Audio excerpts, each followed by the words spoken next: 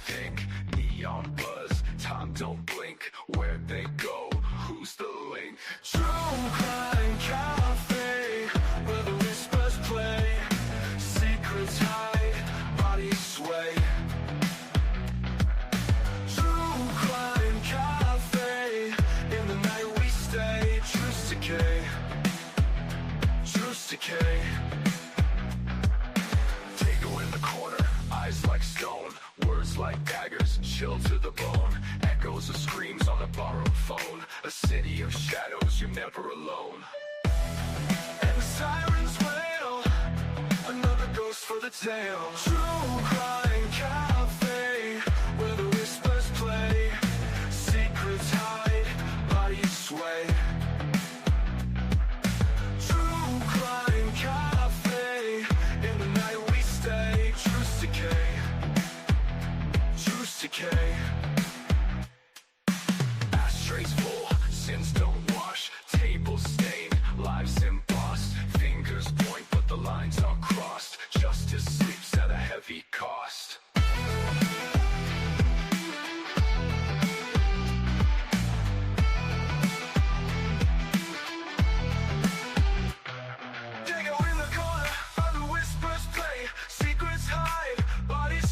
True crime cafe, in the night we stay. Truth decay, truth decay. True crime cafe, where the whispers play. Secrets hide, bodies sway. True crime cafe, in the night we stay. Truth decay, truth decay, truth decay. They go in the corner, eyes like stone. Words like daggers, chill to the bone. Echoes of screams on a borrowed phone. A city of shadows, you're never alone.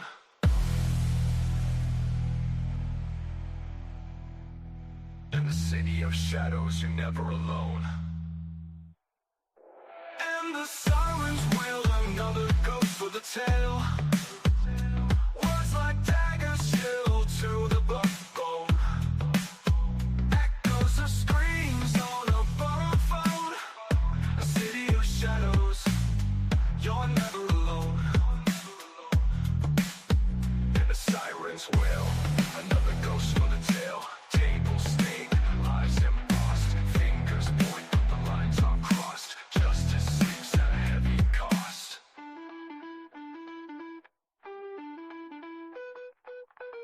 Ashtrays full, sins don't wash. Tables stained, lives embossed. Fingers point but the lines are crossed. Justice sleeps at a heavy cost.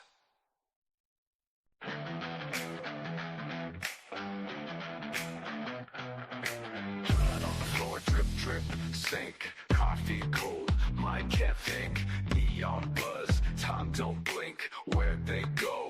Who's the link? True crime cafe, where the whispers play. Secrets hide, bodies sway. True crime cafe, in the night we stay. Truth decay, truth decay. Dago in the corner, eyes like stone. Words like daggers, chill to the bone. Echoes of screams on a borrowed phone. A city of shadows, you're never alone. And the sirens wail, another ghost for the tale. True crime cafe, where the whispers play. Secrets hide, bodies sway. True crime cafe, in the night we stay. Truth decay, truth decay. Ashtrays full, sins don't wash. Tables stained, lives embossed. Fingers point but the lines are crossed. Justice sleeps at a heavy cost.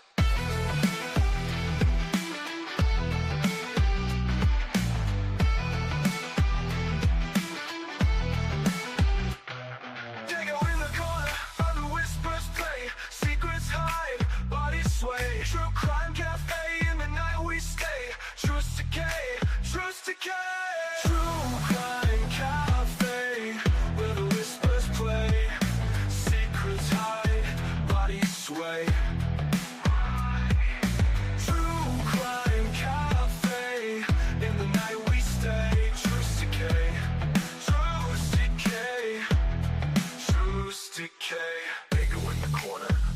like stone, words like daggers, chill to the bone. Echoes of screams on a borrowed phone. A city of shadows, you're never alone.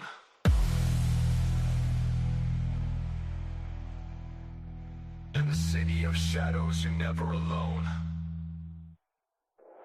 And the sirens wail, another ghost for the tale. Words like daggers, chill to the bone. Echoes of screams on a borrowed phone. A city of shadows, you're never alone. And the sirens wail, another ghost for the tale. Tables stained, lies embossed, fingers point, the lines are crossed. Justice seems at a heavy cost.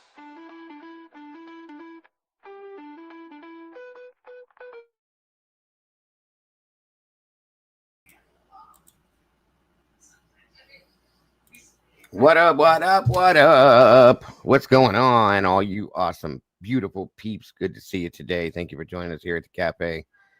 We got open for business, guys. Welcome back. I hope everybody's having an amazing weekend. I hope you all had a great day. It was great to see a lot of you guys at Willie's this morning.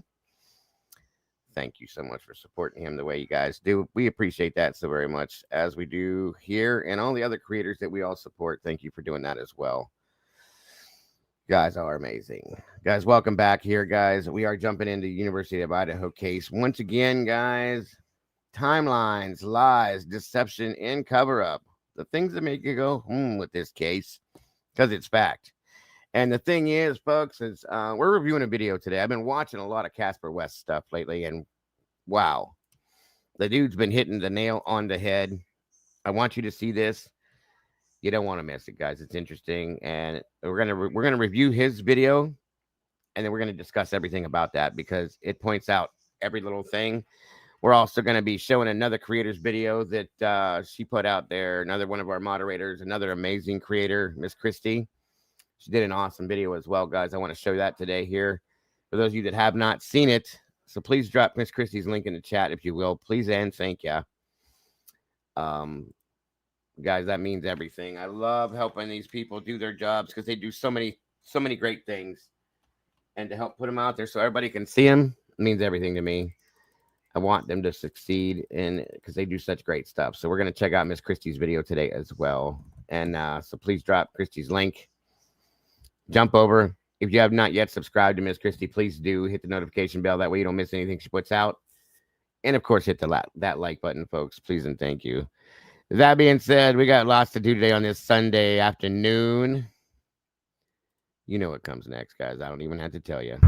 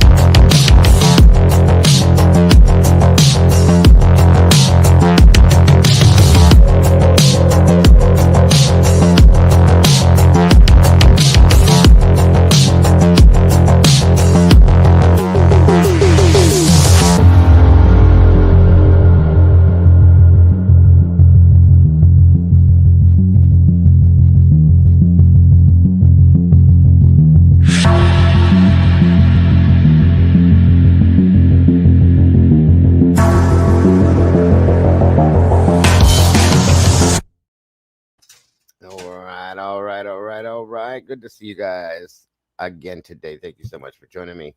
I appreciate each and every one of you guys so very much. I hope you're having an amazing weekend and a beautiful Sunday and enjoying it before we got to go back to life tomorrow, guys. So another football day for all you football fans.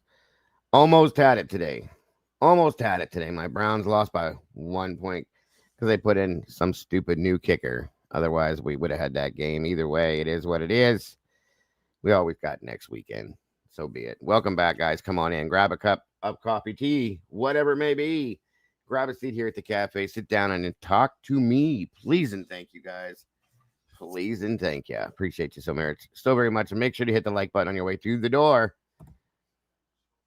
and share this out. Let everybody know we're doing it here today. Who we got with us today? Jesse, Free the Innocent. Welcome back, Miss Jesse. Good to see you.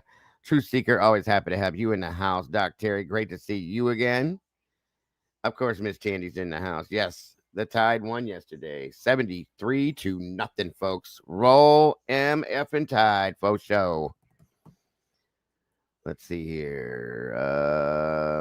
Busy's busying around in here. Thank you, Busy. Yinzal and Miss Simply Solo. Good to see you tonight. Good to see you today. Michelle F., welcome back to you. Great to see you. Miss Paula Fitzhenry, always happy to see you. Thank you for joining us today. Let me see. Phil's in the house. Good Lord Almighty. Good to see you, Phil. Jacob in here with one of his amazing questions as well. Josie West. So wonderful to see you, dear. Kelly Land, welcome back to you. And Buddy Bear. Good to see you, Buddy Bear. Appreciate you, brother. Beach Babe, good to see you today. Thank you for joining us. Let me see. Show. Once we get through this stuff, of course, I'm going to go ahead and put a link out to people to join me if they want to. Lisa Winchester, good to see you. Lisa Wilson, great to see you as well. Legendary's in the house. Good to see you, brother. Thank you for joining us. Please again. Jesse Shule, good to see you. Truth and Justice True Crime with Anna D. Good to see you, Miss Anna. Love seeing the new faces, guys. Again, hit that like button. Share this out. And welcome back to all you beautiful, beautiful meatballs. Thank you for jumping in the sauce with us today as we spill some of that. Tomboy's in the house, or Bomb Toy, should I say. Good to see you, Bomb Toy. Thank you for being here, as always. I appreciate you. B-Man, good to see you, brother. Always happy to have you guys here. We got 40 people in the house thus far. 33 likes. We're catching up. That is all that matters, and I appreciate you so much for that. Great to see you.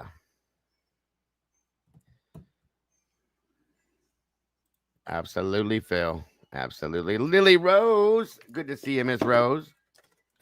Always happy to see Miss Lily. Thank you for being here. Oh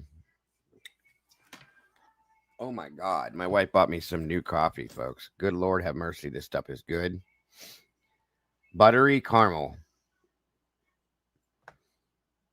Good God. It's amazing. Very good. I don't ever want to drink anything besides that. Folgers makes it too. It's very good. Good to see you, Phil. Thank you, B. Appreciate that, brother. And again, I want to thank everybody that was over there supporting Willie this morning. And as you all support all of these other amazing creators out here, I see you with Miss Lana, with Jules, at Miss Christie's channel. All you guys, we appreciate you guys, every one of you, no matter where you're at. I appreciate you supporting all of these creators, guys, as I do so the same. Summer J, great to see you. Moonlit Baby, welcome back. The coffee it is amazing. I'm telling you right now. Buttery caramel, and it's got hazelnut powdered creamer in it. Sugar free, of course, but it's so good. I love this time of year. There she is. She is. There she is. You made it. I'm glad to see you. I'm so happy to see you as well, Cat Lady. I was wondering if you'd be sleeping.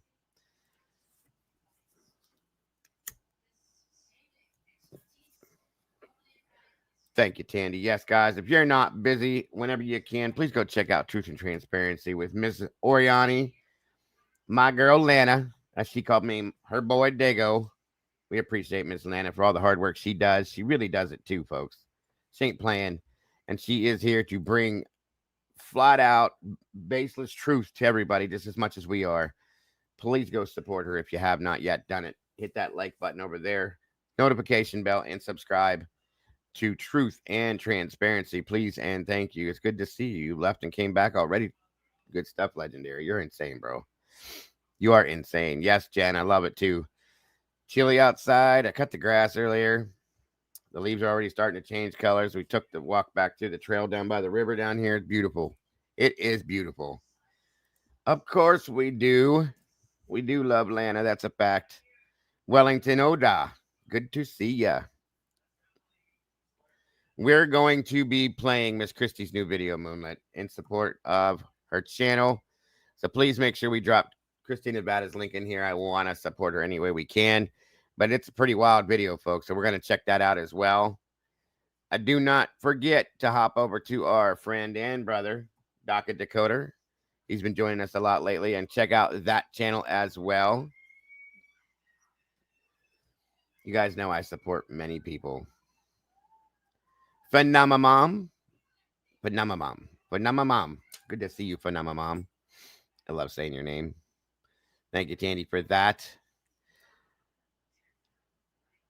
Of course, Lena's link is right there. Docket Decoder's link is down there. We just showed that one. We got Miss Christy Nevada's link in here somewhere. Don't forget to go check out Jewels of All Trades as well, folks. And absolutely, Miss Annie Potts' channel. Please go support. There it is, right there. Show some love and support for that amazing creator and that awesome lady right there. Please and thank you.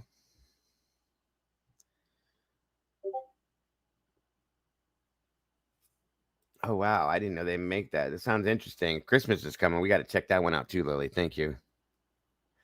Mary Holt, wonderful to see you today, as always. Is Annie in here? Yes, she is. Right there. Good evening. I'm sorry I'm a little bit later than I said, folks, but my football game pissed me off, and I had some family here. I had to wait till they left. But I'm here with you guys now. A little later than I said, so my apologies. Yes, we're going to be reviewing Casper's newest video. There's some things in there that make you go, but he's right. I'm real interested in this. I don't think you guys want to miss this one. And, of course, Christy's video, we're going to put that one out and show it. If you haven't gone to her channel yet and caught that, please do. Subscribe, hit the notification bell, and like it. Same with Miss Annie's channel. And, of course, there we got Miss Jules' link, guys. Please go check it out. Jules don't play neither. These are the only people that I support, truly. Annie, Jules, Lana, Christy, and a couple other. Of course, we need Miss Krista. It's not true crime, but she supports us, and I want to support her too, guys. And, of course, Willie. We got to throw Willie's link in here, too. Miss Tandy's linking it out today, so great job, Tandy. I appreciate you so much. I try my best, Jesse, because I see people out here trying to do the right thing, just as I am, and I think they deserve every bit of support that they can get. There's Casper's link, folks, right there. If you have not checked out Casper West, he's been doing a great job, folks. I'm very impressed with him. I'd love to have him join me one day up here and just discuss this because I like his insight, the thoughts that he has on this as well. Let's see. Joanne, good to see you, Miss Joanne. Core, welcome back, brother. Good to see you. It's great to see you. That's a great question, my friend. Why would Bethany think she couldn't go home? If you had nothing to do with anything, and if you had no insight into this crime, you should be able to go home, shouldn't you? I would think so. Great point, Core. Very good point, Core. Great question. What is that, Tomboy? That's wild looking. It's a sandworm. I love it. That's cool as hell. Good stuff. Tomboy's our crafter in here. Uh-oh. Miss Joanne re-upped the membership. She's a new mini meatball. Thank you, Miss Joanne, for that. Congrats. Welcome back to the sauce.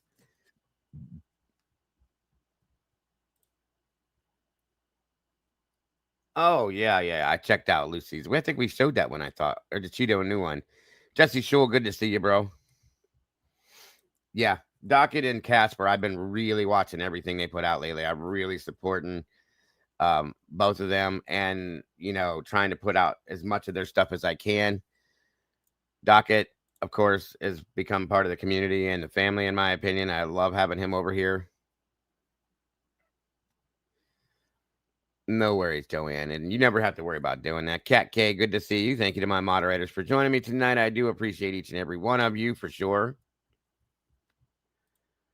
Let me go ahead and drop this. Jesse, I know you asked the other day if you're still into that. You're welcome to join me if you want to, my friend.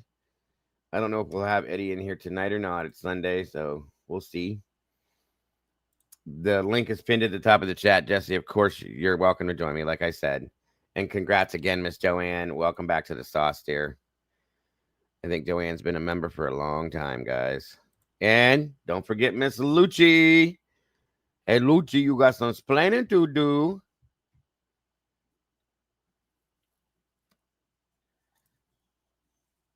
There is Miss Lucy's link. Of course, Lucy puts out some very interesting stuff. Always.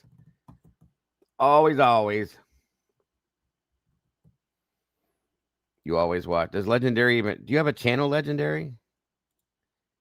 I see you over at Willie's too, bro. I think I've seen you at Atlanta's too. Anyway, I appreciate you either way, brother.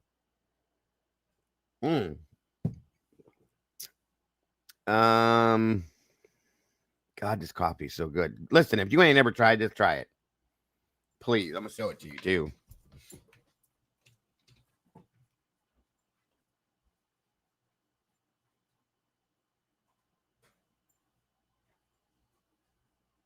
It tastes like a Werther's original in a coffee mixed with some coffee, guys. It's so good. Buttery caramel.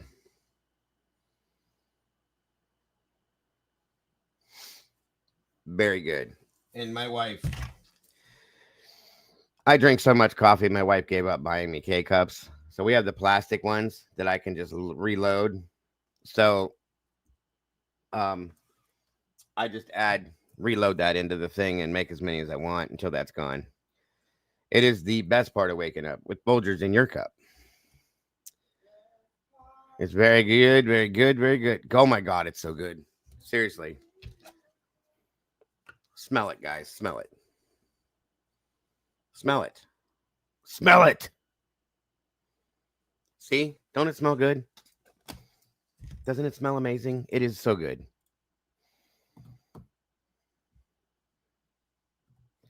Beach Babe, good to see you. There's nobody behind me. Unless you're talking about Dust Mop. What's up, Dust Mop? Come here. Come here. Come on.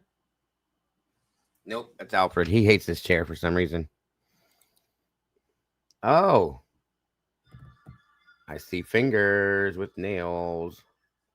That looks really, really real, Tomboy. Good job.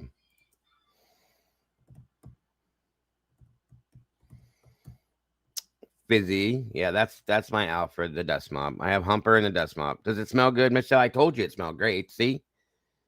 It's amazing. She rolled her eyes at me, too, you guys. Look. See it? She rolled them. She's like, oh my God, this guy's an idiot. Jesus Christ. Yeah, we can smell it. You're right. Aquarian, welcome back. Good to see you. Thank you for joining us. It is very odd, but I can't even call it odd. This is straight up wrong. They weren't, to Miss Jessie. Yeah, we're going to be questioning some things within this today. Moonlit Baby, great to see you.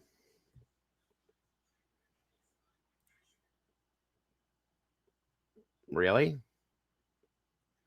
Oh, you mean the K-Cup ones that they come in that are pre-made? Summer J, great to see you. Lady Speedwell, good to see you. The Dagos ASMR channel. Smell it. It smells so good. I'm telling you, it's great. It's amazing coffee. Contrary Marge. Good to see you, Miss Marge. Truth Seeker. Miss Lucci sees it. Pitbull Potamus sees my dogs. Oh boy. I hope you don't go through your screen. Come on down, y'all. Miss Donna. There she is. Good to see you, Miss Donna. I hope you had an amazing birthday, Miss Donna. Thank you so much for joining us. I hope you forgave me for not playing that on your birthday. I'm so sorry for that again. Moonlit. I added those res to my Walmart order the other day and I think substitute them for some stupid. Oh no. Really? Oh, I'd be mad. I would be pissed. Mary Holt, good to see you. Those Oreos look amazing. Death Valley, what's happening? Good to see you. We got 91 peeps in the house with 57 likes, guys. Please make sure to hit that button, if you will. Miss Lucci Lou, good to see you, darling. Thank you for joining us tonight. Willard's in the house. What's up, brother? The link is pinned, bro, if you want to join us. I'm going to wait just a few minutes. We're going to throw Casper's video up. We're going to review this and then talk about it because there's great points through the whole thing. Miss Deirdre, good to see you. Have you tried that mushroom coffee? Nah, I have not. Wait, is it like mushroom coffee, or is it like magic mushroom coffee?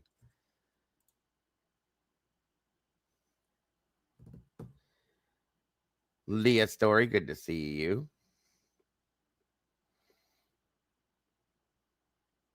Yeah, I would have been beyond pissed if they'd have sent me some Halloween shit over the peanut butter. I'd have probably drove to Walmart and thrown them through the front door.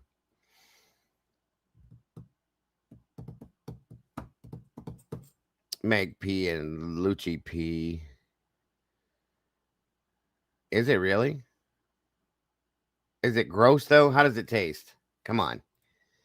I love mushrooms. Don't get me wrong. I love mushrooms, sauteed, fried, raw, whatever it is. But in a coffee, that'd be different. Steve W., good to see you, brother. Hope you're doing well. That is not even a close substitute. Halloween ones for the peanut butter, Reese's peanut butter and chocolate Oreos. No way. No way. No way. Okay, guys. Again, the link is pinned at the top of the chat. I do believe if anybody wants to join me. Is it there? No, it's not. Hold on. What did I do? What the hell did I do? Hold on, you guys. Give me one quick second.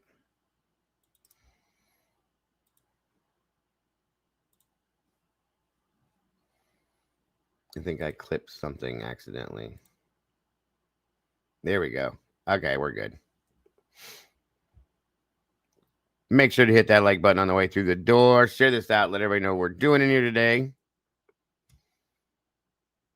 And no, I know I look like a bum, folks. It'll get better as it grows in. I'm trying to let my beard start growing in. It's starting to get chilly out. It's that time. So once it grows in, I'll get the coloring back in it and all that. I won't look like some street bum.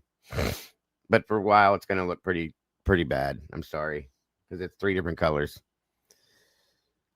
Beach Babe. What does it say? Rahai's mushroom coffee. I added to my. Really? Okay, I'll have to look into that. I hear somebody said I've heard that too, but I wasn't sure what it actually did that it's good for you. So we'll see. I'll talk to my wife about it. She already got the pumpkin spice K-cups. She brought those home from work. Why, thank you so much, Wellington. It's good to see you. And are you another Aussie? Because if so, I love the Aussies. It's great to have them all. Have them all here. And our UKers, thank you so much, Wellington. That was very sweet of you. Appreciate that so very much. You barely tasted. Okay. Well, with my creamer, then I'll be good because I'm a foofy drinker. I like the powdered creamer stuff. I went for years upon years drinking black coffee, folks, and then somebody introduced me to the powdered flavors, and I was over for me. I became a foofy drinker.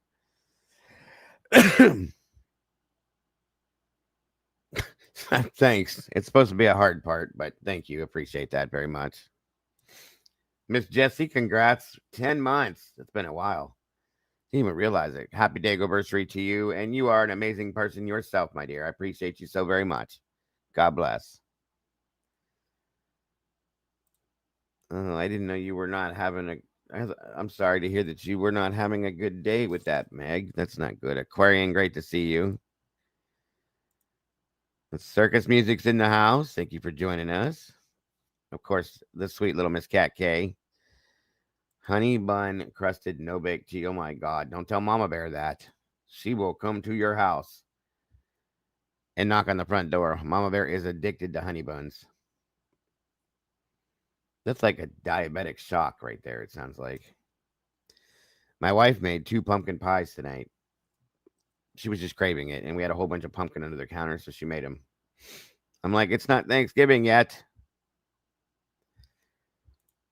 Were you wearing an STP? Yes, I was. Oh yeah, yeah. I actually have two STP shirts. I got plenty of like concert type shirts. Plenty of them. I thought it had been over a year, Jesse, but it is what it is. You know how YouTube is. Come on in, guys. Grab a seat. Mary Holt, wonderful to see you. We got 85 peeps in the house, 65 likes, 20 more to make it match, folks. We can do that. Come on now. Pretend like you like me for a couple hours, please, and thank you. Micro Blue, great to see you. And Ola, back to you. Once you've tasted floopy coffee, 100%. I'm a floopy coffee drinker, folks. I'd have never, ever in my life dreamed that I would drink coffee with flavored powdered creamer in it, folks. No. Nope. Because, I was a fireman. I'm a big tough guy and I can't drink that kind of coffee. Guess what? Piss off. I don't care. No. And all these big tough firemen, they all drink it too. If it's there, they put it in their coffee. And here's the thing, it tastes good. Okay. That's the problem. And when you get coffee that tastes like this, you're missing out if you don't drink it. One more time. Smell that shit. That smells so good. Smell it. Smell it. Smell it. Buttery caramel. Yeah, she said, I knew as soon as I saw this, she was like, yeah, I got to get this for him. The one I had before that she bought me was toasted hazelnut. That was the bomb, too. We're going to play it, Meg. I'm going to play Christy's video. It's pretty interesting. So that's why I wanted to throw it in here. It's not gross, Tandy. You haven't even tried it, so you don't know. Pa-foo-foo, pa-doo-foo-foo. See? She's going to the store. I told you all you had to do was smell it. Got it for Jen, too. I'll give you one more look. It's $6. She told me this whole container is $6 at Dollar General.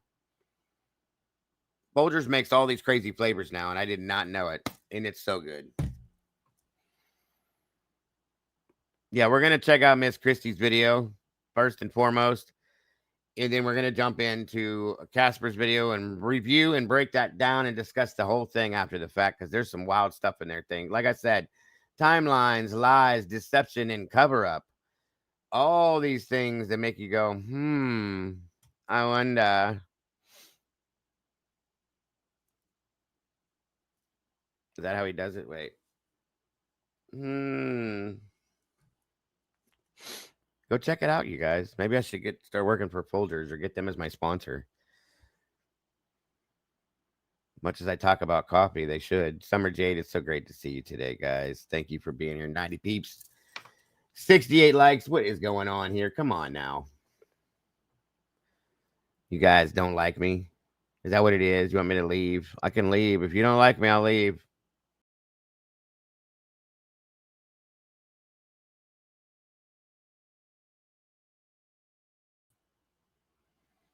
You can't drink coffee. That sucks. You could brew it and smell it. That would be too hard for me, though. Donut mint chuck. Yeah, I had a bunch of those too, Tomboy. All of that stuff's gone. I got to get another box of that mix match stuff. I loved it. It was awesome with all the different flavors. Do you guys want me to go? Is that it? Do you want me to leave? Oh, I could pull a gray pubes. No. We did better than this yesterday. Nobody wants to donate nothing. Nobody wants to do that. I'm not going to do anything. I'm just going to leave. You guys are, geez, what is this? What the hell? The dude's a mess. Hold the live hostage for likes. Period. I'm going to do it. We got 71, folks. And there's 90 people in here. Come on. 20 more? You can do that. You can do that. Go get some other people. Let's hit 100. I put butter in my coffee before, Meg. It's a keto thing. It's good for weight loss. No lie. Gen 7. Poor Abigail Folger. Yes.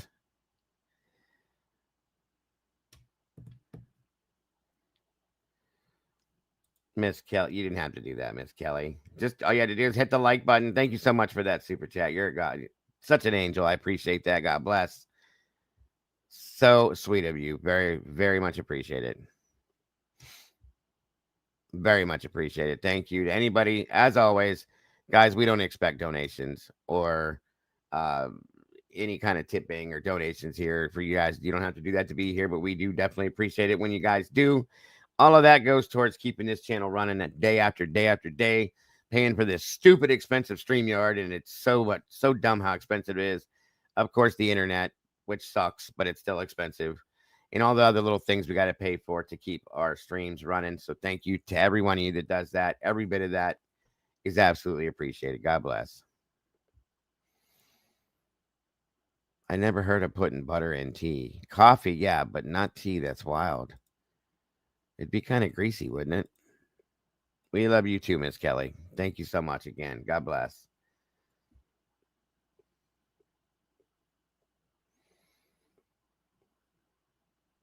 We got 99 people and 79 likes. 20 more, guys. We can hit bullet coffee. Okay. If you say so. Yes, it is actually. It's not too bad, Phenomenal Mom. And it's good for weight loss, too. Miss Leah Stories in the house.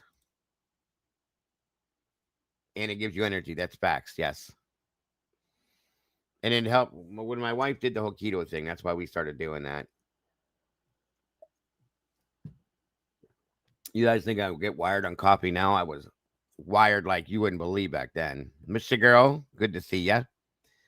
I'm glad we waited to start off without having some of you guys here. Yeah, we are too. We do a lot of low carb stuff. She does it more than I do, but a lot of it.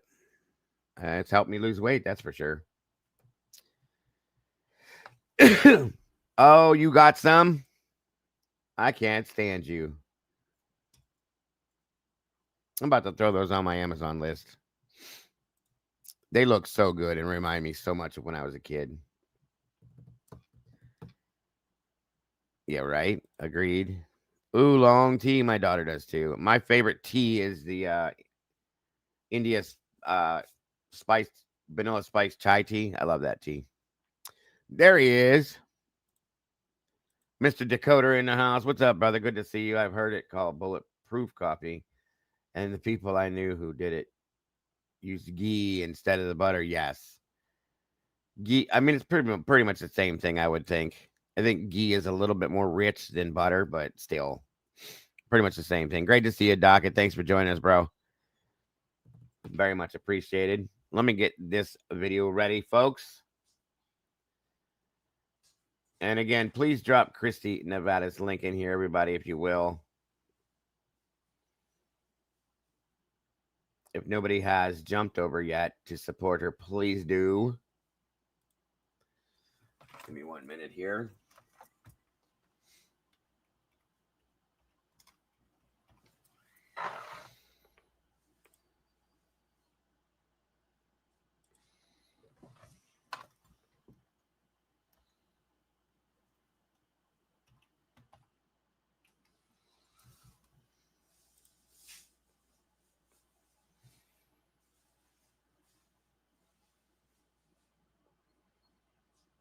Just a minute, everybody.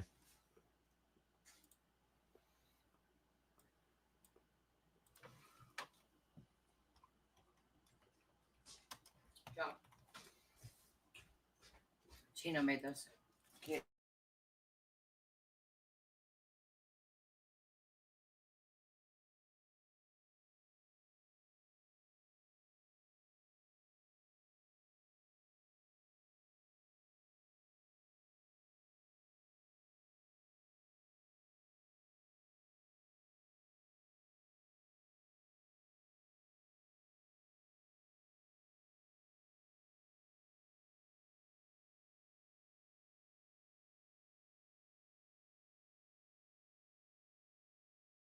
Okay, you guys, let me get this loaded in here.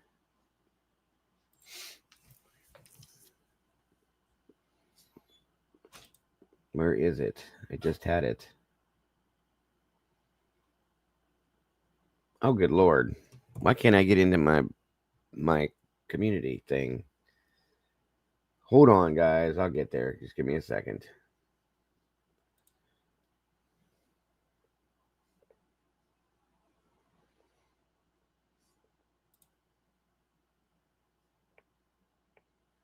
Nope. 1 second.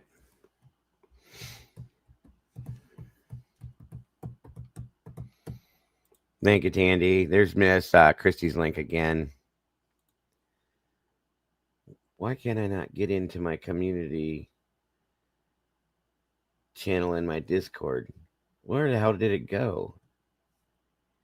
This is ridiculous. Oh, wait a minute.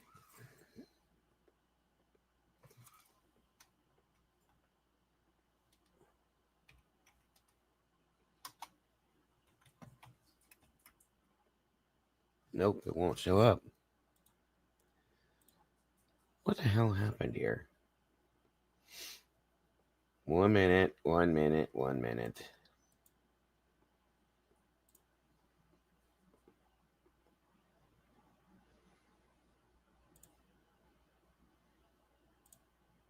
There it is. Okay, hold on. Good Lord have mercy.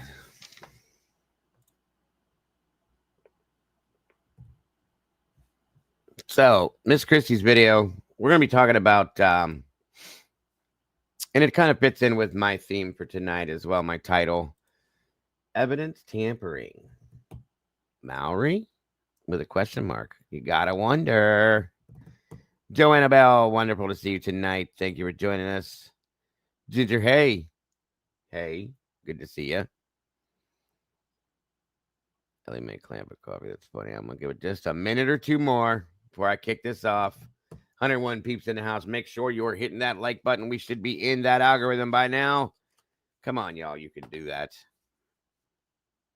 Please and thank you. Moonbreaker, great to see you. Spiders and June bugs and frogs. Oh my, hell no. Not them June bugs. I don't like them spiders at all, or June bugs. Y'all have cursed my house with spider talk. Who are you talking to? I got spiders everywhere around me now. I live out in the jungle, folks. All right. Yeah, big spiders. I don't like them at all. All right, once again, please go check out Miss Christie's channel. Show some support and some love. Subscribe if you have not. We definitely need to get her channel growing like yesterday, folks. Please and thank you. This is pretty awesome stuff. Hold on 1 minute.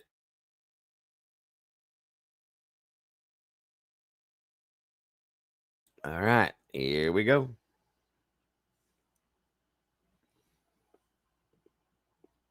And have thought about the stream. But I want to try to get a couple more people in here before I show this. I've been working a week. I got a lot of time into this video. It's for 2-minute video, but it is going to show what we have all have questioned and have thought about. And I could not believe this was right in front of our face the whole time, and none of us realized it. I have my partner in crime, Justine, Lady Jezzy. She helped piece this together, and because there's a lot of adjustments that it took. There was a lot of time put into 2 minutes. I still have to laugh at it. It was only 2 minutes, but in this 2 minutes, I think I'm going to shock a lot of people. I was shocked with it. Hi, Miss Potty. You know, I'm gonna be honest, guys. I was surprised. She did a really great job on this. You got to pay real close attention to this, please. You did subscribe good. I want everybody to go over and subscribe to Miss Christine Nevada's channel. She's been doing some really great work, putting the hard work and the effort and the time into this, folks. So please show some love and support, and please do it. Please, please. And make sure you hit the like button on not just this video that she puts out, but every video she puts out. Please and thank you. Know what I'm going to show. But yes, the topic is the Idaho 4. And the topic is going to be the 1112 balcony cam. I'm going to show you something. Oh, yes, you do. This has been the most frustrating thing that I think I've ever worked on. It has been deleted. It has been removed. It has been lost. It has been restarted probably 4 freaking times. Like it's been crazy. But that being said, I want to get it out there. I want you all to see. There was a report that I wanted to find, but I wasn't able to find it first thing this morning in that. But I figured after this live, I will clip this piece and then I will add the report to it. And then when I do that, I can, then make it a video for everybody that, you can share and that from there. So I don't have to, hold on. I got to make some of yous mods. Sorry, I forgot. New channel.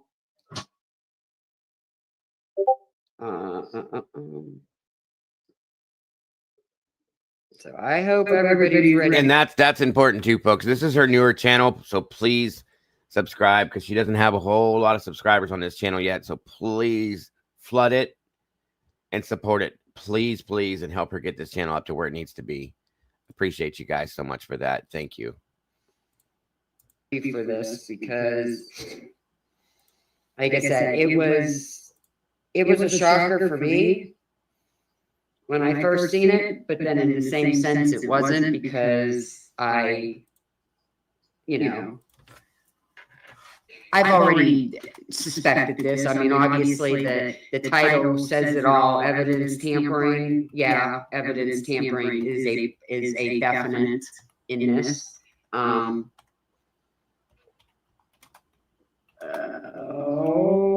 want to get more people in here first, but I also only have an hour because I refuse to pay for StreamYard and all that. There you are. Okay, Tonka, I was wondering where you were. Because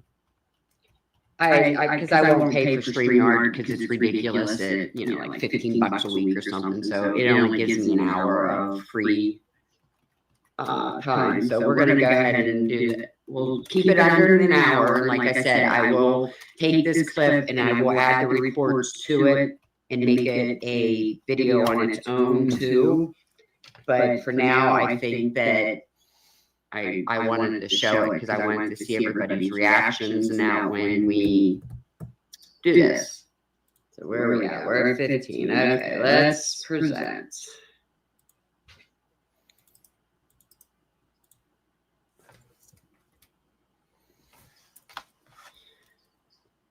Oh, I'm nervous.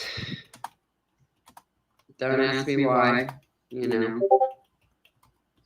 I'm always nervous, I guess. But here you go, y'all. And please let her know what a great job she does, folks. She's always nervous. She always has been. Especially when she's by herself up there. Just go show that support. She doesn't need to be nervous. She does amazing stuff. So, J. Marie, good to see you. Michelle Weddle, good to see you. I'm glad you guys are jumping in here beforehand. I'll fix the echo, I promise. Yvonne Poole, good to see you. WB, welcome back. Great to have you here. Mr. Girl, Gen 7, of course. I think I said hi to some of you. I just want to make sure I got everybody. Of course, Dakota's in the house. Good to see you again. Done one. Only person I can't get in here is Miss Christie. I'd love to have her. She might be busy right now. Not 153. No. Woman Power 101. Good to see you as well. J. Marie. Okay, guys, let's do this. See what I see here? Okay. Why am I nervous? Is that what you're asking me? I don't know. Because it's been a week and I haven't been on here. So my jitters are going. Okay. Who else is here? Come on. I'm just looking. Pay close attention, everybody. Too. You're always here with us.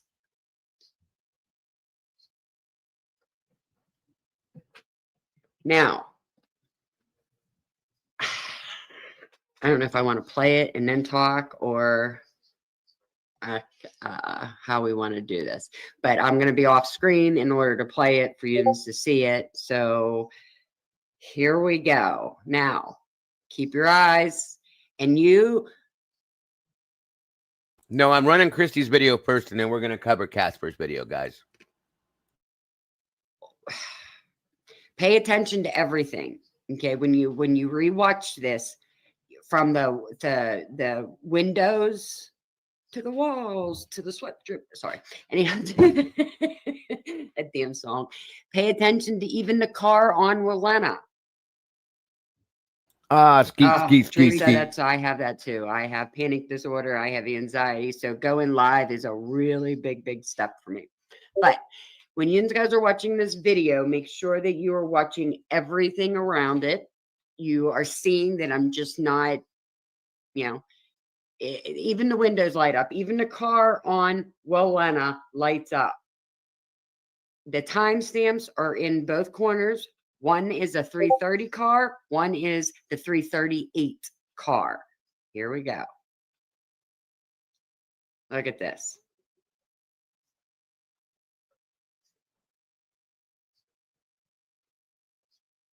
Y'all see that? Exactly the same move. Oh, buddy. Exactly same. That car does everything. I'm going to keep playing, okay? Because there's 2 other clips coming that we put in here to show to you. Oh, but as you buddy. can see, that car does the exact same thing. Now, the next one is going to be going out. Hello, Marky. Okay, it's still playing. It's still playing because the car on Walena in that, it shows up exactly on both pictures. On the next one here coming, I believe. The lights in the house are exactly the same. Now, if you pay attention, if you read the report, you're going to see that the report says that Maori said he had to reenact this. Look at this. This is 333 and 340 going out. I'll be damned, folks. The same. Evidence tampering at its best. This car was pasted and clipped. This was copied, clipped, whatever, but they repeated the same vehicle. Even in reverse, I tried the reversing part. That one's hard. But yeah, the reversing looks like it could possibly be the frontwards. You see how the car on the Walenta matched up right there. Here's the 353 and 4 o'clock car. I know it looks like it's reversing, but it's not. So all that time that I thought the car was speeding out of there backwards, I think I might have been wrong. But yeah, that's what I had. That's been a week of work between me and Lady Jizzy, but because it's hard. What they did was, copy and paste 100%, Meg, 100%. What they did was on some of them, they they speeded up some parts, they slowed down some parts. So for me to put these together, it was hard because we had to slow down some pieces and speed up some pieces and everything else to make them this way. But as you can see, now I'll keep replaying it here. I got it playing again. As you can see, everything. I mean, windows, the car on Walenta, everything. Yes, even the lights at the end match up. Murky, I have spent, like I said, the amount of work that everybody, like I had to sit here and laugh at myself this morning that I have worked so hard for a week for 2 minutes. For 2 minutes. But in that 2 minutes, look what we got put together. It just proves 100% that this was, sorry about the noise in the background. This was pieced together, 100% copied, paste, clipped. Yeah. it was a lot of work, but Bingo, bango. because you, like I said, they speed up some parts, they slow down some parts, they do all that. But in the sense, you see my timestamps. I made sure they were on there, so you see that this is the 333, this is the 340. It is the same car, copied and pasted throughout the whole hour almost. Yeah, exactly. Thank you, Meg. Thank you, thank you, thank you. It was not easy. It was not fun. It was not any of that to do. Tonka, there is a copy of this going out to a few. Hold up one second here. Yes, Ann Taylor is getting a copy of this. 100%. Yes, she should. And You Gonsalves should see this too. there's a few other people out there that already are getting a copy of this. How about the Department of Defense? But it for sure is Or the tampered Department with. of Like I Justice, said, not Defense. I I'm have sorry. read the reports. There are two. Yeah, the Department of Justice needs to see things like this and say, hey, here's your Idaho case, folks. Do you think this is okay? Is this the way this should be rolling? You got a kid in prison that explain this, my friends, please. God, I love Christy. She does such great things. Just Beth, good to see you. Joey, welcome. In Stitches, my neighbor, friend, good to see you. Unbelievable, folks. 100%. Docket loves the CIA, and they love us. So, again, folks, it's right in front of your eyes. You can't miss it. And I'm not surprised. Like Jesse just said, I'm not surprised at all. Unbelievable. Yeah, this is the FOIA version, not MSM. So, real interesting, isn't it now? The whole thing is interesting to me. We got Cy Ray and Brent Turby, but we need a forensic audio and video expert, especially after this. And Caster, yeah. Wait till we watch the next video, folks. Just wait. Like I said, timelines, lies, deception, and cover-up. The things that make you go, Not to mention Miss Christy Nevada's video. Don't forget that either.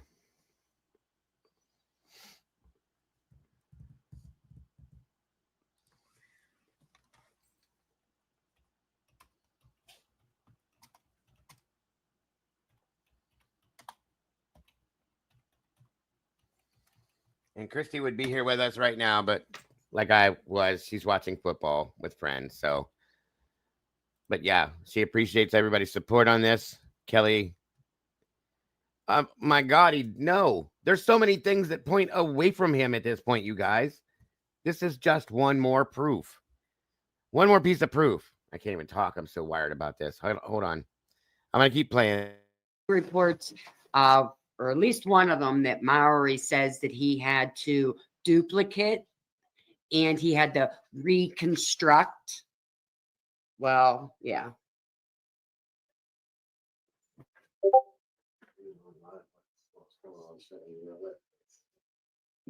William, yes, I agree. The shot at the 353 car looks like an SUV to me too because of the handle and everything else. But as you can see, I don't know exactly what these cars are, but I just know that they all match. That, you know, like their movements are all the same. Yeah, Jeff, I know you're watching. Explain this. Explain this, please. I want to hear the excuse on this one. So which one was passed?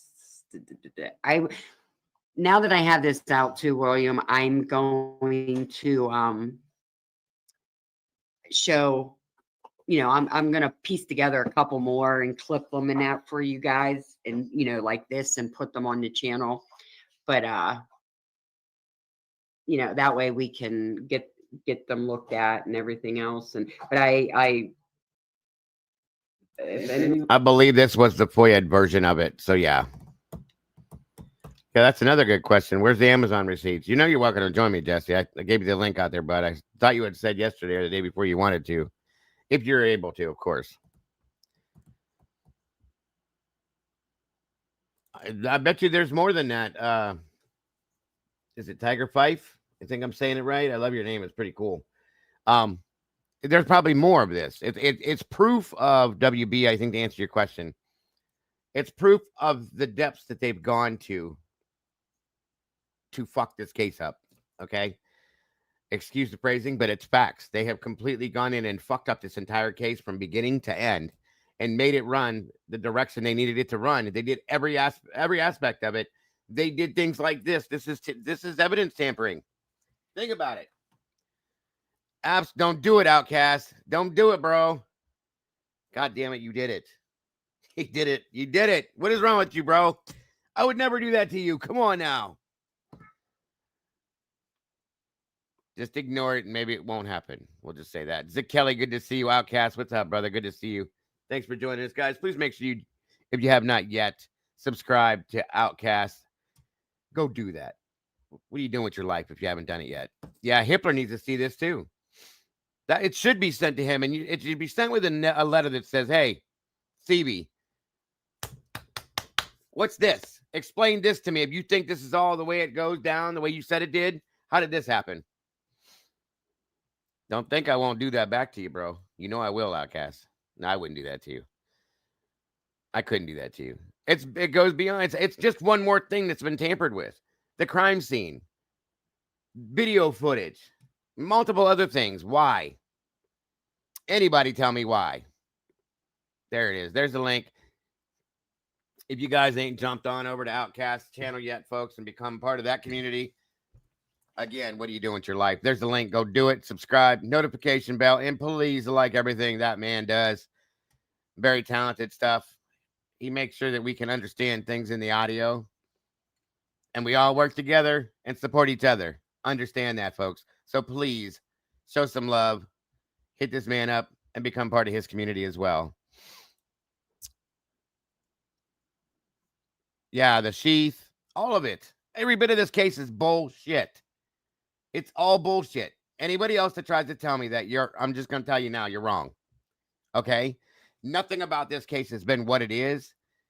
Once again, God rest her soul. I miss her so much. Wisdom speaks. Miss Sherry told me the first day we covered this case, the first day.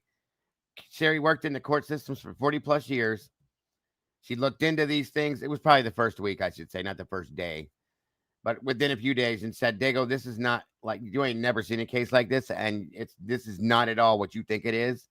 It's goes way beyond anything you can imagine. The first week, and here we are. She knew.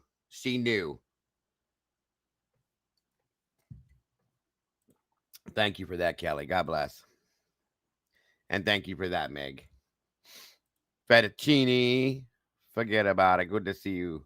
Never seen this as evidence. There is nothing to show it was Brian's car. And they didn't have a plate. That's not even Brian's car, but okay. Right.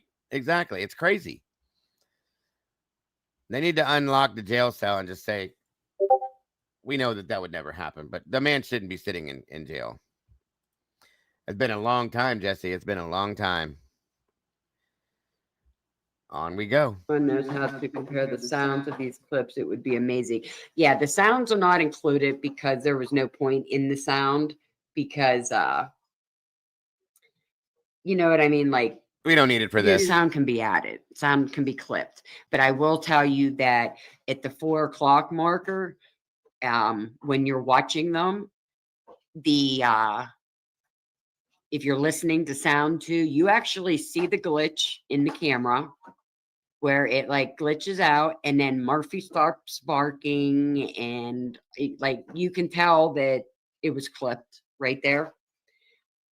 On my page, I have the clips because I went and I clipped 1 minute of each car, you know, going in, coming out, going in, coming out. And then I was taking them 1 minute clips and I'm stacking them. And then you just got to slow down one clip or speed up another clip. And, you know, it takes a little time to line them up. But there is, you know, like I said, if you go on mine and you go under clips and that, you can see them.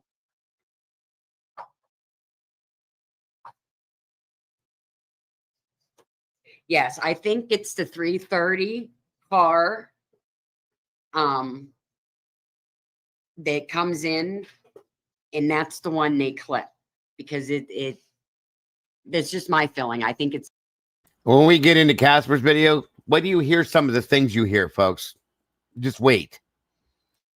the 330 pass that they clip, and then they use multiple. Yeah, we got a times. couple trolls in here, so Yes, William. don't make me get out my troll spray and spray all you guys and turn my mods loose, because they will hit you over the head with a hammer. So get crazy, trolls, and watch what happens.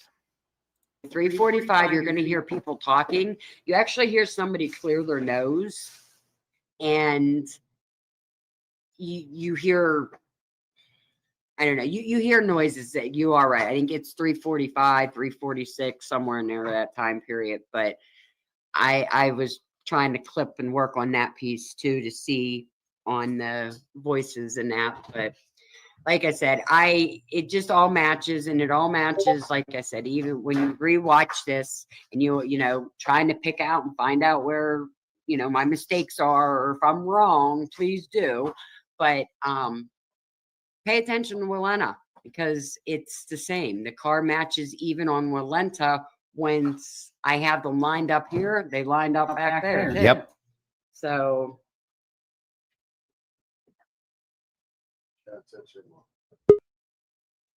see, the people talking, I'm What up, bro? What's up, brother? What are you doing? Watching this amazing piece of artwork here.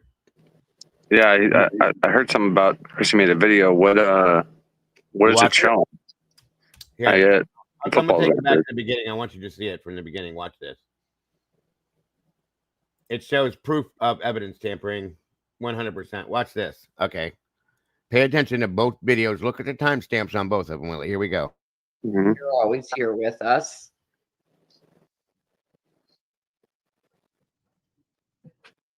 Now,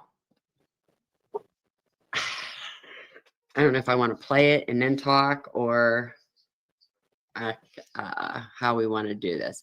But I'm going to be off screen in order to play it for you to see it. So here we go. Now, keep your eyes, and you pay attention to everything. Okay, when you rewatch this, from the windows to the walls to the sweat drip. Sorry, anything. Oh, skeet. Pay attention Motherfucker. to even the car on Walenta. Oh, Teresa, I have that too. I have panic disorder. I have anxiety. So Yeah. Look at the timestamps, Willie, when she starts going. All right. There's an 8-minute difference right there, right now. Just watch exactly step by step how this goes. It's absolute proof, bro. Okay. going live is a really big step for me. But when you guys are watching this video, make sure that you are watching everything around it. You are seeing that I'm just not, you know, even the windows light up, even the car on Walenta lights up. The timestamps are in both corners. One is a 330 car, one is the 338 car. Here we go. Look at this.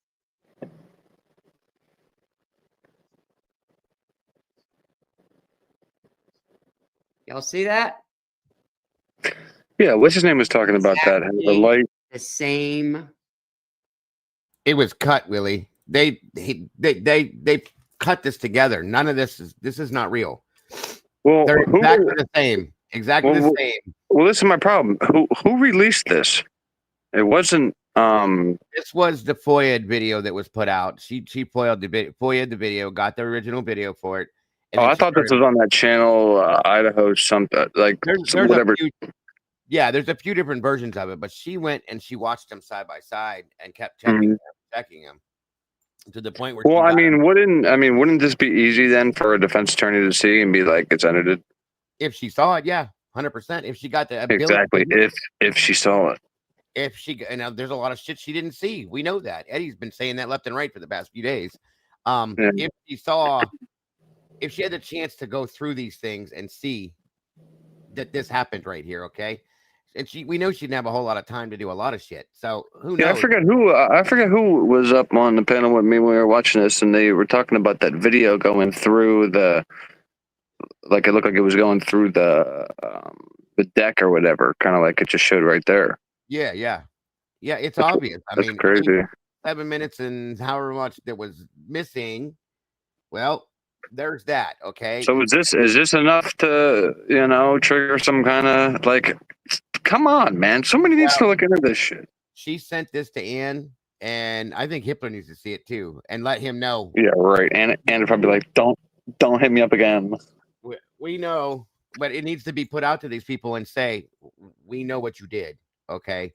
This is absolute evidence tampering. And the next video that we're going to review is another Casper West video, and it shows you can hear certain things that we shouldn't be hearing and other things with this. And it just proves it. Like I said, timelines, lies, deception, and cover up. All these things that make us go, you know what I'm saying? Exactly. Has everyone forgot about the hearing when they said that they are lining up the video with the audio? Yeah. No, I remember that.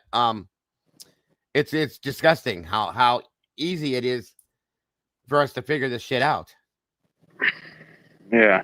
And like Lucy said, but regardless, you still can't see a license plate number on that car or make out exactly what and whose car that is. So to me, like, well, this has always been pointless. Well, but not. Here's the difference, though. I'm telling you, that's a Ford Fusion, Willie. I've had five. Here's the thing: I have no reason not to believe it because I don't know what the fuck it is. Right, just like a jury wouldn't know what it is. I got 3 of my friends that including myself that work on cars and stuff, and I'm like, tell me what that is.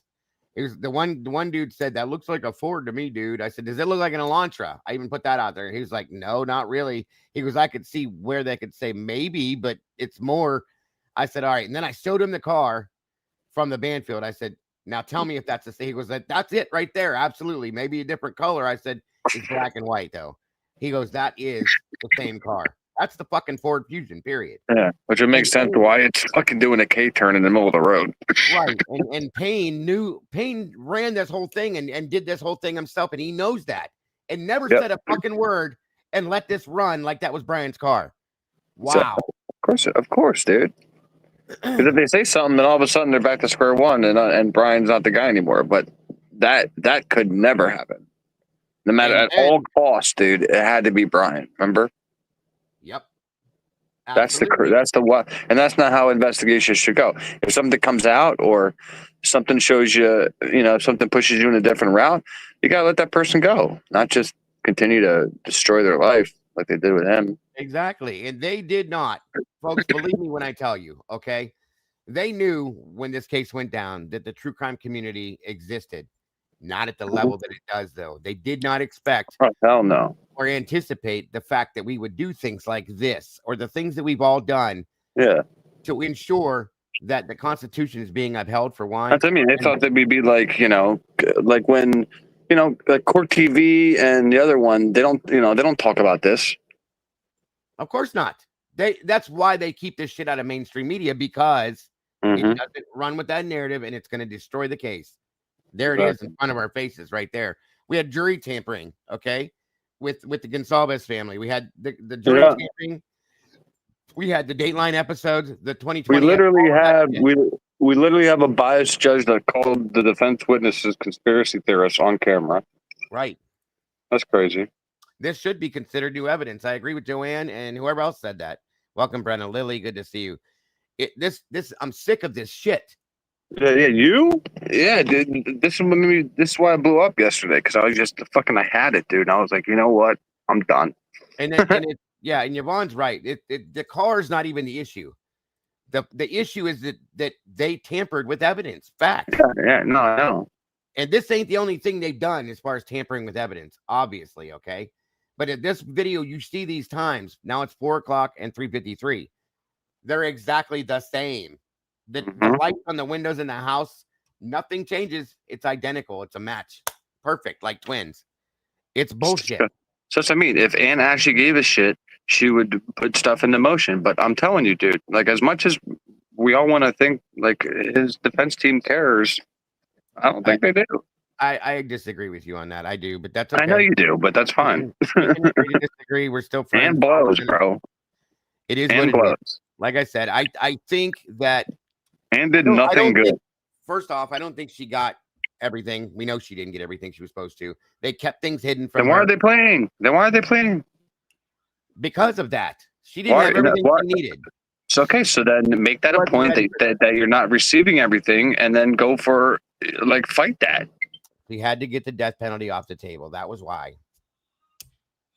That's the biggest reason right there, and I can't defend it any other way, dude. That's all I can tell you. That's all I know. That's how I feel on it. Now, down the road, somebody just needs to do something, dude. Somebody needs to get involved. Some kind of higher entity. I don't care who it is. I don't care if they have to make up a goddamn name for it. Just you know. This needs to go to the Department of Justice. They need to see things like this. But then I think about Richard Allen, and it's like, is anything really going to happen? Probably not. Because like Richard Allen's sitting in there, and like they accepted his appeal. There's the only thing we can hope on that one that flips upside down too. Will it happen? I don't know for sure, but they're gonna see at some point that people aren't putting up with the bullshit. That people aren't just taking this and going, okay, I'll eat dirt. We're not stupid people. And when you got people that are coming out here like Christy and like you and like myself and Annie that are going, enough is a fucking enough. Yeah. Eventually they're going to hear it. Thing, but like, do they actually care, or are they laughing at us? No, they don't care. They can laugh all they want. That's the point, Willie. I know they're laughing. Okay. You know, they're laughing. At some point, they're going to stop laughing when they realize that there's too many people that aren't going to sit here and just say, okay, we're going to take it. Because I'm not. You're not. Annie's not. Everybody else that sees this for what it is, they're not going to do it. Yeah. And if I have, I'll send it to the fucking, they can laugh until they want. But if enough people, I'll call the Department of Justice and say, yo, if they hang up on me, they hang up on me. At least I tried. Yeah. I'll send it in an email. What do you call this?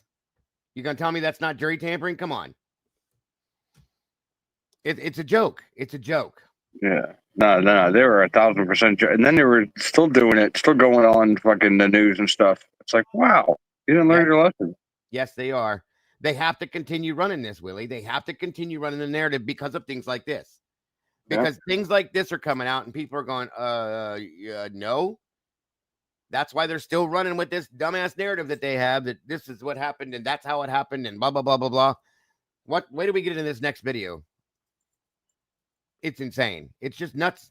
It's nuts how much shit they did to make this happen. Okay? I know it did. It's nuts. Anyway, Christy, amazing job. I'm telling you, I appreciate everything you've done, Christy. I know she's busy right now, but keep on doing the great work, and I appreciate it so very much. Yeah. Now, this next one, it's a little bit longer, but he makes great points. Again, go check out Casper West, if you have not done it yet. I'm telling you, the dude's been putting in the time. Him and Dockett, and even Andrew Myers, guys. I've been following that stuff close. They're making great points. They really, truly are. Yeah, Andrew Myers likes to talk about this case a lot. Hold on 1 second. Teresa, show me your face for just like 1 quick second, hon. Just so I can make sure it's you. There you go. You can turn your camera off. I see ya. Unless you want to leave it on, you're welcome to. All right. I don't know how. Welcome. Can you hear me? Can you hear me? Hold on. Okay. Yes. Okay. I can't chat because our YouTube screwed up because remember Sarge, I got blocked in there. He unblocked me. Right. You unblocked me, but I still can't chat.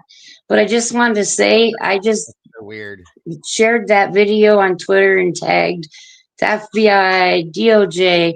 I mean, I do that with Delphi. I mean, we all need to do that because I don't understand. I only got a minute, Dago. I hate being on panel. We have Karen Reed, Delphi, and Idaho 4. High profile. Each one of those cases has blatantly obvious corruption. What the hell do we have an FBI for? Thank you. You know what I'm saying? Yes, ma'am. So we all need to keep tagging them and sending them this stuff. Absolutely. And like I said before, we have voices for a reason, folks. We have to be doing. Yeah, one person one person can't get the attention. We need as many people as we can. I mean, President Trump, just keep tagging him. I mean, who cares if you hate him? Just, Yeah, you right. know. He's the boss. Give it to him. Right. I know, Exactly. because Right. Him and as soon as he Pam said something about it, Bondi, they freaked the fuck out. Yeah. Pam Bondi, Cash Patel, DOJ, FBI. And Bondi I can blow. mean, I mean, no, there might I be. know. Yeah, And real, right. real Right. quick with Delphi, Dago. Do you know? Finally, the feds are investigating Flora. So I Mhm. hope to, and I think Rick's move has something to do with it. I I pray to agree. God that they're investigating Delphi and all the Carroll County. Yeah, I just did an update about a month or so ago on Flora and Delphi. You know, I'm passionate about Flora. Yes, I And am. I know. I saw you know, do the video. I Yeah. know there's a connection there. I don't care what anybody tells me. There's no Yep. doubt in my Yep. mind. I absolutely Absolutely. believe that. Delphi Absolutely. has crushed me. My soul is crushed what they did to Richard Allen.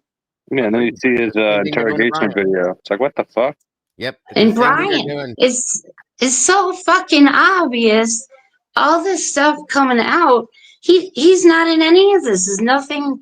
Nothing. Exactly. Everybody else around those victims had motive, means, and opportunity. Yeah, and Everyone around them. the defense even said too, because that was their alternate suspects. They Oh, were but they don't have a white Elantra, Willie. huh? They don't have a white Elantra, though. You know, so they What don't. do you They couldn't. Judge Hippler said Anne couldn't bring this alternate suspects in because they don't drive a white Elantra. That shows his Can you stupidity believe right that? That's there. what, Yeah. well, that's what I mean. It's you know, if the Yeah. state was going to call them to the stand to use them as witnesses, and why would the defense not be allowed to? You know, it's horseshit. The whole thing was rigged. It would have the jury. I mean, if they're going to go that far, like in Delphi, to frame somebody, of course the jury's going to be tampered with. I believe. And the problem we have today is everybody is so they base everything on emotion. No, yes, it's horrible for these families, but you can't vote guilty because you don't want to upset the families. And I think that's what's going on with In juries. some senses, you're right. We have to stop being so soft because Yeah, we can't let our emotions. that's it right there. We do feel bad for the victims' families, of course, but they also Mhm. deserve the justice more than we want to see it. So in turn, Like all the sometimes people you that gotta- are victim blaming. That's a crock of shit. Yeah, Dude. it's not. We're asking exactly. I questions to can't get answers. believe Right. Dylan. Come on, I don't want to get into it, but You're Must be right. nice. and Right. Willie, if you get in touch with Brian's dad, I mean, Try him. please, I know you will, but let him know there is an army behind them. I will. Yeah, there He's is. gonna know. Trust me. And that's the thing. Like I said, And I appreciate. Can you guys hear me okay? So a couple people are saying they can't hear me. yeah, that sounds fine. Anybody I'm in gonna the chat? hop off. All right, Teresa. Thank you so much, hon. I But appreciate I'm you. always listening, Dago and Willie. We I know. appreciate you. Have a good night. Okay, I got to figure out how to get out of here. You might have to boot me. No problem. I'll get you down. Don't worry about it. All Whoever you're righty. talking Have a to good night. back there. Romantic diarrhea. You have to show your face real quick, just for 30 seconds, so I can make sure you're going to show your face and not your waist, please and thank you. You guys can hear me now? Okay, good. That's the only way you can pop up on stage. Wait, is it a girl or a guy? I don't know. It's romantic diarrhea. So if it's a chick, who cares? Because I'm just kidding. I say, I say to him, I say, baby, show me your sideways burger. Make your burger You're a mess. sideways. You're a mess, bro. Make your burger sideways for me. Yeah, show your face, not your waist. You're more than welcome to join me on panel, whoever you are. I just got to see your face for like 3 seconds to make sure you're going to show your face. I'm not saying you do that, but it's happened in the past. So fuck you, Lucy. Oh, welcome, Hemisphere. Good to see you. You can't. I'm not gonna get Dago and draw. I said it was a sideways burger. I didn't say that. I didn't say no profanity. The name, yeah. I can't. Hold on a minute. Let me try something. All right, you're up here. Go ahead and say something real quick. Hello. Oh God. Okay, you fucking whore. Oh, is this the same? It's the same dude. Yeah, they're gone. How did he find you now? That's so weird, bro. It's the same dude that I kicked 50. Dude, he's gonna try to come up in your shit like 50 times now. No, because if he's in the chat, he can be blocked. It's all good. I'll get rid of him. Don't worry about it. What a weirdo. What's that guy's name again? Romantic diarrhea. No. That's just what he had. But he puts all kinds of weird names when he comes up. But his actual name is shit. I forget. I saw it yesterday because I had to ban him too. It's all good. We're good. People have no lives, dude. I get it. Yeah, probably a teenager or something. It did right. Accomplished nothing. Agreed, Jess. All right, guys. Let's check out this next video. Casper. Yes, Casper did a great job on this, and please go check out Casper's channel. That's right, sicko. Thank you, Teresa. I appreciate you very much for your input, hon. Everything you said was facts. So maybe it is Frank. Who knows? I wouldn't doubt it. I don't think so. But they saw me on your channel today, so they probably watched it all. That makes sense, huh? Right. All right, guys, let's check this one out. And make sure you hit the like button. Make sure you subscribe to Casper West, all that. Welcome, Ali Guido. Here we go.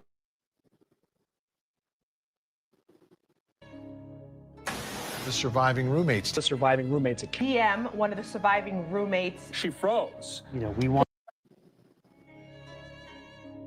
She froze. Sure. Roommates. The surviving roommates. PM, one of the surviving roommates. She froze. We want potentially to protect they're the key to this whole thing. Exactly. Potentially they're the key to this whole thing. Learning more about the timeline. Any crime, a timeline is imperative. Investigators piecing together a timeline. So many questions as well. Why did the surviving roommates wait almost 8 hours after the murders to call 911? That roommate who witnessed all of that. Why didn't she call the police after she saw him? But why were the lives of 2 roommates spared? What is the actual timeline? Is it a secret? Full mystery is they really just don't know. The timeline has obviously been key. There is a gap. But so many are wondering, okay, well, that was at what? Sometime 4 in the morning? Instead, she ran into her room and hid. And why 911 wasn't called till around noon the next day? And they still didn't call 911 for 8 hours? It's odd.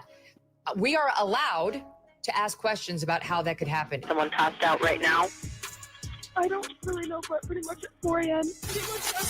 I believe the murders occurred around 4 a.m. It's 4 a.m. The murders took place between 4 a.m. and about 4:25 a.m. Between 4 and 12. Ethan Chapin's sister-in-law posted on Reddit that D, which we understand to mean Dylan Mortensen, quote, supposedly called all the girls in the house after crying and screaming stopped, and no one answered. And she still didn't call the police. She goes on, quote, she needs to explain herself and her actions that night. She needs to explain herself and her actions that night. The attacks did not begin at 4 a.m. We were led to believe that the roommates were asleep and attacked around 4 a.m. The same time, Dylan reportedly opened her door, saw a man dressed in black look directly at her, and then watched him walk out through the sliding glass door. The story continues that she ran downstairs to Bethany's room, locked the door, and only hours later, nearly 8 hours later, did they finally call the police. But what if I told you that version of events isn't true?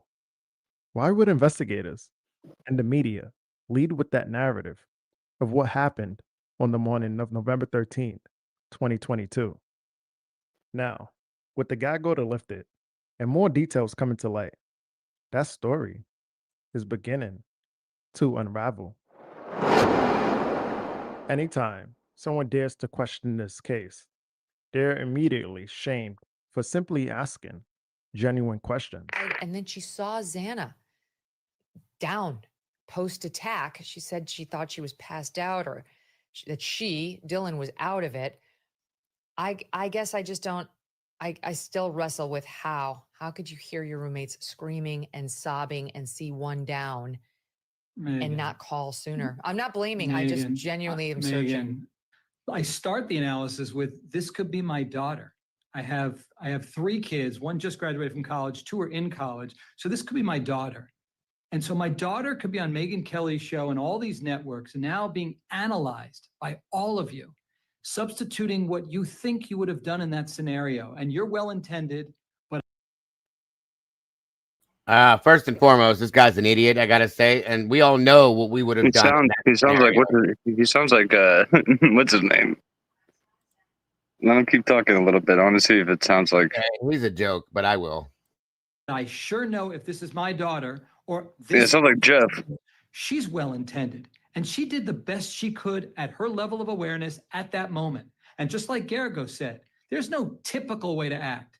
It's really problematic as a defense lawyer, as a father, as a human being, to continue to hear people say, well, they should have done this, they could have done this, without ever really hearing what they were going through and or ever being in that particular abhorrent scenario, the worst moment of your life. Shut up, dude. By law enforcement. I praise her for having the courage to answer the questions, to help out with this investigation, and nothing that she did was nefarious in any way.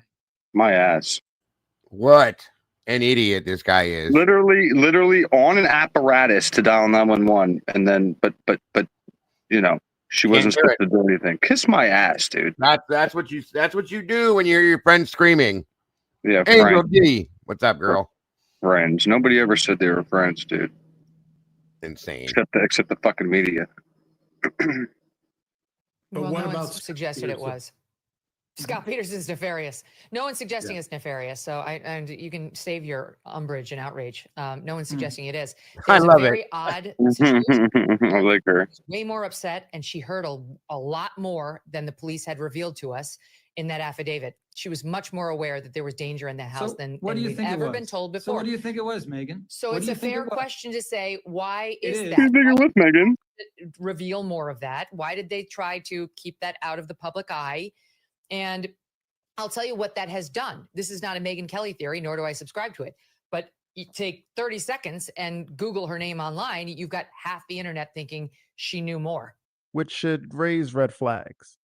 For the past 3 years, the media has been running a nonstop campaign of gaslighting the public. Even when our intuition tells us something isn't right, they parade out an expert to convince us we're wrong. Even though those same experts once had the very same questions we do. So what changed? I'm Vinny Politan. Thanks so much for joining us tonight here on Closing Arguments and trying to make some sense of something that, to me, doesn't make a lot of sense. It doesn't make a lot of sense. Some of the circumstances surrounding what happened to those 4 college students. It's 4 college students. And you look at that number, 4 victims and 1 knife. How does one person, and they keep saying suspect, how does one person with 1 knife kill 4 people? No one got away? Were they trapped? Were they being threatened? I don't know. Again, it doesn't make a lot of sense to me tonight. Prosecutors need to bring their A game, need to be able to lock down the timeline, lock down this defendant. It seems the narrative shifted. In the beginning, the media openly questioned the case. But once Kohlberger was arrested, everything flipped. Suddenly, the focus became painting him as the suspect without police ever providing clear evidence. And while ignoring the simple logic that one man alone couldn't have committed this crime, that's when I noticed they weren't reporting anymore. They were crafting a story. Suspected Idaho killer Brian Kohlberger is leading to even more questions. However, we do have a better sense of a timeline. Based on evidence detailed in the affidavit, it's believed the murders occurred around 4 a.m. All black and like this mask which is covering his forehead and his mouth. And then I locked the door and I called and I didn't know what to do. This is at 4 a.m. Yes. It seems like everyone was fed the same story. Everything happened around 4 a.m. But once you learn about the cleanup at the crime scene and the staging of evidence, you have to ask, is it really far-fetched to believe they also altered the timeline? The timeline is the most crucial piece of any investigation. Yeah, I mean, I think any timeline, any crime, a timeline is imperative. In a homicide case, it's twofold, right? So why they're not asking for more information, I don't know. I don't have an answer for that, and I don't want to assume. But I am sure that they are looking into that because it is of the utmost importance to figuring out what happened here. It establishes when the crime occurred, tests alibis, Thanks, Meg. validates witness statements, and ultimately connects the pieces. If the timeline is wrong, you don't just risk confusion, you risk targeting the wrong suspect. An innocent person who happened to be nearby could look guilty, while the real suspects walk free. When evidence is misinterpreted, on top of a staged crime scene, Why is bro talking so slow? Do you have it slowed down? and that's exactly. Say again? Do you have this slowed down? No. Oh. It's normal speed. Okay. Hold on, let me double check to make sure. I Yeah, thought you not normal. Okay. I think you're slowed down, bro. I'm fine. I'm struggling to keep up. I'm just messing with you. That's all. Hacking and copying. That's all. We're good. What happened here? Brian Koberger could not have committed these crimes in the way the state alleges. And here's why. If these attacks really happened at 4 a.m., like the media and even the surviving roommates want us to believe, then the sequence of events makes no sense. Think about it. Xana gets a DoorDash order at 3:59 a.m., goes into the kitchen, and at that exact time, the suspect supposedly enters through the sliding glass door. Instead of confronting Xana right there, we're told he heads upstairs to Kaylee and Maddie first. Kaylee then says, "Someone's here." Moments later, Xana would have had to run down from the third floor, only to cross paths with the same suspect who had just been in Maddie's room, all while Ethan somehow remained asleep. Does that add up? Of course not. When you factor in the evidence of staging at the crime scene, the reason you can't make sense of the mainstream media's narrative isn't because you're confused. It's because the story itself doesn't make sense to anyone. We've been led to believe that everything presented in this case is accurate. But when I went back to examine Dylan's timeline, I couldn't verify her version of events from that night. That alone raises questions about possible tampering with timeframes or even camera footage. For example, we're told the attacks began at 4. All right, I'm going to put this on actual speed so that you guys can hear things in real time, so it doesn't mess it up, because it's pretty wild what you hear. a.m. And by 4:17 a.m., Murphy started barking, supposedly because the intruder was in the house, followed by RB. a loud thud. Shitting on these motherfuckers.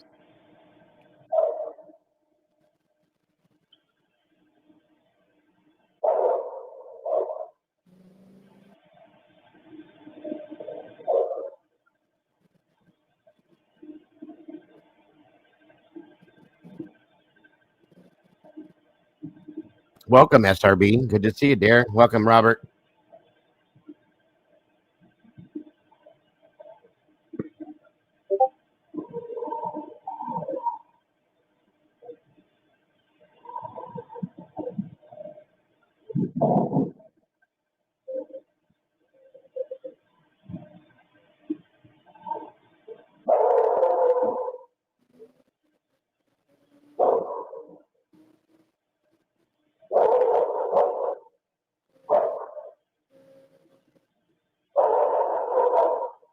The public is led to believe that a single attacker could move through the house, target 4 victims in separate rooms on different floors, and accomplish all of this in just 90 seconds, with nothing more than a bark and a thud being heard. In reality, anyone would expect chaos, screaming, struggle, and commotion especially since we know the victims were awake. Hey, Krista. According to Dylan's account, Hi, the Krista. suspect was upstairs with.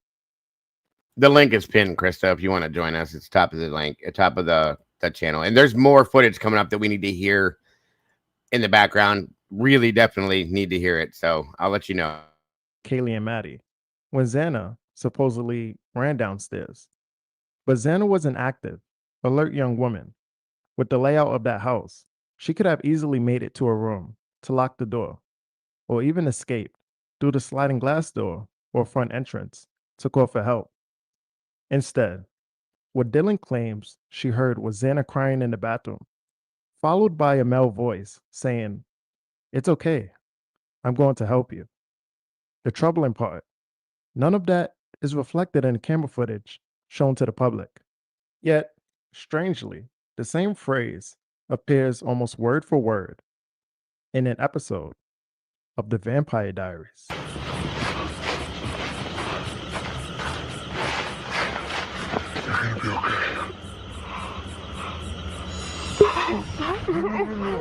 No, it's okay. I'm here to help. It's okay. I'm here to help you. Caroline, she's here. At 4:17 a.m., Murphy allegedly began barking, supposedly upstairs, signaling the suspect's entry into Maddie's room. Yet, instead of Xana's voice or sounds of chaos, only a thud was heard. This raises serious doubts, especially when comparing the camera footage from Linda Lane around the same time. There's no door.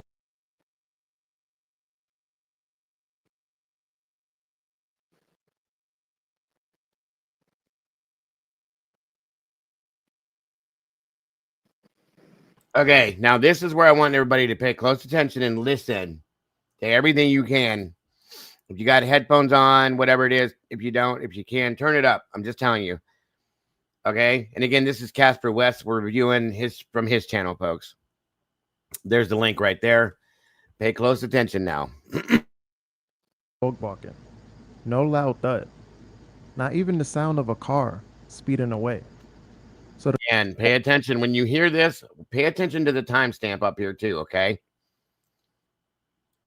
The question becomes, was the footage altered?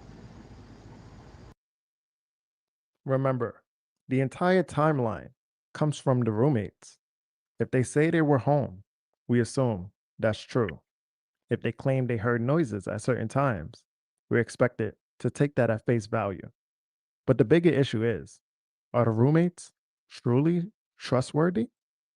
Criminal profiler Dr. Brent Turvey examined this case, and personally, I find his analysis far more credible than the conflicting statements we've gotten from the roommates and even law enforcement.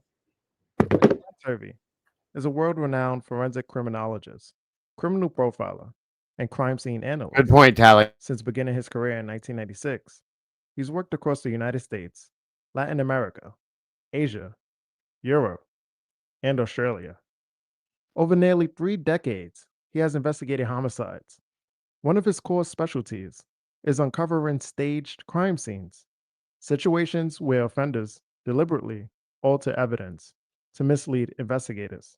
His meticulous reconstructions often expose inconsistencies between physical evidence and false narratives, revealing the truth behind a crime. Beyond investigations, Turvey has shaped forensic education worldwide. He co-founded the Forensic Criminology Institute, authored influential textbooks such as Criminal Profiling and Introduction to Behavioral Evidence Analysis, and since 2019 has worked with the United Nations and Colombia's Attorney General's Office on femicide and staged crime scene investigations. Dr. Turvey isn't just another voice. He's an internationally recognized expert with decades of experience exposing staged crime scenes. And in this case, he stated, there's evidence of cleaning at 1122 King Road. He also concluded that multiple suspects were involved. In my opinion, a cleanup of that scale, airing out the house, removing or masking blood, would take far longer than the official timeline allows. which raises the question, if the surviving roommates delayed calling for help by 8 hours, was that delay intentional? Add to that the fact that Brian Koberger suffers from developmental coordination disorder, a condition that makes it unlikely, if not impossible, for him to carry out the crimes in the narrow time frame alleged by the state, which points to one clear conclusion. Koberger didn't commit these crimes. Moscow isn't truly safer today than it was before Koberger's arrest. What the town has is not justice, but a false sense of security. Are the students here in Moscow, are they safe now? Yes. Yes, our community is safe. Over the years, the roommates have given multiple statements that are conflicting and contradictory. That she thought maybe there was a fire or like a firework. We didn't know. She heard this loud noise and there was a light, I guess. Did you hear like a pop, like a bang? I don't know. Did you hear it bang? That's what she heard. Okay. That's what she heard. Okay, never mind. You sit there. I didn't hear that. Information between Dylan and her father needs a very specifically trained digital forensic examiner that has also worked with the military. And this is extremely interesting right here. Creation, modification, and deletion of multimedia files such as images and videos. Roommate in the Idaho college killings failed to call 911 the night of the slayings because she apparently believed the killer was a party guest. One of the details that we've come to learn is that she didn't think anything other than just noisy roommates was a problem. She thought her roommates were horsing around and being loud in the middle of the night. Again, quoting Dylan. Dylan again tried calling Kaylee. Get the fuck out of here if she did not. Dylan then exited her room and began running towards Bethany's bedroom. On her way, she noticed Xana. She was in a frozen shock phase, remember? I forgot, sorry. Frozen shock made her run down the steps as fast as she could to Bethany. Did you have a stroke? One of the big things here that as she's explaining this, okay, remember one thing that I think also to point out. When we watched 2 days ago or yesterday, I can't remember exactly when, I lose time on this. We watched the interview with Bethany with Blaker. Mm-hmm. And he looks at her and says, "So when she came to your room, did she say anything to you?" Nope. One of the first things she should have said in that answer was, "Yeah, she told me that Xana was passed out on her floor when she just ran past her," but that didn't get brought up at all. Imagine that. That's why I'm curious to see. That's why I'm curious to see how many things changed throughout these interviews. It's just a shame they're not interrogations. I'm calling them interrogations because bullshit. That's what they should be. Yeah. Welcome, Krista. Hi. All right, on we go. Tried calling Kaylee and Xana, but neither responded. Dylan then exited her room and began running towards Bethany's bedroom. On her way, she noticed Xana lying on the floor of her bedroom with her head towards the wall and her feet Knock it off. the door. Dylan Don't you scream at me. Once Dylan arrived downstairs at Bethany's room, Inside. he locked the door and both made additional unanswered calls to the other roommates. It's my body reliving everything over and over again. What? Scrolling on fucking TikTok? Message that it is over. And it won't let me forget what he did to them. That's evidence of someone trying to get their story straight. But if they had simply stuck to the truth of what happened that night, they wouldn't need a story at all. The truth is often stranger than fiction. In our search for it, we face obstacles. But what if the answer has been in front of us all along? What if a key detail in the Grub Truck video could reveal the real timeline and lead us to the truth?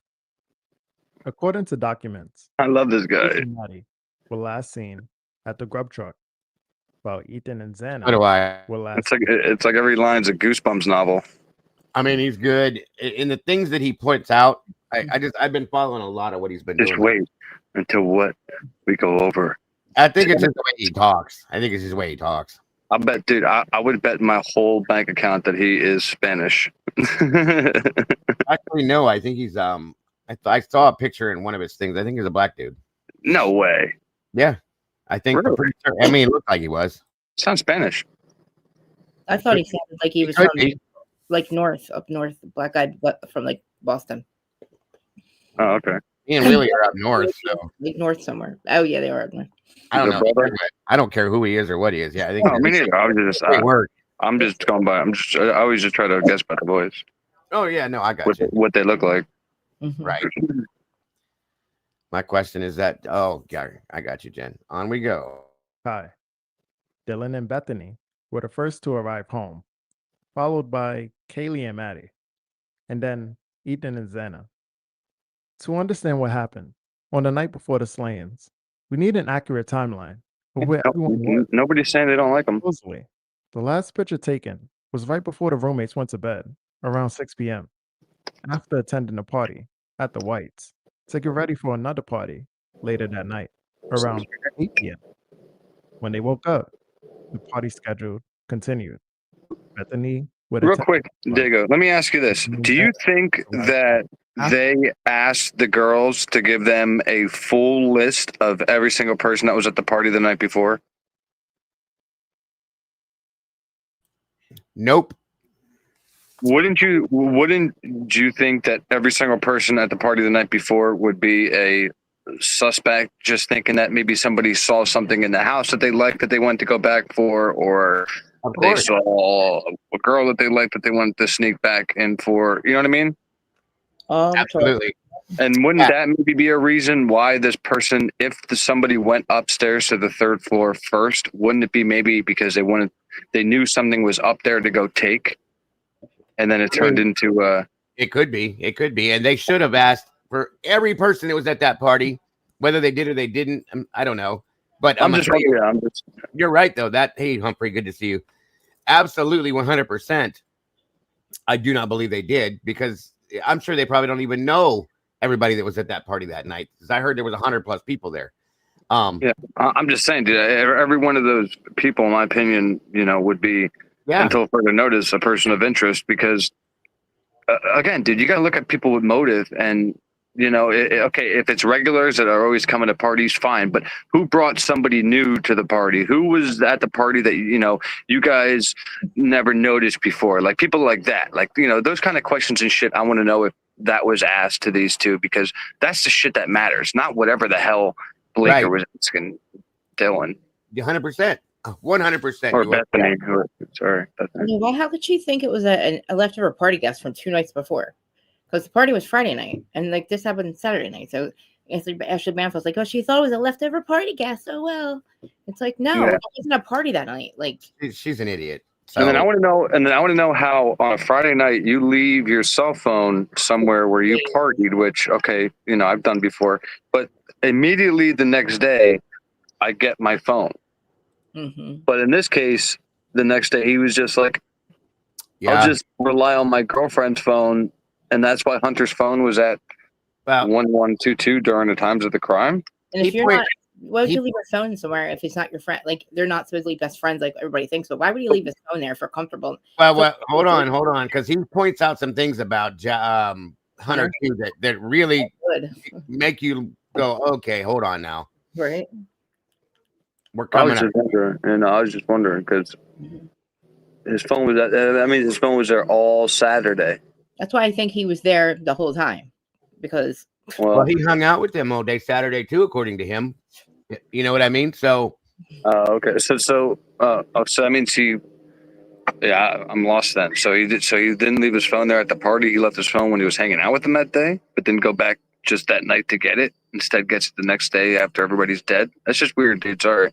It is very strange. I agree with you, but like I said, he points out some things about Hunter that I didn't expect him to point out. He's absolutely right, and you'll see it here in a minute. Okay. Dylan would walk over later, and Kaylee and Maddie would head to the corner club. Bethany returned home around 1 a.m., finding Dylan and a female friend watching Vampire Diaries. Kaylee and Maddie were spotted at the corner club at 1:32 a.m. On their way back, they stopped at the grub truck for a meal and called an Uber to head home. According to the driver, the 1122 King Road residence was about 3 to 4 minute drive from the grub truck. They picked up their food at 1:51 a.m., meaning they would have arrived home around 1:55 a.m. Now we're coming up on the part I was talking about. Pay real close attention and listen to all this stuff coming up here, folks. At this point, we don't actually know who was in the house, as there was no sign of forced entry. The suspects could very well have been inside, waiting for the roommates to return in order to ambush them. As Kaylee and Maddie That was Jack arrived Showalter, in their right? Uber and approached the house, Lyndon Lane's footage reportedly captured screams, sounding like two girls being attacked the moment they opened the front door.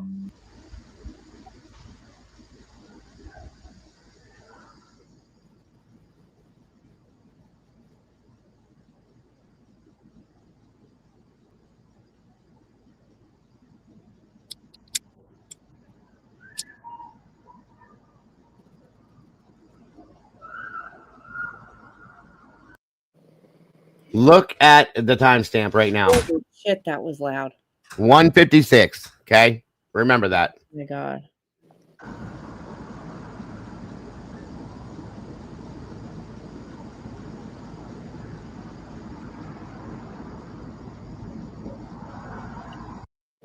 The suspects have been lying in wait inside the house, anticipating the roommate's return. Police have reiterated that this appears to be a targeted attack with no signs of forced entry into the home.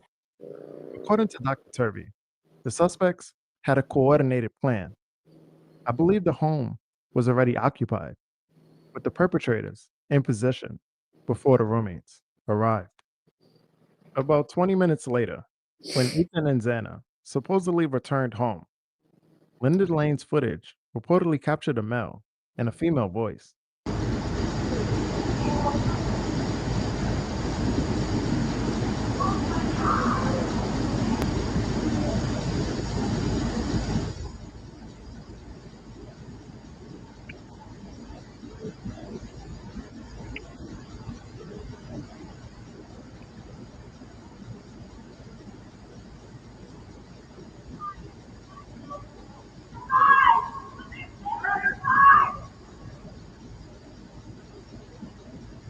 That sounded like somebody said, "I'm coming." There's somebody inside or something.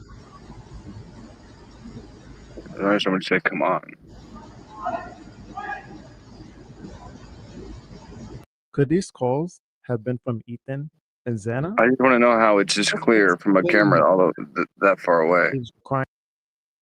Not as far away as you think it is, bro. Okay. Here's the thing. We figured this out when Rory went there on foot. Here's the thing. It's about, and somebody said that not too long ago. It's about where that camera was positioned. It's about 50 yards. Okay. And there's two buildings that stand here in between where that camera was. Okay. When he went down through there, it's like an amphitheater. It's like a fishbowl, and anything down through there will echo loudly. It's like right down the middle. Okay. And nobody calls 911 hearing those screams. Isn't that amazing? It's lovely. Absolutely. It's a college town. That's just fucking. That is a scream of somebody that needs help. Both of them were from the ones at 156 and those two. So then who the hell's screaming at 417 in that video? I don't know. I don't know yet. I can't. I want that full fucking video, dude. Because if we're just hearing that little bit and that little portion that they gave us, imagine the full fledged. Like, I want all the way up until noon the next day. That's what we keep saying. Like, where's all the footage from after 6:30 in the morning? Like, there's one of this like one of. Well, I hope Casper hits on that guy that was running across the parking lot. Was that Showalter, the footy guy again? But he would have never made it back in time, because if they got home, they got left before him. So he would have never made it back to do anything when they walked in the door. You know what I mean? I don't know. This whole thing Yeah, is just, right. And Lana went there on foot too. And like I said, when Rory went there, we were live with him and we were having him yell from one end. Like he was standing by the house and some, yelling and so on and so forth. And it's like an echo chamber, bro. It just, whoa, you know what I mean? Yeah. And it goes between them two buildings and it just bounces right back at you. Like I said, like a fishbowl. Lana said the same thing when she went too. So it's pretty crazy. And like Kaylee and Maddie, if they're getting home at that time, they would have heard this girl screams if it wasn't there. If it wasn't them screaming, they would have heard somebody. They would have been calling somebody. Oh my God, we just heard screams. Something's happening. Well, here's the thing. I'm gonna play this back one more time, and I want And you guys it's really quiet, right? I want you to hear this again and just listen real close to what you hear and the tone of it and things like that. Give me 1 second here. Both of them.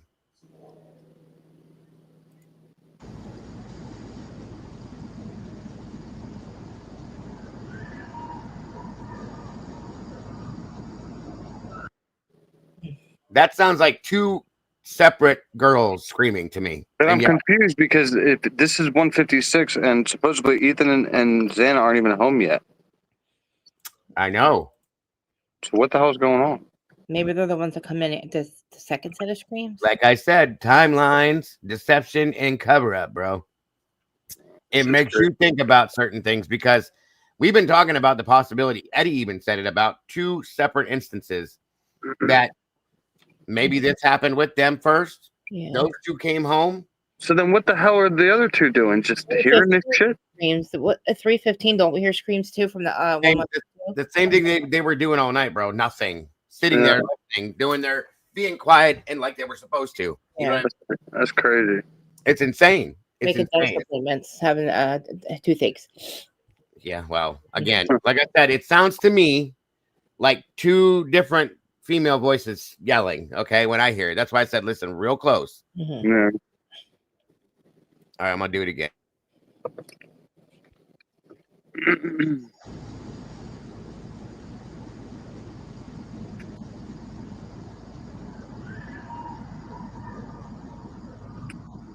Yeah. Jesus. That's And right. you hear it sounds like it's definitely a little bit of a distance away. It's not real close, but it's right there. Oh. Okay. Coming from a distance, in my opinion. I'm just saying. It sounds about right to me, is all I'm saying. Yeah. That's hard. Yeah.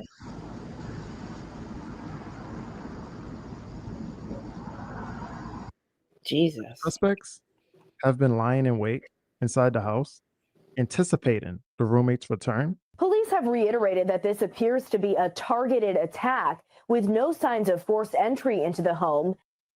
According to Dr. Turvey, the suspects had a coordinated plan.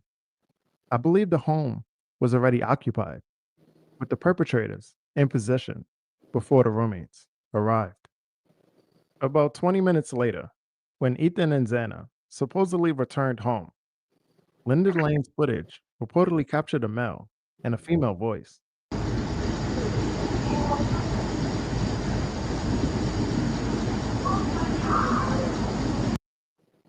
Oh my God. I heard that. That was clear. That was clear. Yes. And it sounded like maybe Xana.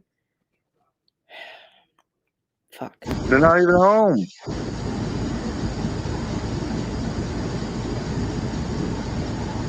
Unless they walked in and were attacked. I don't fucking know. But then how'd they wind up in the room? This is Because crazy. they dragged them in there, remember? Like So then where's the drag marks? But then somebody cleaned up. We don't know any of that, and we don't know what's actually true or not. That's the problem. This is just another theory. So remember we heard like a plastic thing being shaken out or something? They probably have them on plastic. This is the only person that has a fucking ring camera, dude, on that road. Yeah, that's wild, isn't it? Everybody has them. no, there was other ones there. I'm sure. Like, why can't we get a hold of the people that own these cameras? Is that illegal to contact the people at these houses to say, hey, do you have the rest of the footage from the rest of the night? Like, Well, Kane. Well, what's his name? Kane or I think his name is Kane. Like Annie said, though, we're led to believe Ethan and Xana weren't even home around 3:30 or so yet. We don't know, but yeah. But how did Dylan? Yeah, but somebody said that they saw. Yeah, but somebody said that they literally like saw Ethan and Zana leave whatever establishment they were at like 1:45 or whatever. Right. So where'd they go? Like, there's no footage of them walking from anybody's house, like to see like which way they walked. So Like, my thing is like, did they go right home and then walk in and get attacked? it sounds like that's what happened to Kaylee and Maddie at this point. I mean, it Yeah. could be. It could be. Like Which I is said, crazy because at this point, think about this, right? At this point in time, isn't this the time that what's her name said that they were like upstairs huddling together about going to the grub truck or whatever? Oh yeah. That was at 2 a.m. They were hanging out in Kaylee's room. Yeah, 2 a.m. So I mean, this is right around 2 a.m. and we're hearing fucking screams. Right. Doesn't sound like anybody's hanging out to me. That's right. Like I'm saying, dude. We're told one story. Eddie even said to me, he was like, Dago, do you believe anything of these stories that have been put out? And I said, I don't know, but he goes, the entire thing could be completely fabricated. Their stories, their statements, every bit of it. Mm-hmm. And I was like, well, okay. You know what I mean? Yeah. It's all theory, folks. It's all theory based on speculation that we don't know, but with their narrative, it's definitely interesting. It's just crazy because all them screams that would make the 911 call like 11 or 12 hours later, which is even fucking worse. You know what I mean?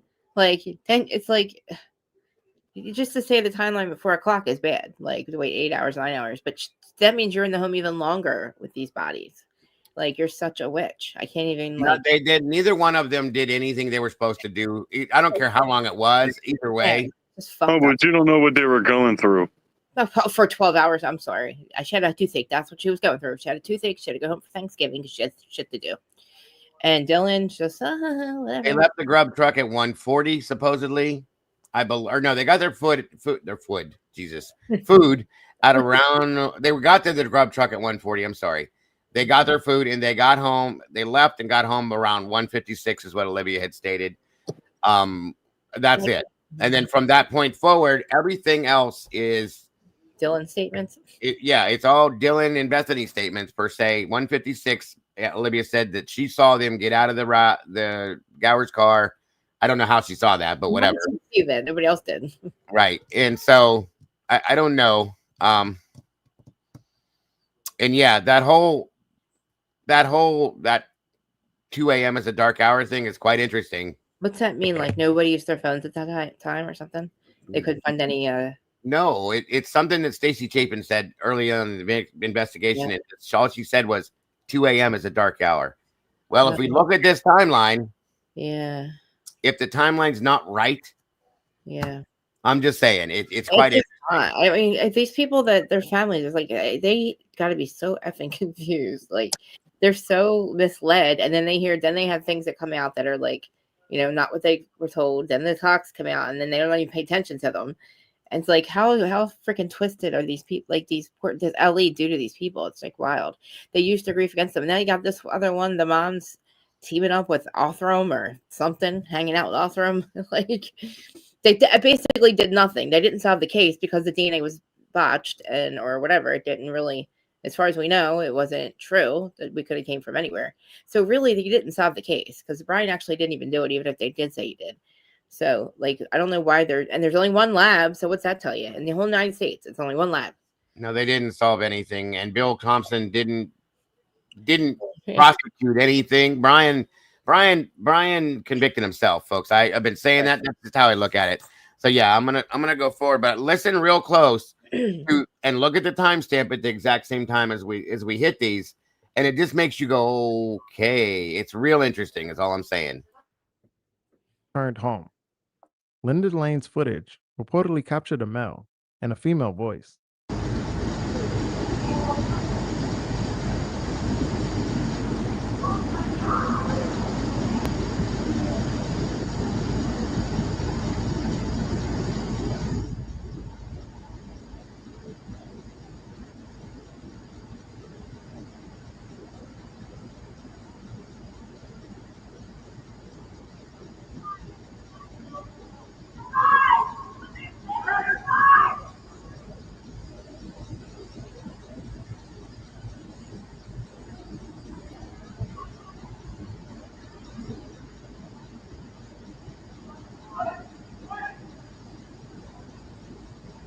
Could these calls have been from Ethan and Xana, the suspects clearly had intent to stage the crime scene. But if not, how do we explain blood in areas beyond the bedrooms? There was a single latent bloody footprint near Dylan's door, blood in the kitchen, and spots on the first floor near the stairs. Even more chilling, Kaylee's phone called Jack multiple times between 2:40 a.m. and 3 a.m. Maddie's phone also called him, which Jack said was highly unusual. Shortly afterward, he received a text to come to the house to retrieve a vape pen, all around 3 a.m. Were the suspects trying to lure Jack to the house? Or were they trying to frame him? Annie, I swear to God, that's word for word what I heard. I'm telling you. Jack Decor was rumored to drive a white vehicle. Oh, that's what he looks like. A white Honda Elantra. Okay, hold on. I'm gonna leave those on. But I told you guys this was interesting to me. I'll do it at 156 again. I have the captions on now, so hold on. It's crazy. I can't believe how clear I hear it now. Yeah, he cleared it up and this and that. But I have the closed cap. I don't know if it'll pick up every word, but it sure as hell sounds like, oh my God. And then there's just too many things. It's crazy. Hold on. Footage reportedly captured a male and a female voice. Hold on, I didn't go back far enough. I'm sorry. Give me one second. And the comment too. Take the comment down. Do what? The comment I think's blocking it. Or am I behind? Yeah, I'll take that down too. Sorry.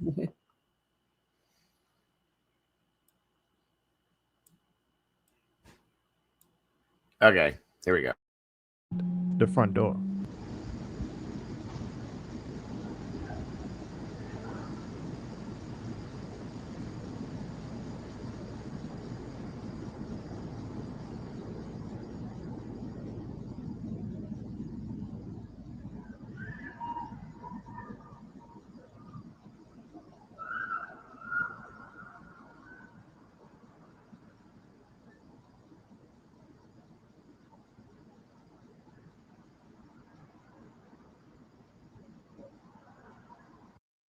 Could the suspects have been lying in wait inside the house, anticipating the roommate's return? Police have reiterated that this appears to be a targeted attack with no signs of forced entry into the home.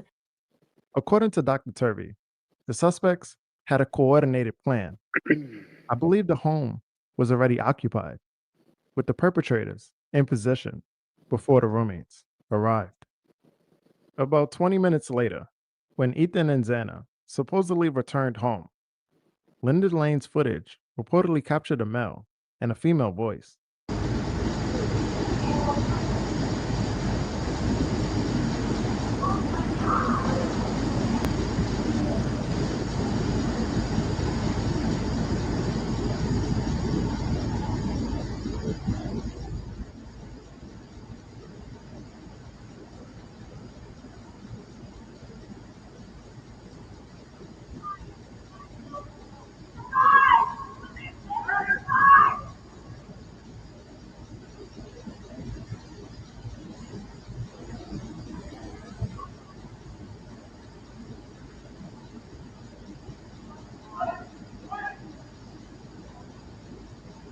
Could these calls have been from Ethan and Xana? The suspects clearly had intent to stage the crime scene. But if not, how do we explain blood in areas beyond the bedrooms? There was a single latent bloody footprint near Dylan's door. Blood in Absolutely, Annie. That's word for word what I swear I heard too. 100%. Yeah. That's crazy, bro. Crazy. That's wild. I'm gonna have to hop down, dude. But I appreciate having me up. Anytime. I just gotta go do something for like 15, 20 minutes. But if you're still gonna be up here, then I'll try to hop back up. No problem. I'll be here. All right, guys. See you All right, later. See you guys. See you later, See you, bud. chat. and spots on the first floor near the stairs. Even more chilling, Kaylee's phone called Jack Multiple times between 2:40 a.m. and 3 a.m., Huh? Maddie's phone also called him, which Jack said was highly unusual. Shortly afterward, he received a text to come to the house to retrieve a vape pen, all around 3 a.m. Were the suspects trying to lure Jack to the house? Or were they trying to frame him? Jack Decor was rumored to drive a white vehicle, and police claimed a white Honda Elantra was seen speeding away from the crime scene. Had he arrived at the house, he would have immediately been on police radar as a suspect. However, Jack was allegedly sleeping during these calls and didn't respond. If Kaylee and Maddie had already been ambushed, this raises a chilling possibility. Jack wasn't called on their behalf. He may have been contacted by the suspects themselves. Ugh. There was no proof of life for Xana either, and law enforcement's handling of her DoorDash order raises suspicions. They claimed Xana received an order at 3:59 a.m., but the evidence sent to Ann Taylor shows that DoorDash only had records for Ethan, not Xana. Even more suspicious, law enforcement went ahead and redacted a name from the bag in one photo. If it was Xana's name, why would they need to redact it? Sources also stated that Xana's DoorDash order was contactless. It's 4 a.m. According to the affidavit, Zana receives a DoorDash delivery. And a source tells ABC News that the delivery is contactless and the order is left at the front door. Could that be a coincidence? When facts are mixed in with coincidences, it's worth questioning them. Xana's body was cremated, so we may never know if she actually ate the DoorDash order. Given the circumstances of this case, I would bet she didn't. She may have never actually placed that order. Therefore, we can conclude that there's no evidence of life from the roommates between 2 a.m. for Kaylee and Maddie and 2:30 a.m. for Ethan and Xana, up until the alleged 4 a.m. attack, aside from what the surviving roommates reported. So much emphasis has been placed on the official timeline. Yet after knowing they How interesting is that? Like Annie just said, even more suspicious, Xana's phone is in the bed with Ethan, and Ethan's phone was down on the floor with Xana. Explain that one to me, folks. it was a cleanup, it's not far-fetched to believe the crime may have occurred at different times than we've been told. What makes it even worse is the chilling reality that the bodies may have been lying there for over 10 hours overnight. What happened inside that home was sinister, but what's even more sinister is the way the roommates and the law enforcement have handled this case. Evidence tampering and cleaning up a crime scene are textbook ways to botch an investigation. In Dylan's interview with Idaho State Police, she stated that when Hunter came over, they saw Xana, but Dylan also admitted Hunter really saw something and she knew something was wrong. So why then did they wait until later to call 911? If Hunter actually saw Xana, why did the 911 call make it seem like no one had seen them?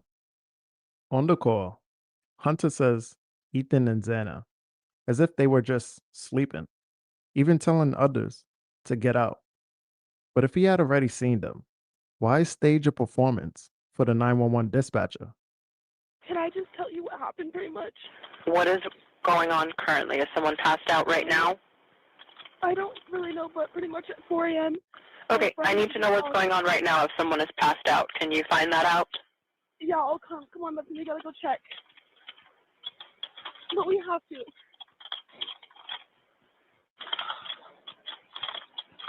Check what? They know she's not breathing either way. So check what? You know? I would have just said, no, she's not. They make no sense. Well, that's if you do things the right way and you're not playing it out. Okay. Right, lying. Yeah, based on what was stated through Bethany and them, the Ethan and Xana still weren't home at 3:30 when Bethany went downstairs, according to Bethany. Interesting.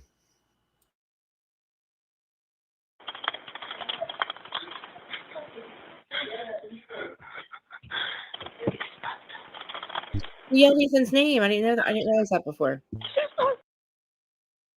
What did you say? Did he just yell Ethan's name? Did you hear that? Yeah, he says Xana and Ethan in the background. He Oh, always I didn't know that. I didn't know that. I didn't hear it before. Okay. Yeah, he's like making it sound like he's yelling for him or something. It's ridiculous. Well, he knows they're not alive. Like he can see that. Exactly. Like I said, it's like performed. It's a performance Yeah. done through the 911 call. Right. They had to stick to the script that they thought, would make sense. Well, it doesn't. Right.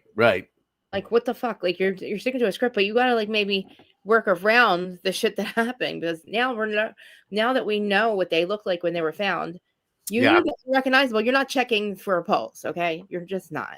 Let's be real.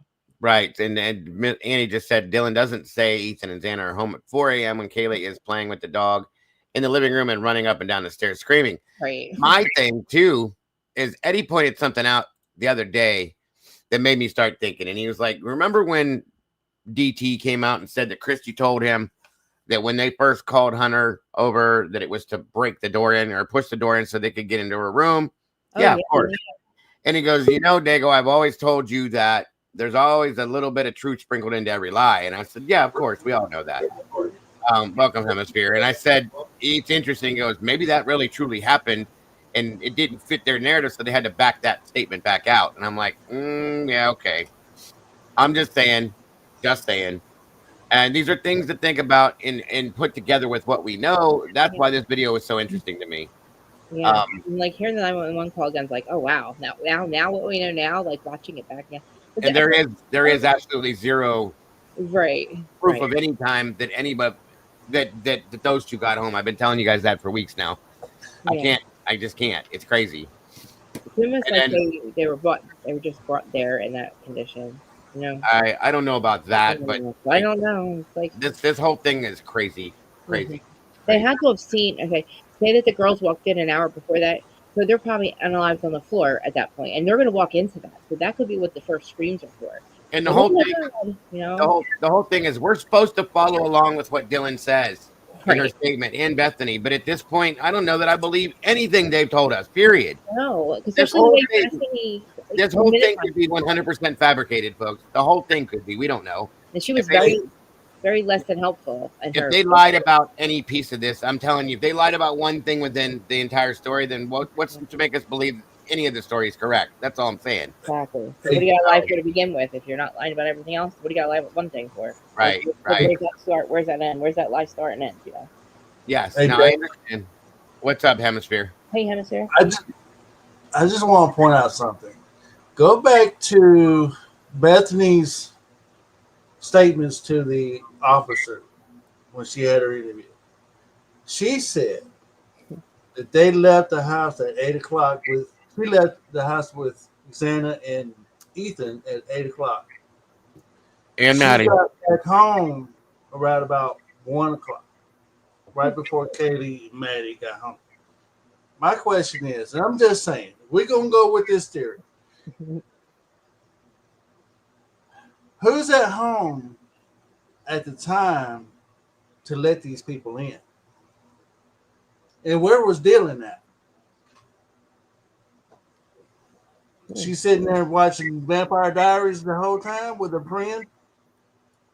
With some girl? You don't even know who that girl was. You see what I'm saying? Right. I'm not trying to throw. I know I'm like everybody else when it comes to Dylan. I'm very, very, very suspicious with her, but I can't help but to think that she has something to do with it. Regardless if she was there by herself while everybody else was at the. Oh, of course, there's no doubt. Doing. There's no doubt in my mind at this point. And she orchestrated this whole thing and she let them in, knowing fully damn well they're in the house. There's definitely some form of something. There's knowledge, at least, at the very least, yes. So she's sitting there, but at the time, whenever you're hearing the screams that what 1:57, 1:58 in the morning. Was Dylan in her bedroom asleep? Apparently. I don't. According, I don't think so. I'm just saying, if we was this is my whole message. What I'm saying, if we piece together every little thing that we got from the documents and say, okay, well, in this statement you said from 8 o'clock till 1 o'clock or 1:30. So where was Ethan and Xander? Oh, you left them at the fraternity. So they left later. So that put Bethany at the house early. So yeah, she could have been there earlier, and so could have. If they have no way to verify the times, yeah, agreed. So I'm just saying the roommates has a lot to do. Of course. A lot more.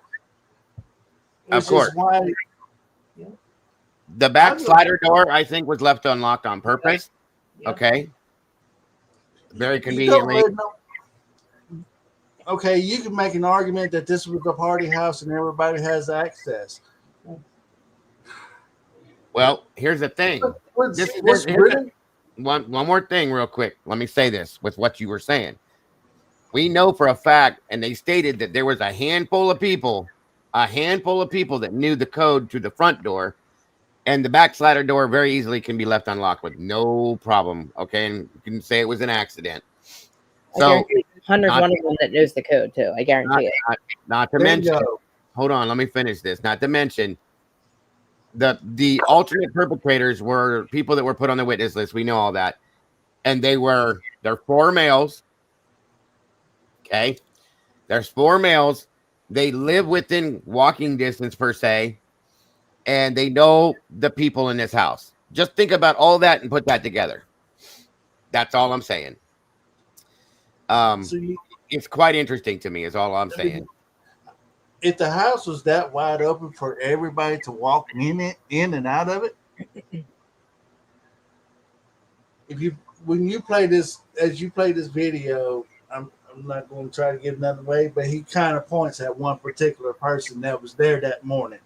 Of course he does. Yeah, and that's what I told you guys. There is somebody that he points out that is always around. Just take that into account is all I'm saying. They were best friends, but then everybody's like, oh, well, they weren't as close as you think they were. He really didn't like Ethan. Well, which one is it? He left his phone there, He's there with him all day long. You gotta be careful because there's a lot of hearsay and rumor and stuff like that too. But like I said, he's about to do it. Once we get through this part, he points out something. He points out something that really made me go, okay. I didn't think about that until right now, but it's very true. There's one person that is always around, folks, and I mean always. It's weird. So remember that too. We're about to hit. And also, when I've seen a picture, and he does that too, and it goes side by side. Keep in mind, whenever this certain individual walks out of Ethan and Xander's bedroom, he puts the knife on the table and then puts his hands up behind his head. Yeah. And they have a video of Chris Watts doing the same exact thing. He was in his neighbor's watching the video of his driveway. When it's doing the same damn thing. Multiple psychologists said that when people do this or when that's how he was standing in the doorway when they got there too. That's a sign of nervousness and just being nervous. So he also didn't tell them it's not an unconscious person. He waits until they find it themselves. Like, why aren't you telling these officers we have bodies, we have bloody people, we don't have what we said we had? Stop trying to. The guy's walking into a mass murder and he's thinking it's just an unconscious person at that point. And Hunter says nothing until they get upstairs about, oh, that's not what this is really for. You know what I mean? It's just, dude, you're letting them walk into something like, and you got a knife in your hand. You're a knife wielding man at this point. I mean, ask yourself this one question. If you not knowing what exactly is happening, you just out on your regular routine on a regular night, and you come home and you find this, what would be your reaction? I would still be screaming. I don't know how long it would take me to stop screaming if I walked in, if that was a roommate of mine or anything. I don't know how. I mean, I don't understand. I feel like everybody's acting like it's just an unconscious person, even up until the body cam's over. It's like this does not look like outside of a house of somebody. Family members are there, but everybody's so quiet. I hear a little bit of crying, and that's it. And everybody's just kind of standing around looking at each other. I'm like, guys, there is 4 slain people inside. Why are there no screaming, crying people? Like, I'm not trying to police people's feelings, but I mean, don't we all think like, okay, why is Hunter trying to walk away? And why is it when Maisie and Ethan's sister and brother come up? Like, is he trying to protect them? Is he trying to be shady? Like, I don't get it. Well, I don't know, but I want to watch the rest of this, and we can discuss every bit of that stuff. That's the whole point. But okay, pay attention to the rest of this too, because it makes sense. Oh, what's wrong? He's not waking up.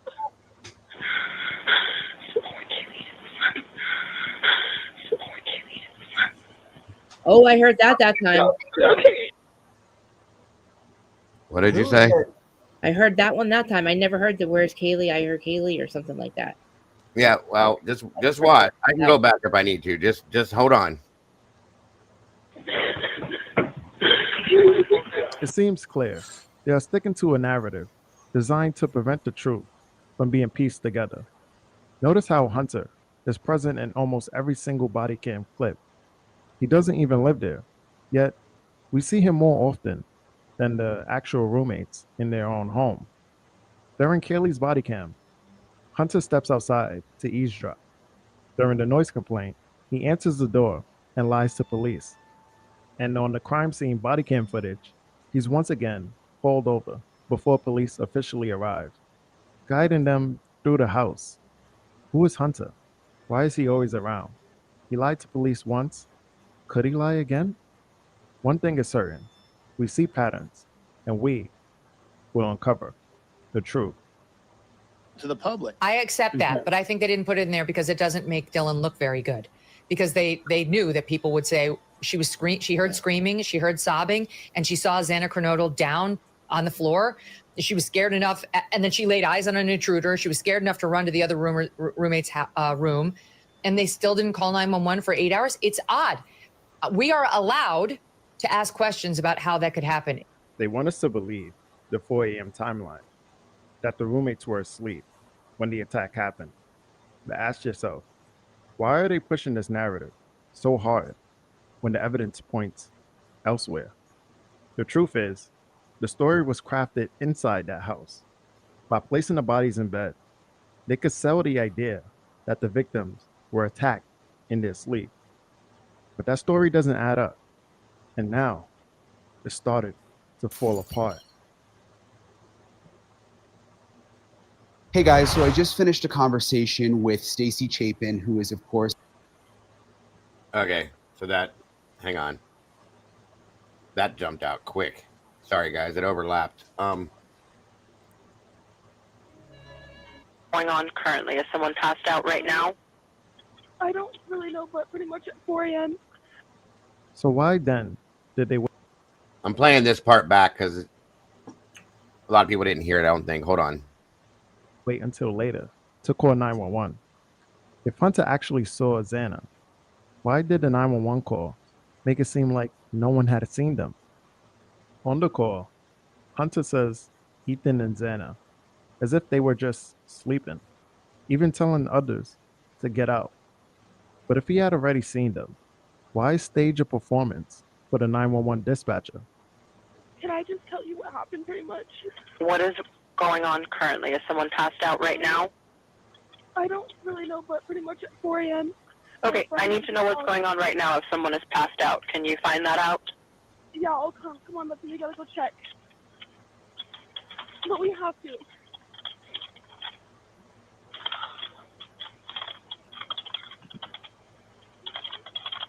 Is she passed out?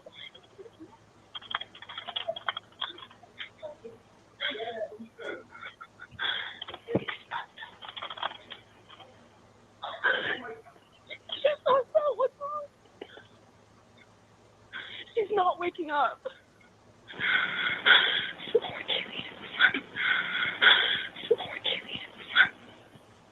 Yeah. Okay. It seems clear. I'm sorry, but that entire thing thing seemed like a absolute performance to me. Okay, truly. That's why I played that back again. She's whispering. Why is she whispering? There's no reason to whisper. Nobody's sleeping. Exactly. Okay. You don't need to whisper. And he's in here going, Xana, Ethan, you already know you've been there. It's a whole. They already did this. Okay. Right. That's what's bothered me about this 911 call the whole time. You already did this, so why are you pretending like this is new to you? Right. What do you mean? What's wrong? Whoa. Like what? It's absolutely crazy. He whenever they would find out what happened. So you mean to tell me he's still? Well, you had to go back in there again because the 911 caller said so. No, say I already saw it. I know something. Right. What the fuck? And then I'm telling you, I still got weird vibe. Yeah, it's when weird. Nunez shows up, Bethany's all across the street. Mm-hmm. They're not grouped together. She was on, supposedly they said she was on the 911 call, but that's not possible. We know that. Yeah. The whole, and then during this whole thing, there's just like a distance that Bethany put between her and Dylan. I keep saying that. Something is off all the way around with this. That's all I'm saying. I'll finish playing this out, and then we'll talk about it all. They are sticking to a narrative designed to prevent the truth from being pieced together. Notice how Hunter is present in almost every single body cam clip.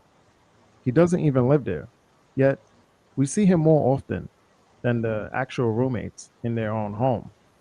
During Kaylee's body cam, Hunter steps outside to eavesdrop. During the noise complaint, he answers the door and lies to police.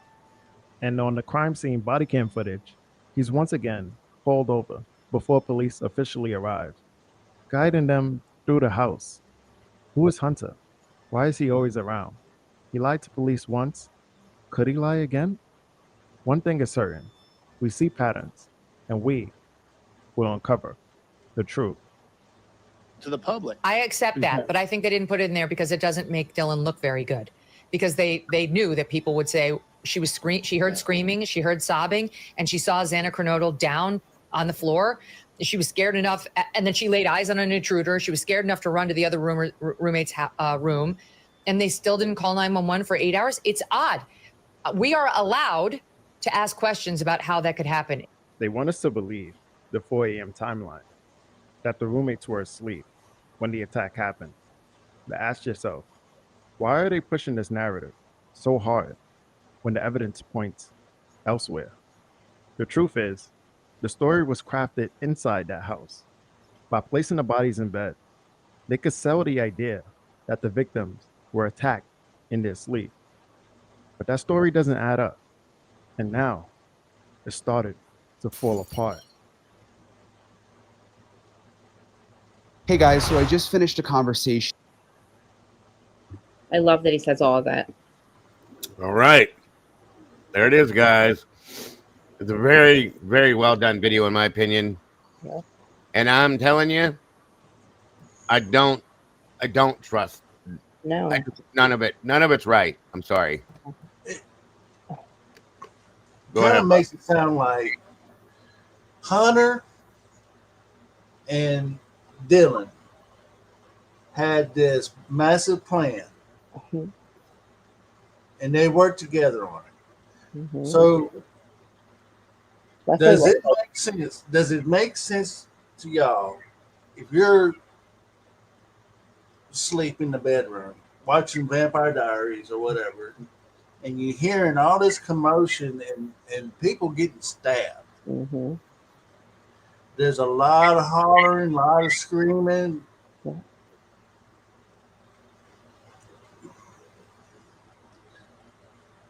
And then you say that you saw this person walking out the house as you running downstairs to Bethany's room. Mm-hmm. People don't do that unless they already know. Mm-hmm. Come on. She knew. Yep. She knew.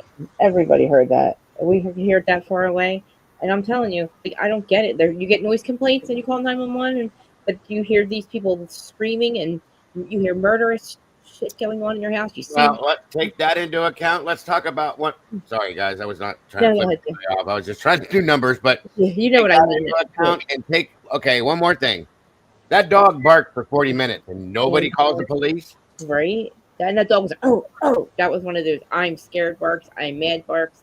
It And wasn't he's a going bark. off on somebody. And still, don't forget, still, somebody shows up at that house around 4:30 and stops. And they're there for however long until they leave. Who was it? What did they do? Did they show up? Did they get called over to help clean up? Something's way off. Yeah, I didn't mean to flip you guys off. I was just trying to count on my fingers, and I didn't mean to do that. Some is wrong. This is all wrong, like way wronger than we've ever even thought it was, folks. Right. Yes, I did flip you guys off. It was an accident. So truly, something is way, way, way wrong. We've been saying that forever. Okay, but something's off. I just want to know Like why even more off than I thought it was, to be honest Yeah. with you. I have a What we- timeline for every input down to the second in some cases, and I have a second timeline that lists assertions made by lunatic YouTubers. Oh, gotcha. Sounds good. Yeah, way wronger. Way, way wronger. Yeah. And way like, way more wrong than what I thought it was. Sorry. less conspiracy theories, but like what we conspired was way less this is way worse than what we ever could have conspired that would have been a truth. Like, you know what I mean? The things we thought were like all off and like we're getting in trouble for blaming and the victim blaming, like the truth is so much worse. Like than any conspiracy that we could have came up with, you know? Like Welcome, Mayhem. you know what I mean? Like I really thought like the 911 call, maybe I didn't know what I thought in the beginning, like why they waited. I couldn't think of a good reason. But they're like, oh, just wait. And literally still can't think of a good reason to wait that long, you know? But now, knowing like all the things we know about what they were doing and what was going on, like that is so much worse than what we ever thought it would be. And it's just crazy that it's still going on. Like it's not even over. There's so much more to find out, in my opinion. Which is crazy because they would be suspects if they were two men of a different color. They would have been arrested, detained, and locked up that day if they were. No, they would have been the ones in the, in the penitentiary, not Brian. You know. It also. Well, let me back up to something else too, you guys. I want to discuss this whole thing because pieces of this really I never even thought of. Let's think about. I want to go back to the Jack DeCour situation and discuss that real quick, okay? There were multiple calls made to him. Supposedly there was a conversation or a call made for 17 minutes. Jack don't remember it, whatever. Then they told him to come over to the house, pick this up, so on and so forth. Do you think it's plausible? Well, we all know it's plausible. Everything is, but possible. Let me say this: that whoever did this may have been the one that did that and was trying to set Jack up for this. Therefore, in turn, if Jack were to run over there for whatever reason, walk in on this or whatever, at least he'd been there. His stuff, his imprint's going to be in that house. Okay, and think about how easy it would be to set up an ex-boyfriend that's scorned because they broke up as the person that did this. Maybe that was the first choice. Okay, maybe that's why that was all going on, and they wanted to put it on him. How cut, clean, and clear would that be? They broke up, and everybody said before, think about it. He was real upset about this. Remember that? Okay, so let's get the ex-boyfriend to come over here, get that all hooked up, and boom, it's done. We're covered. We can walk away from this. End of story. It didn't work out that way for them because Jack fell asleep. He didn't answer the calls. He didn't do any of that stuff. Fuck, now what do? We don't have somebody to fall for this. They got to come up with somebody new. I'm telling you, that sounded real interesting to me. If that was the way you wanted to set somebody up, you would set up somebody that had a connection to them. You would set up somebody that should be doing something like this, not a guy from out of town that nobody fucking knows that had no connection to them. That's my point. I just thought that was quite interesting. Especially if Maddie and Kaylee, it happened at 2:00, and so after that, Kaylee wouldn't have her phone, or would be able to text him, right? Because then wasn't that all after 2:00? So they definitely, if that's the case, were trying to set him up because then they actually used her phone to call him or get a hold of her or whatever they were doing. And didn't he say it was weird for them to call him at late or somebody to text him that late, or was that him that said that? No, they've always said it was normal for that kind of stuff. But okay. But here's the thing, guys. Who would know that? Right. Somebody that knows them, just like Christy said in the very beginning, that she believes it's somebody that knew Kaylee. I think so too. Think about that. Okay, so anyway, Night Wolf says Kaylee and Matt return at 1:55. They're here 1:55:47. Xana, listen closely. 1:56:03. Kaylee and Maddie scream. Xana, no. Pay attention. What? Oh shit! You're gonna make me go back. Hold on. Damn it, Night Wolf. Hold on. Let me back it up again. It doesn't pick up like I want it to, but it's interesting. I know that part of this video is very interesting. It's what caught my attention truly on that. Yeah. All right, hang on.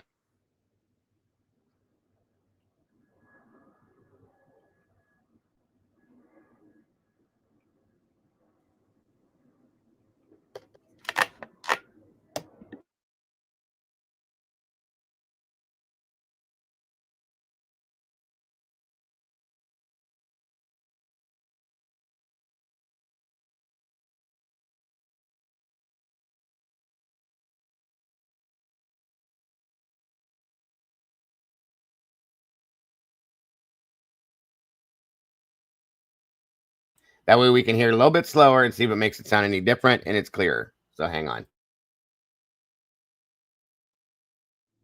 As Kaylee and Maddie arrived in their Uber and approached the house, Linda Lane's footage reportedly captured screams, sounding like two girls being attacked the moment they opened the front door.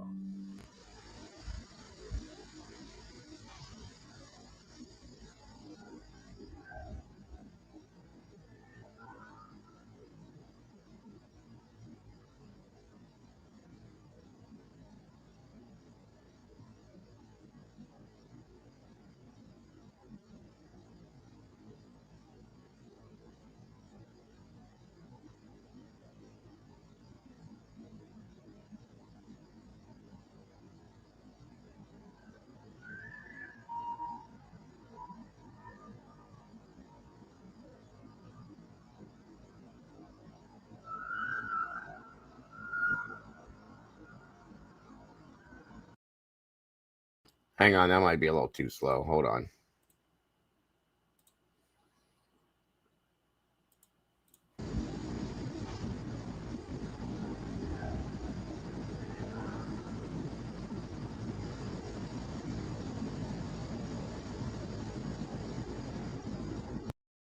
Wait a minute.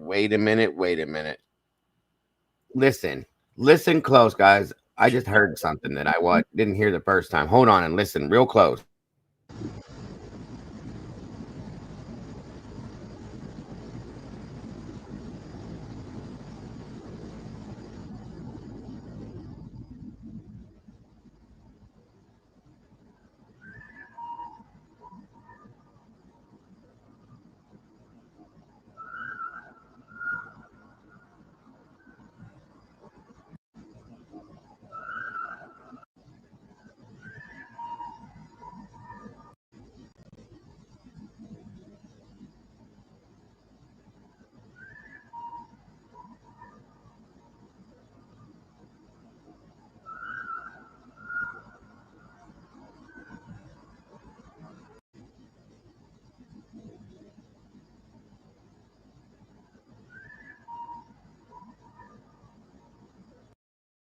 It does kind of sound like Xana in a sense. Almost. Interesting.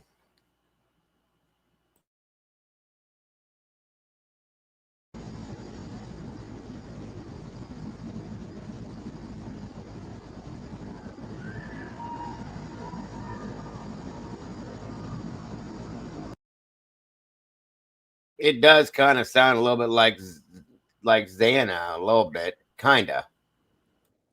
And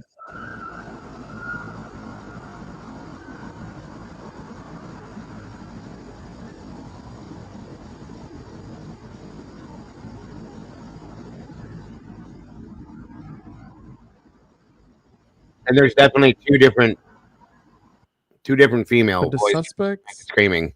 have been lying in wait inside the house, anticipating the roommate's return? Police have reiterated that this appears to be Position before the roommates arrived. About 20 minutes later, when Ethan and Xana supposedly returned home, Linda Lane's footage reportedly captured a male and a female voice.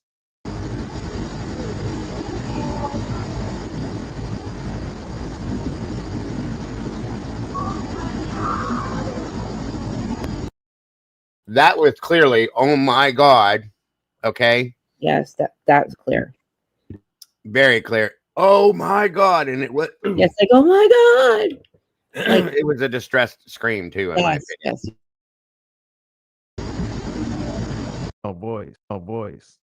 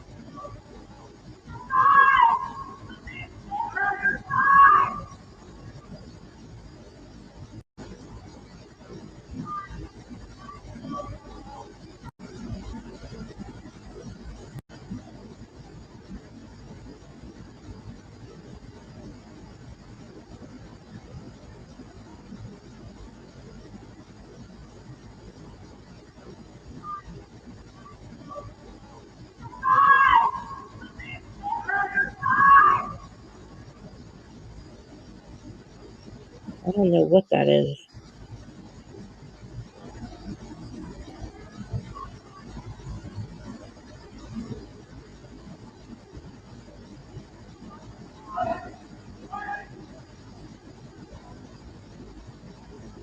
Could these calls have been from Ethan and Xana? The suspect. I don't know, you guys. Someone's inside. I kind of heard that, maybe. Oh. Could these calls have been from Ethan and Xana?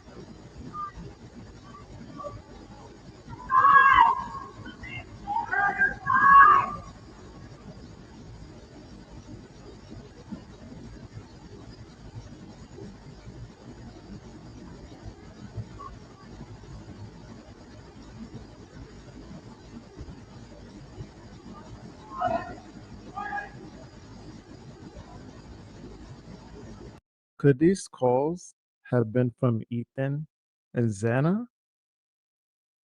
Okay, so again, this is just crazy, folks. That's hard. Wait, hold on a minute. Hold on. One more thing. One more time. Sorry. Mm-hmm.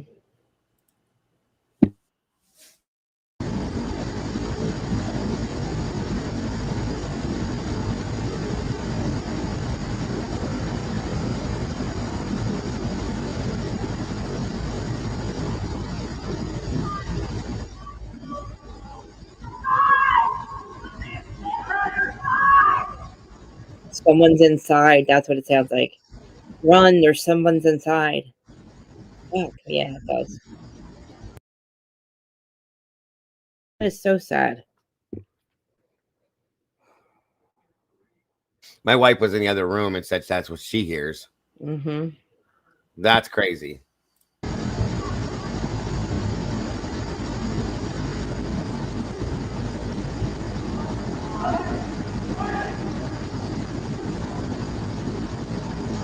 Could these calls had been from Ethan and Xana, the suspects clearly had intent to stage the crime scene.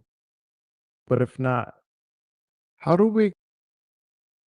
I listened to this stuff before and I never could hear it clearly. I Mm-mm. could hear things, I could hear things, but I couldn't tell what it was saying. Mm-mm. It was never that clear, but that was pretty clear. Right. Fairly Whoever's clear. clearing that up is doing a really good job of it.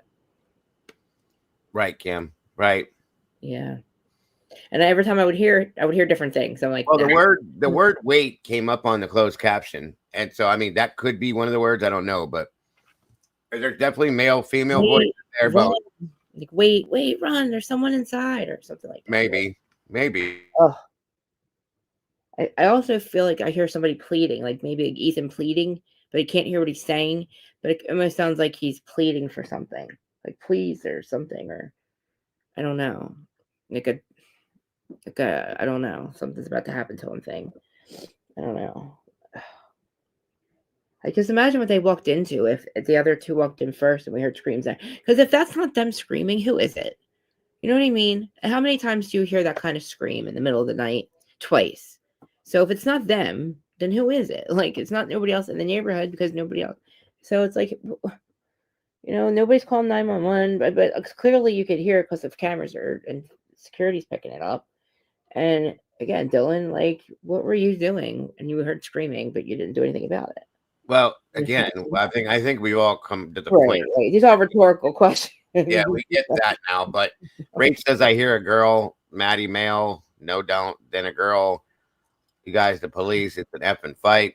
Then which part of that, Rach? The first part or the second part? Or both parts together?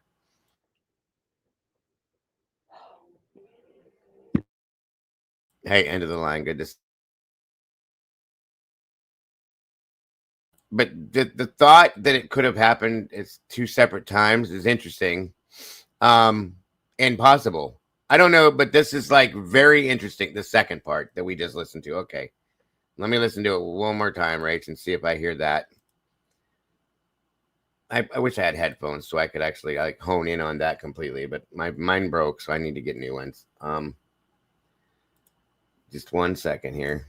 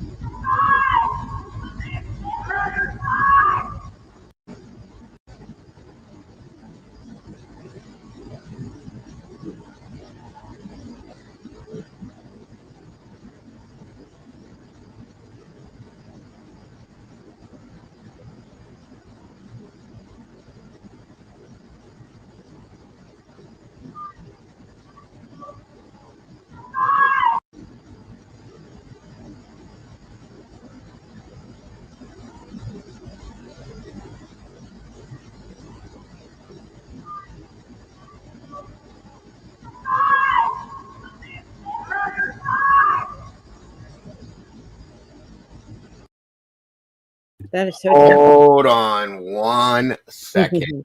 1 second. 1 second. Wait a minute. Oh my God. 1 second. I hope I'm wrong. 1 second.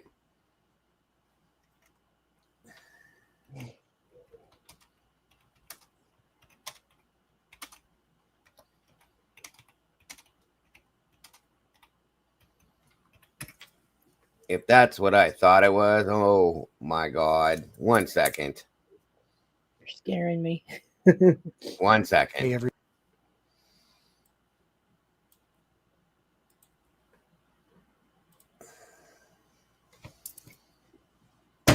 Because it sure kind of sounds almost the same voice. 1 second. Surprised to hear what this is. I've still been getting a lot of questions in the comments about what Jack said to Maddie, so I wanted to let you know what I think. A lot of people have been saying they think he's saying something to the effect of, they're going to get you, Maddie, or we're going to get you, Maddie. Now, I do agree at the beginning, he is saying we're going to get you, but I can hear a word before he says the word Maddie in there. So it's, we're going to get you blank Maddie. And then there's something else that he's saying after Maddie. So again, I listened to this over and over again, and I started to pick up on the word that he was saying before Maddie, and it started to sound like goat cheese.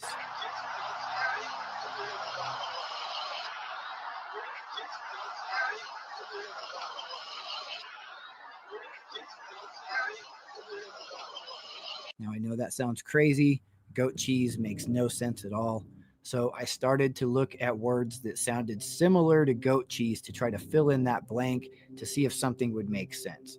So we're going to get you goat cheese, Maddie, led me to another word out there that actually fits perfectly for two people walking on a very cold Idaho night to be talking about. And the word is goat cheese. Now, goat cheese is a slang term for the word long johns. It's of Ukrainian origin, but it's also used in Canada quite a bit. Now, Jack Showalter, his last name Showalter actually originates from Canada in the 1800s. He's an outdoorsman. He's been rumored to be a hunter. He lives in Idaho. I think Jack Showalter could very well be somebody who wears cheese.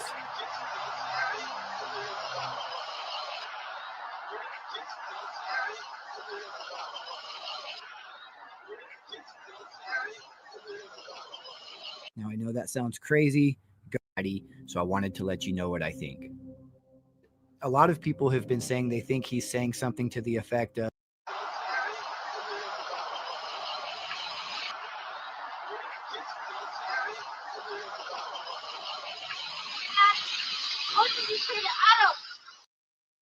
Yeah, that is definitely her voice. I'm sorry. It sounds just like her voice. We did talk about it before. That's true. It's very, very. I never.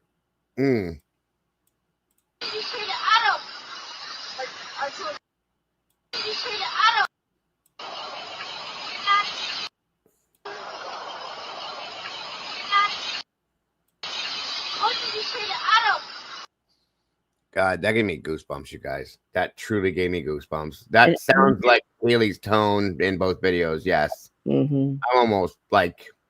Yep. Oh my God. I'm almost 100% on that for sure.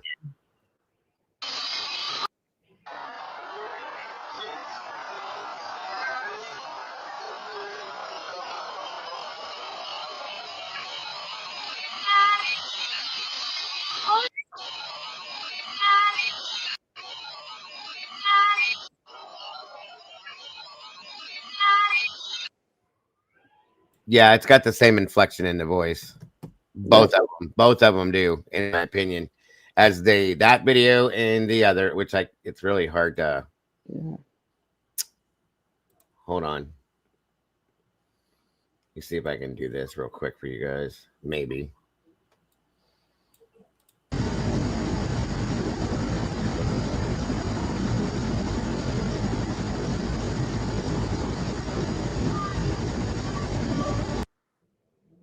Right there. It's exactly the same inflection.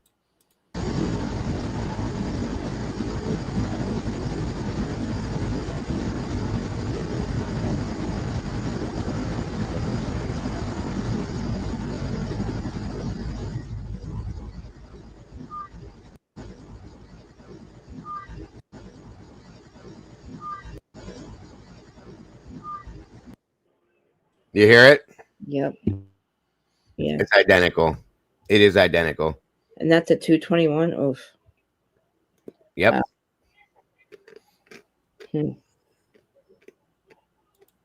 That's creepy. I mean, we talked about this once before, but I was not 100% sure. I am now.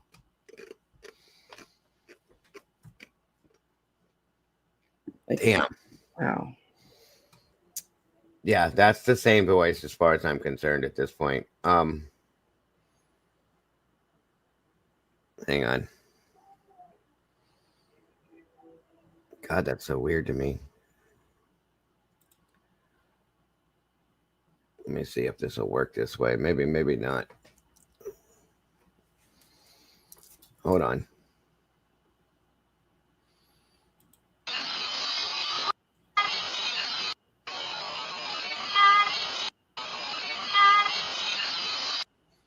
Yep, 100%. Definitely the same. Exactly identical. Yes, exact same inflection. That's crazy to me. You just picked it up, didn't you? Do what? You just picked up on that just now, like you said before, but like you just heard it again. I wasn't 100% sure, but now it's like, yeah, they're both the same and 100% in my opinion. That's wild.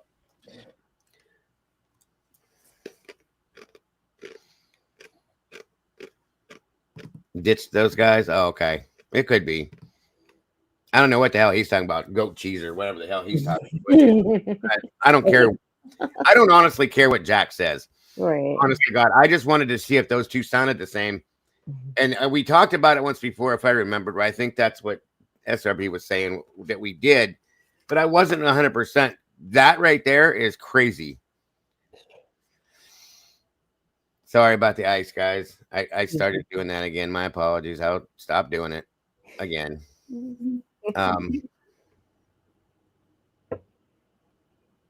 I'm just every day there's more and more stuff. It's just like does not look good. Now, did she talk to Jack for 17 minutes truly, or did somebody else set that up?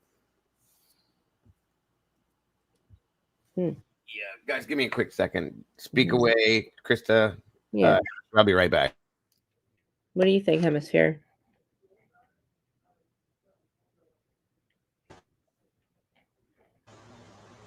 I think it sounds identical. So I'm just trying to figure out like who's screaming at one. Or did somebody mess with the cameras? Because we clearly heard screaming at 2 o'clock when they were getting out of the cars. They had been getting out of their car. So they must have heard screaming if it wasn't that, right? So who was screaming then, or did somebody manipulate the times again?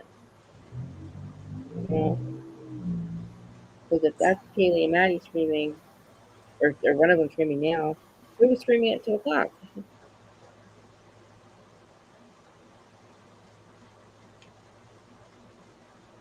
Interesting. Here's the problem, folks. Let me tell you something real quick.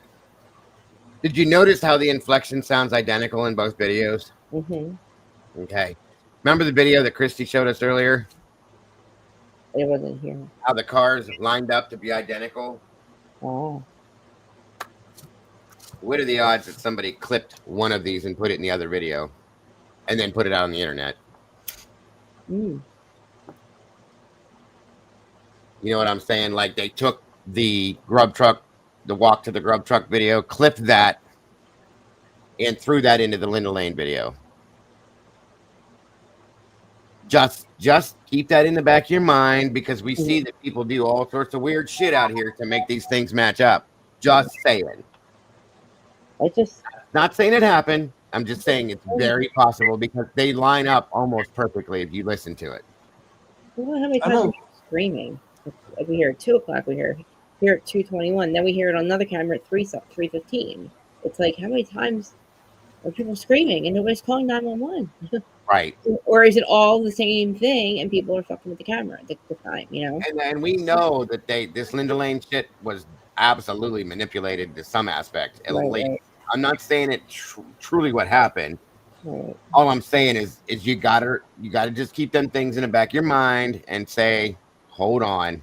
You know what I mean? And just critical thinking. What would logical people do if they heard this screaming, say, 3 4 times, and then you hear dog barking? Like most people that live around there, if they're not, I would be wondering what's going on. Is anybody alive? What's going on? Like, can we just call the cops a little right. bit? There's definitely some stuff going on in both of these videos. Okay, well, at least this Linda Lane one, or the Castro West video. I'm sorry, but anyway, there's definitely something going on at those periods of time. He pointed that out. He's right. But like I said, I know that there was a lot of stuff done to the Linda Lane footage. I went over that stuff nonstop for 3 days, nonstop. I mean, you can ask my mods. I was in there. I didn't even talk to them for 3 days. I was so deep into that, trying to find things, looking for shit, listening for things. So, I could never understand what was clearly said, but that is clear to me the same sounding voice for sure. Yeah. And see other people think different things with it. That's just me. So Well, before there was captioning, I kept listening to it, and I kept hearing. Sometimes I would hear one thing, and I would hear a different thing. I'm like, I'm never. and you're also gonna hit the power of, power of suggestion. Guess what? If I tell you, you said I saw an apple, guess what you're gonna hear next? I know. I saw an apple. I mean, it's part of the thing, you know. If you don't listen to other people, it happens. It's a normal thing, our suggestiveness in our brains. But don't get me wrong. I'm not saying that that's not what was said. Right. I'm just saying we got to be careful because we could hear something that we are not hearing per se is all I meant. But it's definitely something going on. There's no doubt about that. Right. Like the screens are clear. You know, we know they're screaming. Yeah, that's it. They were cleaned up and all that. Casper's take on this is very interesting. I'll tell you that right there, in my opinion, is very interesting. I want to see and hear the original video without it being touched by anybody, which I doubt that's ever going to happen. But I want to see and hear the original video from Linda Lane and try to see if I can clean it up myself without anybody else doing anything to it, because 55 people have done stuff to this video. And just to make sure, you know, maybe Outcast could do it because I trust him. Maybe if he has this, he can see what he gets. If he can get the original, though, that's the difference. It's very hard to find the original video that came from Kane Francis before it was touched by anybody else. That's going to be the biggest issue right there. It is very, very interesting either way. There's a lot of creators that's been diving into this Linda Lane. I remember Bubby LaWaters was one of the very first ones that came out with a video like this. And you can hear clearly Kaylee hollering at Maddie, say, run, run. Let me ask you a question.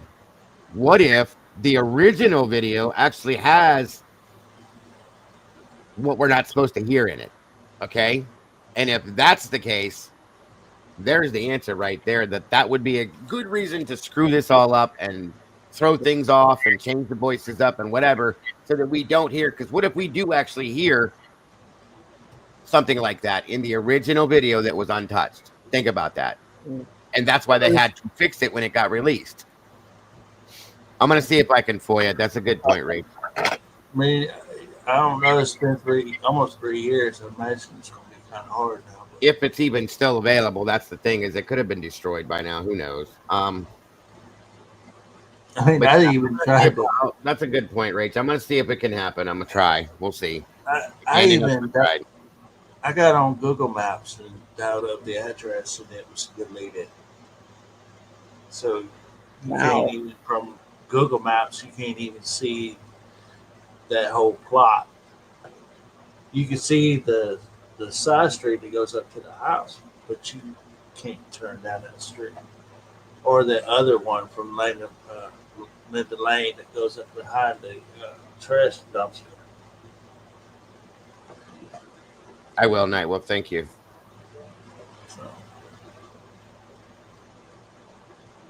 They have done a lot of things to cover up.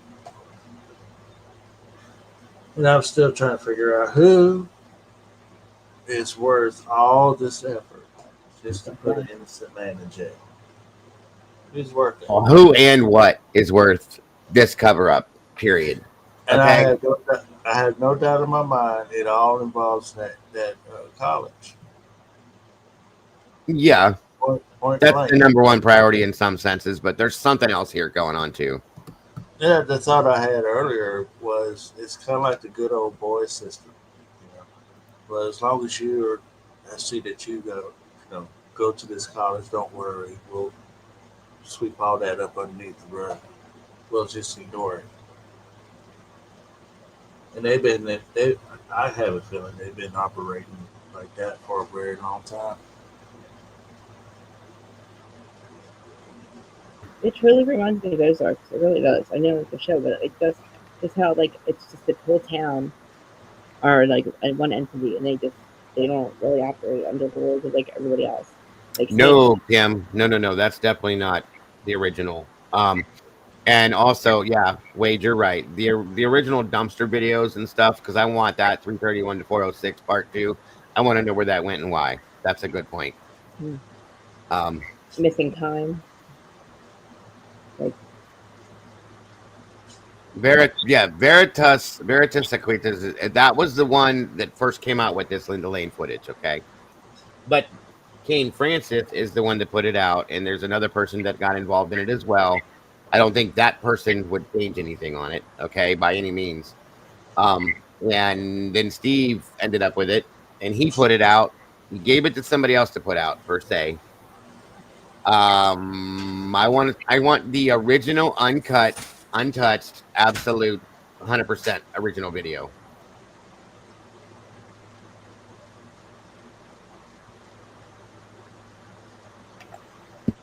I also find it strange, like Steve Jr. is with somebody who does what we do, and she's not even paying attention to the doctor, and to be able to get into their heads and say, "Look, guys, come on, like let's really be serious. Like let's really look at this. Like this is really good for a living. She should have more integrity than just acting like they're what they were told is so true. Like it's not. What they were told is all a lie now, and they don't even need the docs to figure that out. They just can pay attention to what this guy says on other interviews, but not for them." The problem in the videos is she admits that she spent all that time to speed up and slow down the clips to line them up. So I'm not shocked. The same car going the same route, altered to. That's not what she. Oh my God, TV. You're completely missing what happened there. Completely. And I figured you would probably say something like that, and that's fine. I respect your feelings on it. That's not how that went. Welcome, Candy. Good to see you, dear. Oh, Lord have mercy. What she did was she was able to line them up. Okay, you can't change them. She lined them up, and they're the same. It's not just the car, it's the windows of the house across the street. It's everything there. Everything lines up exactly the same. That's the point. Okay, and they're at 2 different times on the timestamp. That's the problem. What are the odds that they're going to do the exact same movements, that the house is going to have the exact same look, the lights are going to flash in the windows the exact same? Come on. It can't be that in line. That's not normal. It was clipped. That's what they did, okay? And it took 7 minutes and some odd seconds out of it. That's the problem. Which changes the timeline. And don't forget, Anne likes to say that herself. 7 minutes is important. Remember that. So that's all I'm saying. And like I said, I'm not trying to harass you, Stevie. I respect your feelings and your opinion. Truly, I do. There, it doesn't make sense, is all I'm saying. I don't know. Anyway, yeah, that's all she did. That's all she did right there. She fixed the time speeds so that they changed to show how it's the same car clipped, period. She didn't alter anything else. She didn't change anything else. She just made it match up so that it's supposed to be running in line at the same time. That's all it was. So, right, Donna, 7 minutes matters. Lou Theron, welcome. Was that like 90 seconds they have? Now they have it down the head. If you're talking about how long it took for this to allegedly happen, and how did he get there if it wasn't at those times? That came out, legendary. That came out in the reports that it was the silver sedan that the plainclothes officers were driving, and that Brett Payne even found that out himself. It was in the reports that we read from Moscow and ISP. Moscow. Sorry, not ISP, Moscow. So, yeah. 7 minutes, 26 seconds. Thank you, Tandy. That's the time that it changed up. Christy did amazing with that. 100%. I'm sure, and it's fine. It's fine. I'll be respectful as long as I'm being treated that way. When I'm not treated that way, or anybody else in here is not treated that way, that's when I'll be a different person, and I don't want to be that person, so don't make me be that person. Bingo.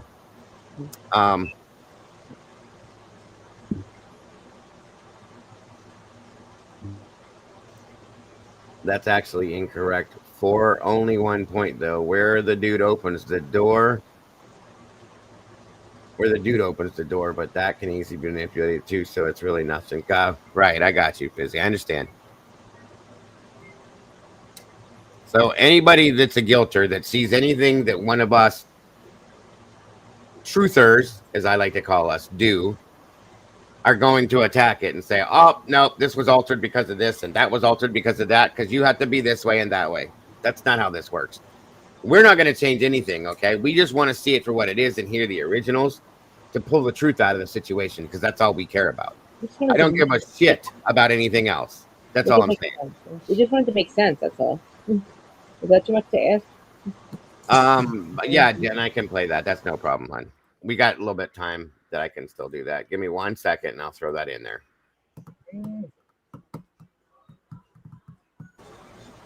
Actually, I've had more than one request on that one too. So give me 1 second. I was actually I started to watch that and I didn't get to go through it, but it's definitely interesting. So let's check this out too. Since we're doing this whole eye open thing, I think it fits right in with it. And thank you, Miss Tandy, for sending it to me. As I said, my crew is amazing. They make sure that I got what I need, when I need it, how I need it, period. I couldn't do without them, and I love every one of them for that. All right, guys, this one came from, give me 1 second here.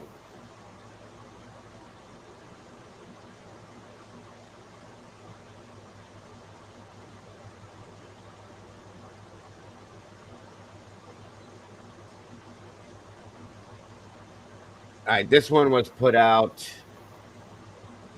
yesterday. This is True Crime Design put this out. And this is kind of telling in itself, too, for the pieces that I saw of it. All right, here we go.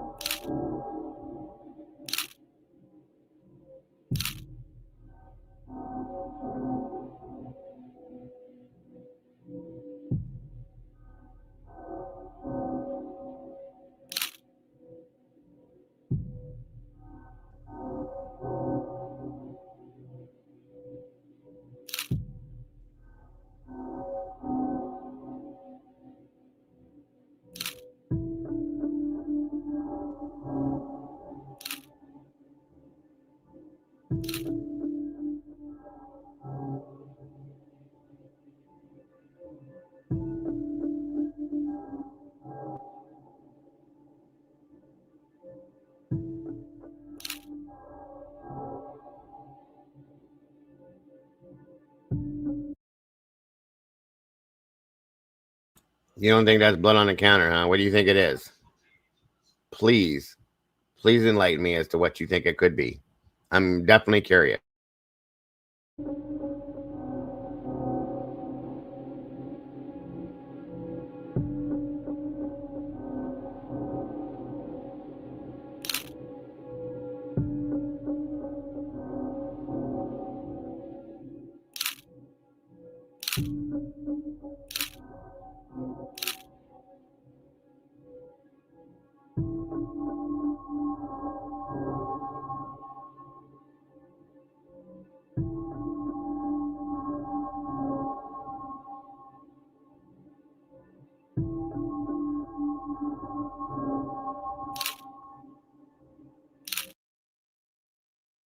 Okay.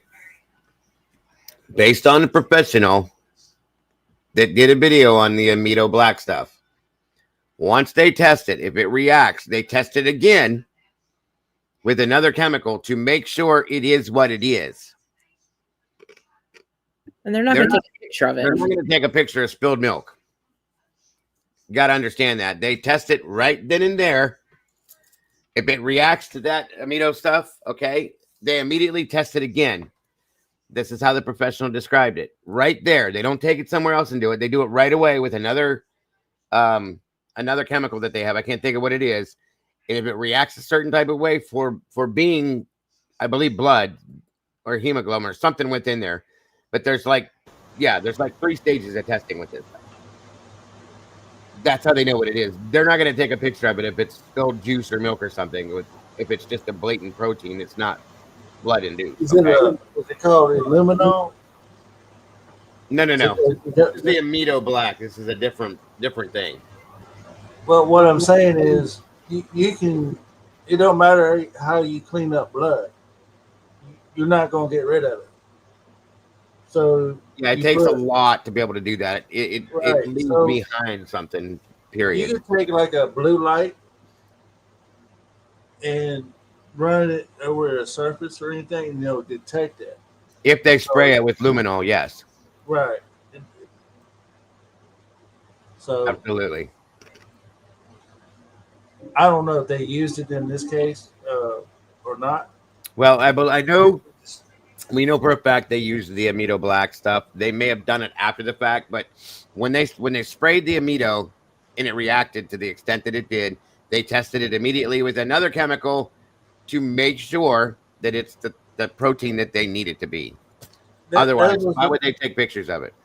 But that was the reason why I asked the question when I first saw these pictures. Why wasn't it photographed with the lights turned off, and then they could take a picture of it? You can see Yeah, all no, the right. spray. Now I don't know if they That's did it. luminol testing as well. I don't know, but see, here's the thing: if it is all blood that like we're saying all over that counter, that could be from the cleanup. Okay, so if somebody sopped up blood with towels, they go to the sink to wash things out. They lay the towels on the counter. There's blood in them, a lot of blood in them. Just think about this for a minute. The spot that we saw that was all dark like it was, which was obviously blood in that spot. If they left the towel sit there as they were rinsing it out, possibly, or washing things off before they maybe threw it in a garbage bag to get rid of it, and then they wiped the counters down real good, thinking we got it all, we rinsed it off, we're good. It's going to show up later because it was sitting in that spot. That's what I'm saying. I don't remember if I saw markers in the kitchen, you guys. I'm sorry about the ice chewing, guys. If you heard it again, my apologies. I am so Hey, sorry. David, I gotta go outside and take my dog out real quick. I'll be right back. Go for it. Go for it. I'll be here. On we go.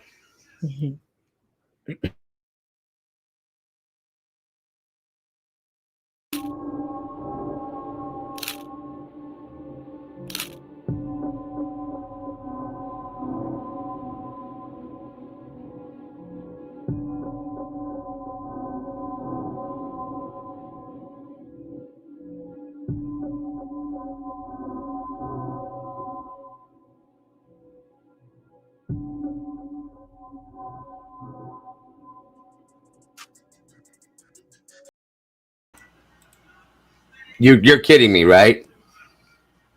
I'm not twisting anything. Oh my God. What would be the point? I don't know. No, I'm just gonna let it go. I'm done. We've seen pictures of this here and on the stairwell and everywhere else. Okay. They've even stated there was a cleanup done. I'm gonna leave it with that and move on.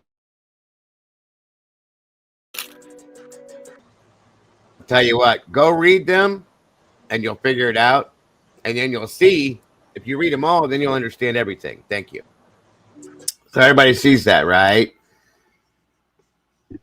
Yep. Oh gosh. Very clearly, okay? And we saw that in the beginning of the damn investigation, in the beginning of the case. So once again, think about something too, you guys. They tore the house down, right? Completely tore the house down. They made a model that had 2 rooms in the model. Xana's bedroom and Maddie's bedroom. Nothing else. Because they're claiming that those are the 2 crime scenes, period. Because those are the things that are in the narrative that they pushed. Nothing else. But the house is gone now. There's no way to tell anything else. Nope. Just saying. And then read through this as well. I'll actually read it to you. After entering through a sliding glass door, Coverup walked through the kitchen area and to a set of stairs that led to the 3rd floor. Coverup then went up the stairs to the 3rd floor. At the top of the stairs and directly to the left is a door, which was Gonsalves's bedroom. To the right is a short hallway. We all know this, but short hallway that ended into a bathroom, and another door to the right of that was Mogan's bedroom. Most likely, Koberger checked Gonsalves's room, saw it was empty, then moved to Mogan's bedroom, where we believe that both Gonsalves and Mogan were asleep in Mogan's bed. We know that's not true. Koberger murdered both of them in the bed. Koberger most likely went back down the stairs, walked through the second floor living room, and then down the hallway, which ended at Kernodle's bedroom. Based on the evidence, Kernodle was initially attacked just inside the bedroom near the entrance. Kernodle fought the suspect in the bedroom area and was ultimately killed on the floor in the bedroom next to the bed. Chapin, who we believe was asleep, was murdered in the bed. And I'm telling you that this is what they want us to believe, because this is how they want this to run. I don't believe this is how this happened. Okay, I just don't. That kitchen that kitchen wasn't supposed to be known about, in my opinion, because it doesn't fit this narrative. Okay, if you look at the kitchen, the photos we saw, there's misting all over the door frame, at the bottom of the door frame by the kitchen. It's on the floor, it's on the cabinets, it's on the counters. Come on now.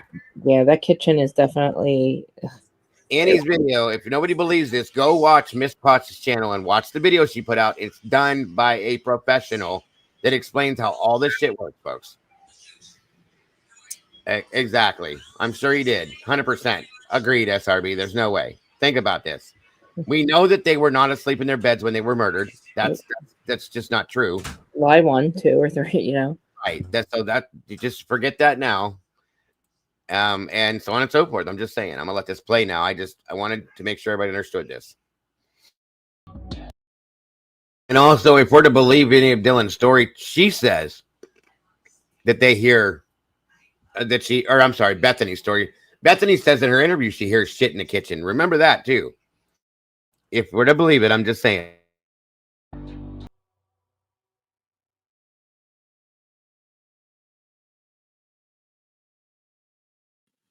Then what happened after that?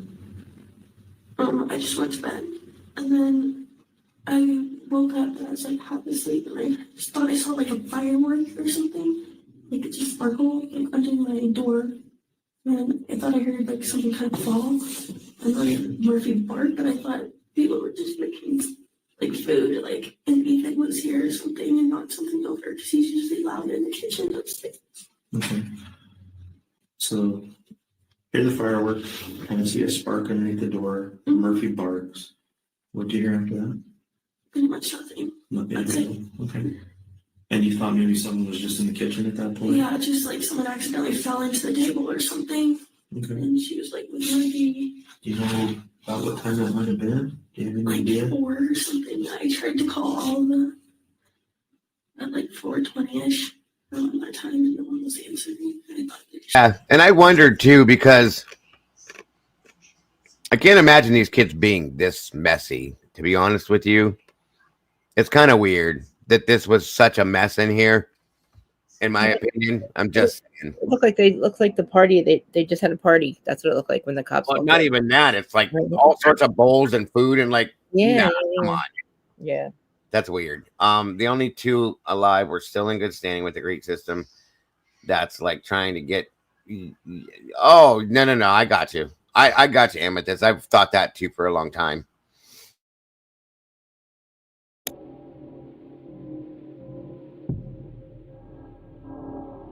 Now I'm going to let it play straight through without interrupting it.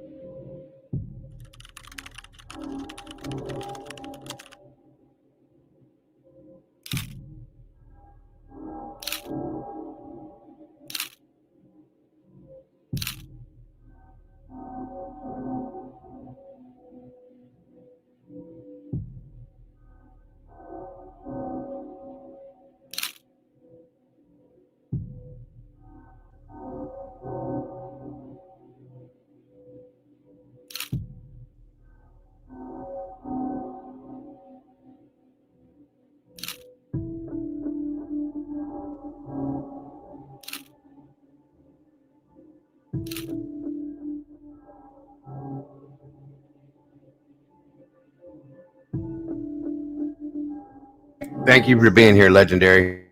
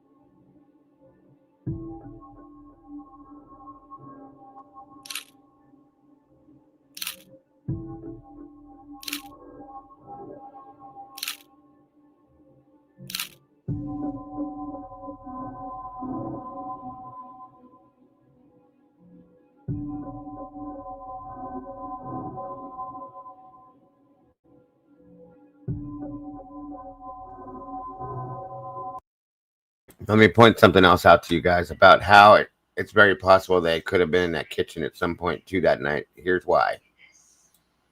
Let me get to it right here. Hold on. See this right here? Yes. That is what grub truck food comes in. The macaroni and cheese that they were eating comes in that. Right there. So they made it home. Sitting on the corner of the garbage can, like it was just kind of sat there. Like somebody was in the kitchen and reached out and shoved it in the garbage can. Just saying.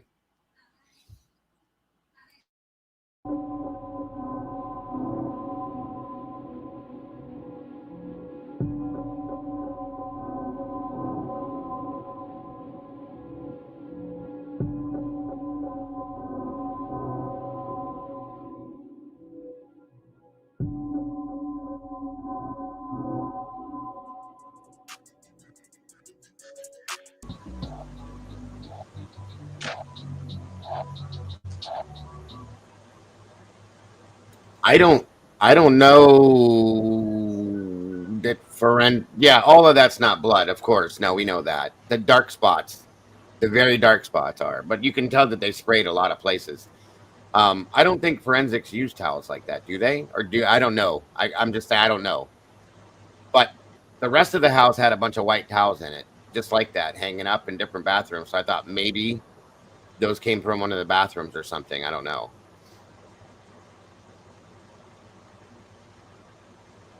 Right. She pointed that out before, that all the bath towels are gone from all well, no, not all the bathrooms in those pictures we saw. A couple of them hanging, but she's talking about the first floor bathroom, maybe. So that could be that. I don't know, but that they look just like the towels that are in the other bathrooms. That's what I was saying. That's a blanket. Well, there were pictures of the couple of the bathrooms with towels in there that I remember seeing. In the beginning, she shows a close up of the floor. In the front slider, you could see the. Oh, okay, got you.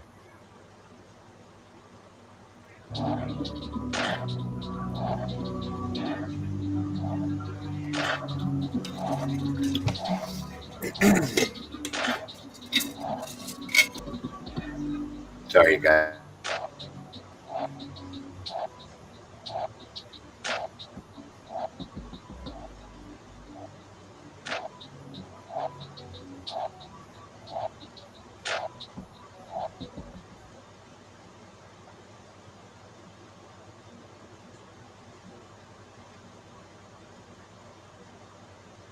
And what happened after that? I just went to bed, and then I woke up and I was like half asleep, and I just thought I saw like a firework or something, like it just sparkled like under my door, and then I thought I heard like something kind of fall, and like Murphy bark, but I thought people were just making like food, like and Ethan was here or something and knocked something over because he's usually loud in the kitchen upstairs.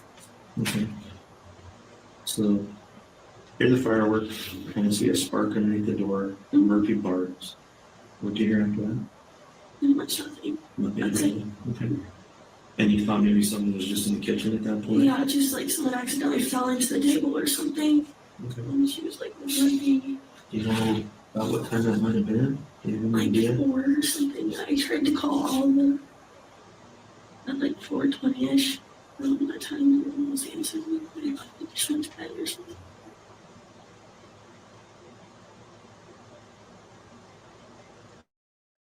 Good point, Dunwin. I remember that. Yeah, I did finally watch that.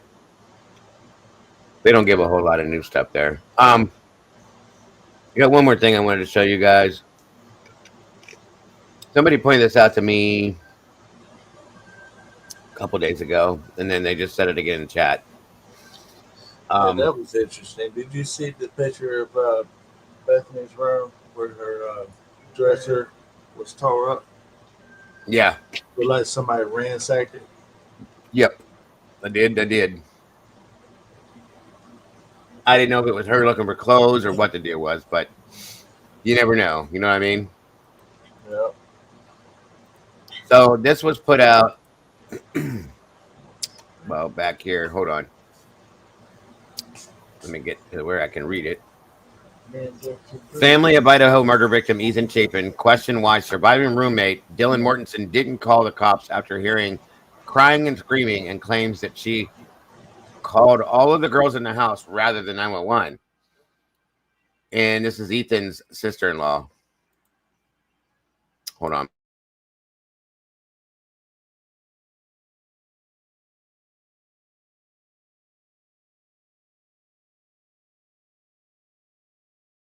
Family member, University of Idaho student Ethan Chapin has questioned why the roommate who survived slayings didn't call the police. An account believed to belong to Ethan's sister-in-law made several posts online before the arrest affidavit was unsealed for suspected quadruple killer Brian Koberger. The court document detailed how surviving roommate Dylan Mortensen came face to face with a masked man on the night of the murders. Ethan, 20, his girlfriend Xana, 20, and Maddie Mogan and Kaylee Gonsalves were killed as they slept in the house on November 13th. His sister-in-law has since revealed that Dylan, who was in the property at the time of the killings, along with Bethany Funk, called all of her roommates after she heard screaming and crying coming from their rooms. Posting in a thread on Reddit, she said D supposedly called all the girls in the house after the crying and screaming stopped and no one answered, and she still didn't call the police. She needs to explain herself and her actions that night. When questioned about who did call the police, she added the 911 caller was the friend who went in because Dylan called him to come over because she was scared from what she heard that night. He went to Xana and Ethan's room first, then called 911. Why D or B didn't call the police once is the question. The affidavit revealed that Mortensen came face to face with a bushy-eyebrowed killer, but was spared along with Funk. Mortensen told police that she had heard several scuffles throughout the night. She heard several scuffles throughout the night and opened her door where she saw a suspect dressed in all black with a mask covering her face and heard one of her roommates say, "There's someone here." She also heard the suspect say, "It's okay, I'm here to help you," as he wandered the house committing the atrocity. Police confirmed that a 911 call was made from the phone of one of the surviving roommates at 11:58 a.m. who requested help for an unconscious person, though it has not been confirmed who spoke to police. It has raised the question of why Mortensen didn't contact authorities sooner, with some arguing that she may have been frozen by fear. Stop with that. Hold on, let me just see if there's more down here. The roommate did not contact authorities for 6 hours, despite hearing several of her roommates in distress, as well as witnessing the killer. Mortensen told cops that she was awoken at 4 by what sounded like victim Kaylee Gonsalves playing with her dog in the third-floor bedroom. Nothing that went on that night sounds like anybody playing with a dog. I'm sorry, but I've never liked that statement.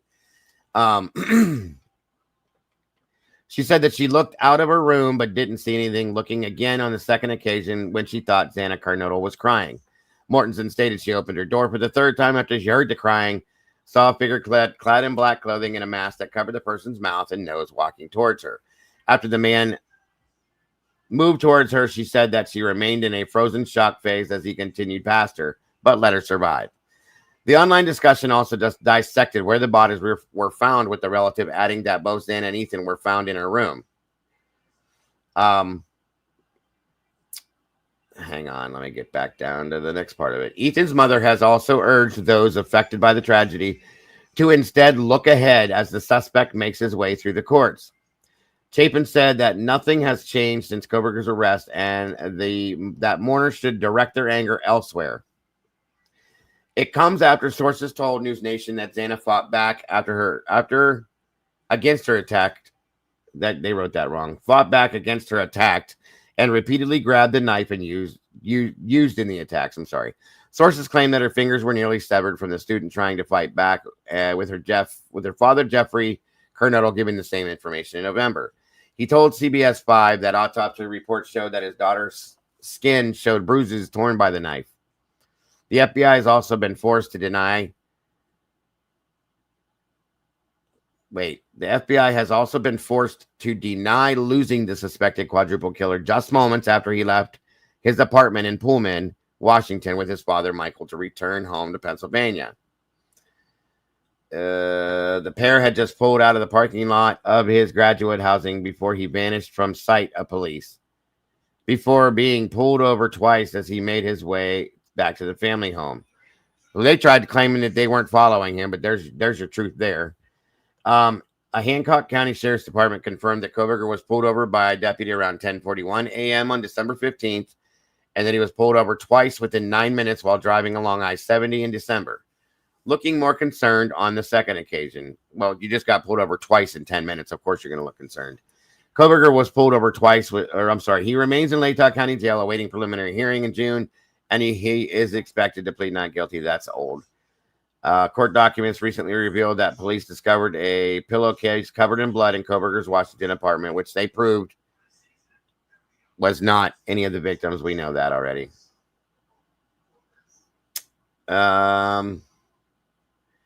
A new search warrant made public January 17th shows what police found: several hair strands, including one suspected animal hair, a black glove, a computer tower, and one unnamed item with a collection of dark red spots. None of it belonged to any of the victims. We've already proved that. They also hauled away a pillow with reddish brown stains on it, and the top on the bottom a mattress cover with multiple stains. Again, nothing at all. They've over exaggerated this article, by the way. Investigators who raided the property back in December also picked up receipts from Walmart and 2 Marshall's receipts, as well as collecting the contents of his vacuum cleaner. Once again, showed nothing of the victims. Court documents show that 8 strands of hair were recovered from the apartment, as well as possible animal hair. They also recovered a fire TV stick. During the search, all the items are now being stored. So, and none of the stuff they found pointed to any of the victims whatsoever. I just thought it was interesting that a family member to one of the victims is saying, you need to explain yourself and why you did what you did or didn't do what you were supposed to do. Authorities reportedly said that they wanted to see if any hair had been transferred onto Coverup and then back to his apartment, including that of Kaylee Gonsalves' dog, Murphy, which we know didn't happen. Murphy was found alive in Kaylee's room by investigators who were called to the scene and now has been returned to her ex-boyfriend. The application also stated that the home where the victims were murdered had a significant amount of blood from the victims, including spatter and cast-off blood. Investigators believe that it was likely that the killer would have had blood evidence on their body or clothing, and hoped to find trace evidence in Coverup's apartment, which they did not do. So once again, no.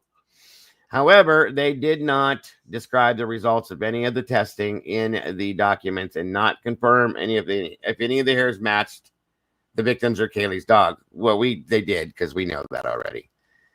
His offices at Washington State University were also searched, but nothing was seized because they found nothing. And that does it, I think. Yeah, I think that does it. Yep.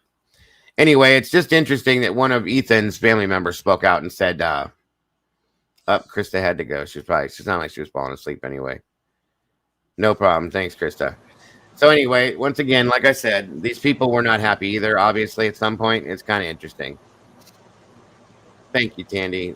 Guys, go check out Andrew Myers if you have not yet done it. Andrew supports us as well and has a lot of the same thoughts that we do. Welcome, Vivian. Good to see you. And it's quite interesting, a lot of what Andrew has put out. So go check it out, please. Yeah, Dylan also had items found that had tested positive for blood in her room. We don't know whose blood yet because none of the lab reports have been released, but there was that blanket, yes, and a coat that she had. All very interesting stuff, folks. Yeah, I want to hear from him too. I really do. What'd you say there, bud? It's very interesting as we keep finding out more and more about what actually went on. Kind of I agree. Kind of just confirms my feeling about Dylan even more. And, Yep. I have no doubt in my mind that she's involved. Can't say too much about Bethany, although that was kind of eye opening to see how her room was ransacked. That was interesting. I Yeah, it don't is know kind of interesting. how all that fell in place, especially knowing that according to Dylan, she went to Bethany's room. Um, I just don't. I'm sorry, I just don't buy that story. I mean, it's the video camera footage from Linda Lane with all the hollering and screaming and all that. I just don't see how anybody can lay there in their bed and think that that's normal. I mean, and not be some kind of curious about She what's didn't. going on. She didn't. She didn't think it was normal at all. So Which this, that kind of confirms my feelings in this alleged because I don't really know, but right. This you is have to actually know. the actual statement from the Reddit post that his sister-in-law posted. And it says, we also know she didn't go back to sleep. Instead, she called the roommates instead of calling the police. Also, it should be asked, did she call boyfriend too? Or Bethany Funk too? Did Bethany pick up? And then there has to be the atrocious scent of atrocious scent of 4 dead bodies throughout the home. She didn't even call 911. She called more friends to come the following morning who tried to even clean up the scene.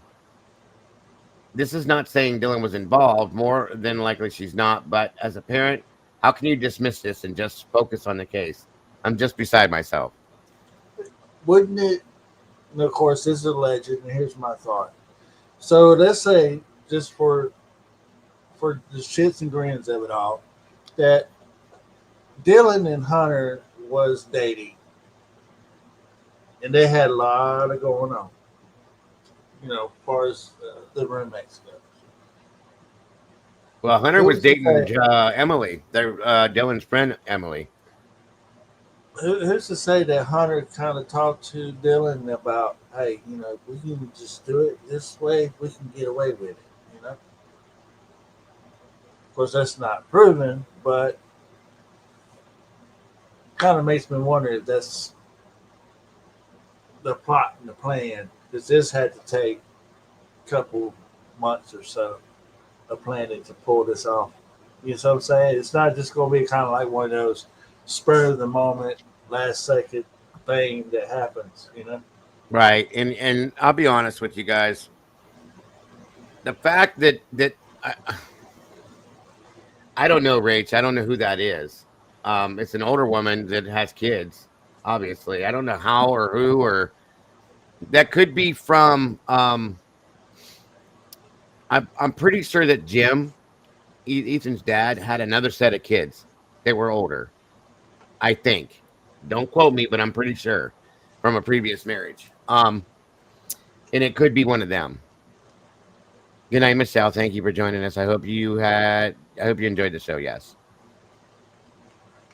But they had inside info for sure. So that's what I'm wondering. Deborah Ackland, good to see you tonight. It's okay. Yeah, Jim had another child, I thought, from before, like a previous marriage that was older. This could be the wife to his son, I believe, from what I understood. No problem, Rach.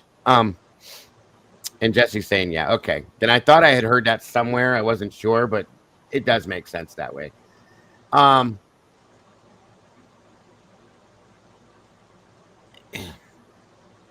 don't even know what to think, folks. Like that. Oh, that's what I was going to tell you.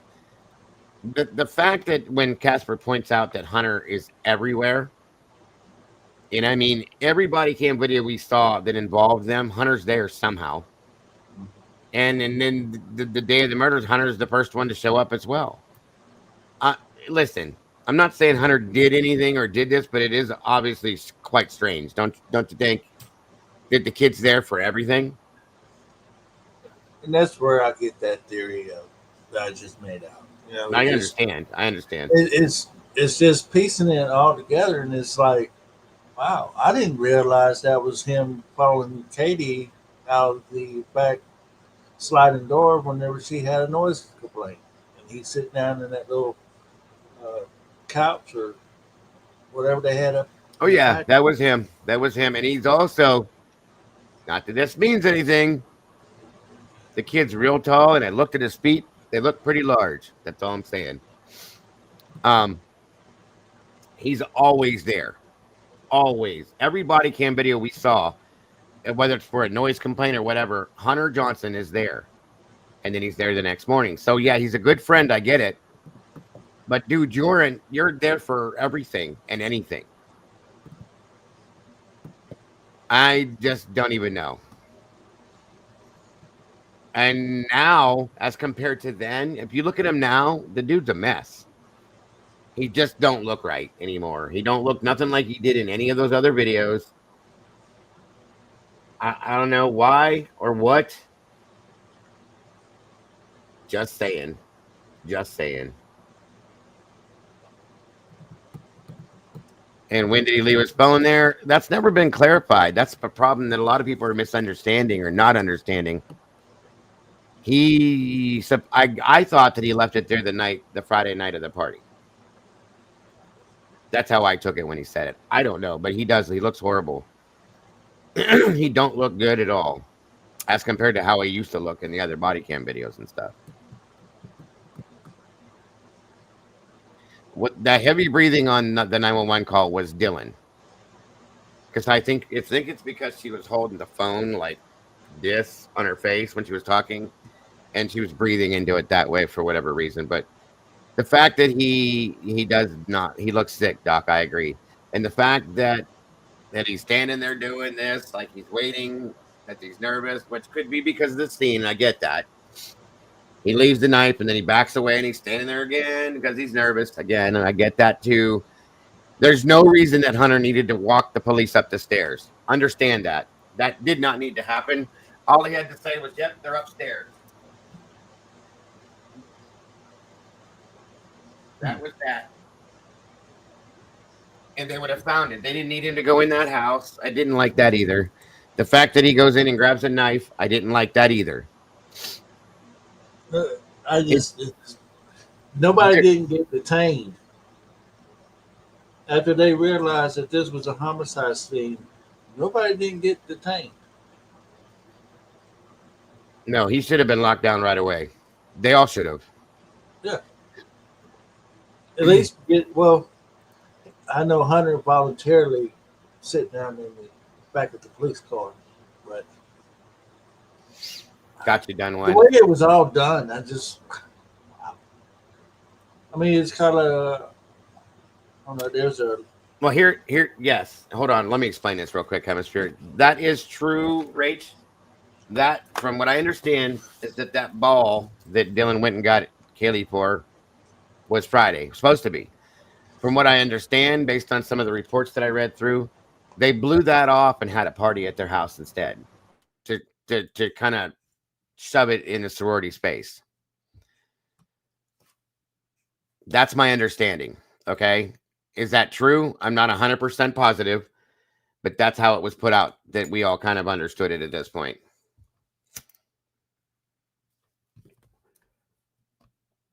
The other ball, there were two different things. The Betty ball, I think, was for Maisie, but it wasn't the same thing that Dylan was going to, from my understanding. Or wait. Hold on. What did I just say? That's not what I meant to say. Maddie, Xana, Ethan, and somebody else went there for his sister. Then Maddie left, and she came back, and she went to the club. If it is the same thing, then Kaylee and Dylan just didn't go. Yeah, that's what that was for, Kay. Correct.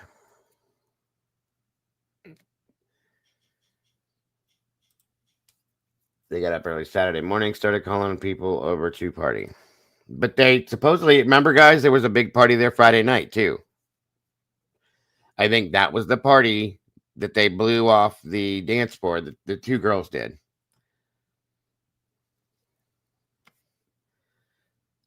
That's my understanding, Rach. Or the Betty Ball was Saturday night. That's right. What the hell am I thinking about Friday night then? Were there two different things going on then? Because that's where I got confused. Was there one thing for Dylan and another thing for Maisie? It must have been. I have to go back and look back into that to make sure I have that right.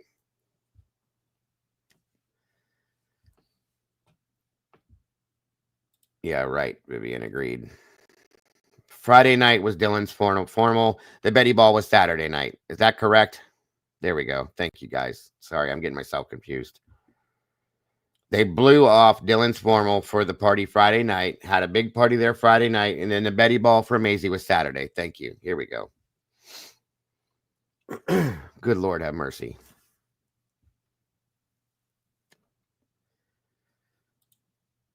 And Dylan said she went. Oh, yeah. Well, that would make no sense then. So why did she knew that Kaylee was not in the sorority anymore? So why would she make her come back for it? No, you're good, Rach, because I was confused too for a minute. Ethan took Maisie to was the night of the 12th, Saturday. They didn't stay long, and then they went to was that the thing that was at the Hunga Dunga?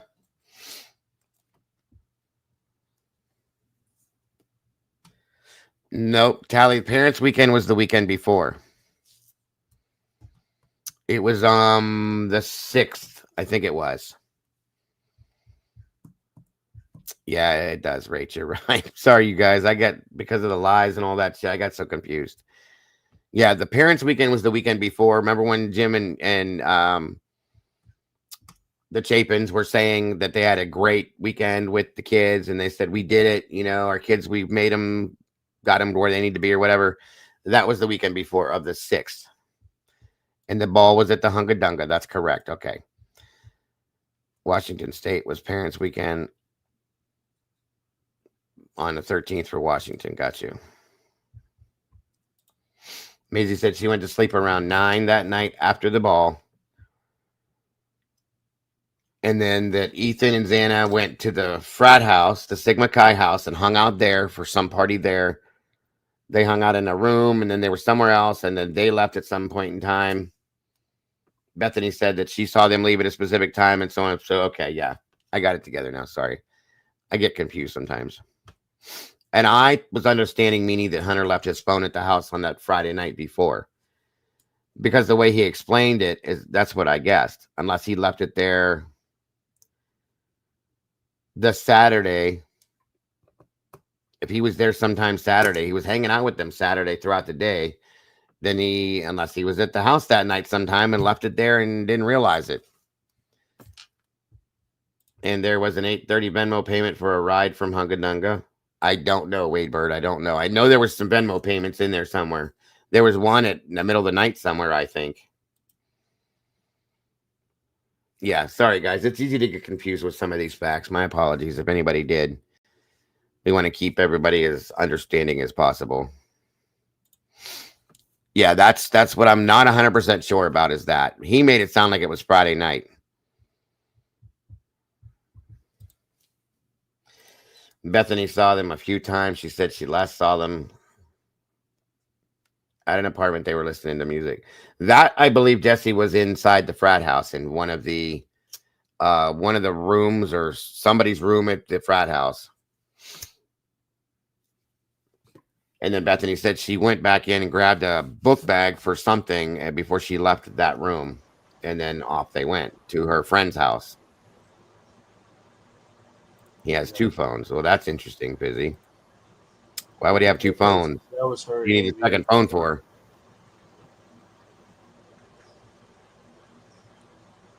You thought it was a treehouse. I don't know which one the treehouse is.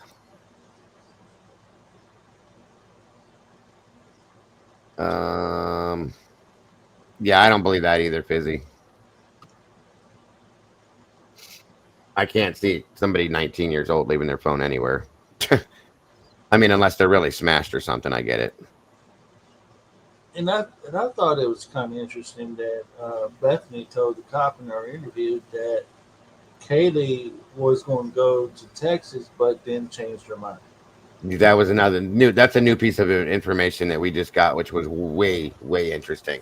Now, I want to see, since we saw Bethany's interview, I want to see Dylan's. I want to see her live interview now. Other than the statement she made, I want to see the interview. The treehouse sits next to the whites, just behind you. Oh, okay. Got you. That's right. I do remember that now. I'm sorry, you guys.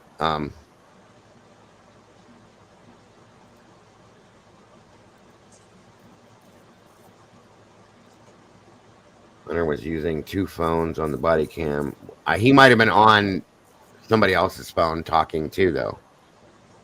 He could have been talking on whoever was standing there talking and telling somebody else a situation. Yeah, they better release all the interviews. I want to see them all. I want to see every one of these interviews because I think it's important too.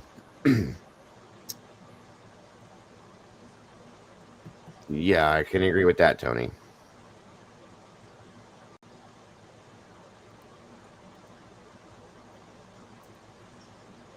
No, not Linda Lane. The ones behind 1122 and Linda Lane. Gotcha. That's my understanding too, Mehmet. And why wasn't Emily more distraught on scene? Well, why were a lot of them emotionless in some aspects? You know what I mean? It's a very weird thing. Very weird. I just, like I said, I have, like, it's weird to me now that it's been pointed out, I guess, that Hunter Johnson seems to be everywhere, always. It is just weird, unless he's just very popular. And I got an email 2 days ago correcting something I said. I don't know if it's true or not. I made a statement about the fact, remember a while back I was saying how when Hunter went upstairs and he checked Dana, he didn't make mention of Ethan, and I said, well, that's his best friend. You would think that he would have made mention of him. Somebody sent me a thing and said that they weren't that close, that they weren't best friends. From the beginning of the case, I was always understanding they were. Somebody said that somebody named, he was in the 2020 actually thing. Peter something or other was actually Ethan's best friend. And that Ethan went everywhere with this Pete guy. I don't know. I can't say his last name, but I remember seeing it in the 2020 episode yesterday.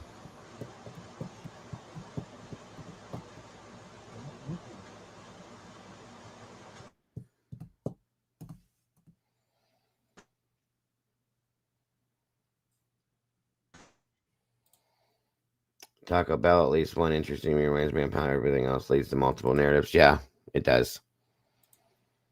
All the paper towels, toilet paper around the outside of the house. Oh, hemisphere must have dropped off. Well, thank you for joining us, brother. I appreciate you very much. As always, your input, your thoughts, your feelings, always.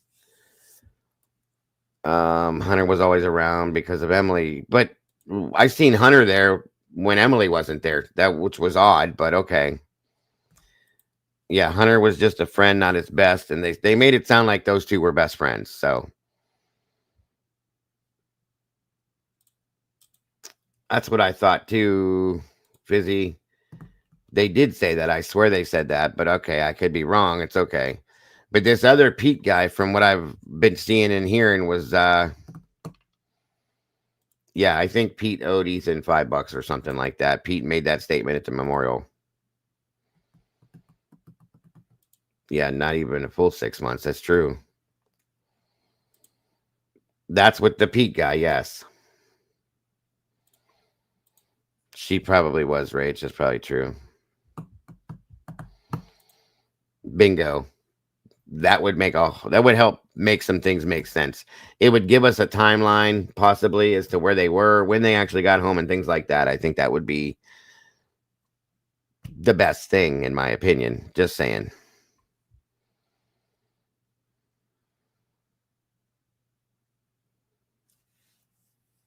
Thanks again, Hemisphere. I appreciate you, Krista, Willie. Appreciate you guys jumping up, and then now and they made Ashlyn Couch Maddie's best friend way more than what Kaylee was. So I don't know, you guys. What time is it? 9:54, and we've been here for 4.5 hours. So yes, I think we've pretty much done it in. Kent, by the way, thank you, sir. I did receive the documents. Thank you so very much for that. You were kicked off. By who? I didn't do it. I didn't kick you off. I heard you get quiet and then it just dropped off. You're welcome to pop back up here if the link's still pinned up there. Yeah, I think we should probably keep track of how many lies or how many things we've seen that have become turned out to be lies. Yeah, you're welcome to jump back up here, Hemisphere. I didn't kick you out. It could have just dumped you because it does weird things sometimes. You're not supposed to have the timeline. If you have too much info, you will probably prove easily that, I can agree.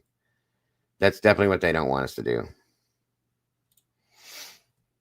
Like when they're having the party and none of the girls were there, Jack Hunter. Yeah.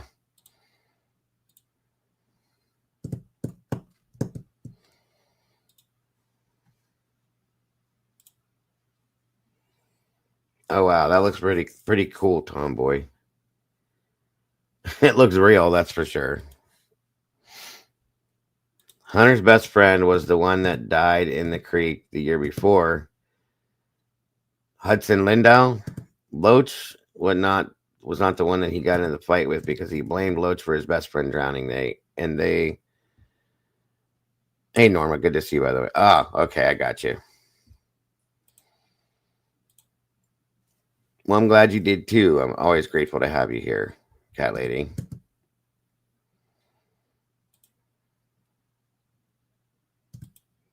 There's definitely some things to think about, guys. As always, there's questions that we still have with no answers, and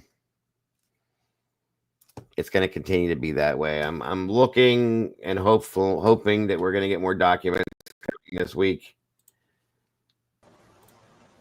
There you go. Yeah, I don't know what happened, why you ended up getting knocked out, bud, but can you hear me? Yeah, I can hear you. There you are. Cut this off. No, it didn't. I didn't hit anything.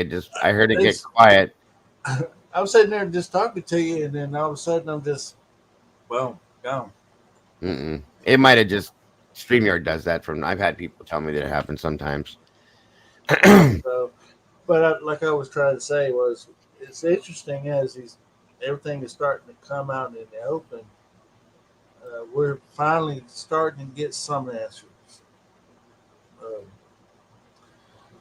That kitchen area does look like, now that you said that, they was trying to get all the knives and everything cleaned off in the kitchen. Because I noticed that too when I first seen that first little area right by the microwave and stuff. Kind of wish they didn't have to touch everything, but I understand that's probably what they had to do. But everything should be investigated like they're supposed to, I guess. Good point, for sure. But anyway, be interesting to find out who ransacked Bethany's room. That's for sure. That's something that. I can agree. Definitely can agree. So my question is, with that being said,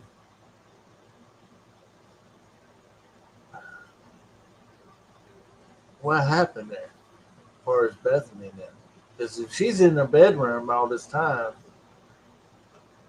coming home like 1 o'clock, she left Xana and Ethan at the sorority house, sitting on the couch and listening to music. She goes straight to her room. And everything happened the way it's supposed to happen. And I'm trying to piece it all together still. I think we all are, and maybe as time goes on, we'll be able to. I hope, with we get more information, missing pieces of the puzzle, we can slip them in where they belong, and we'll see.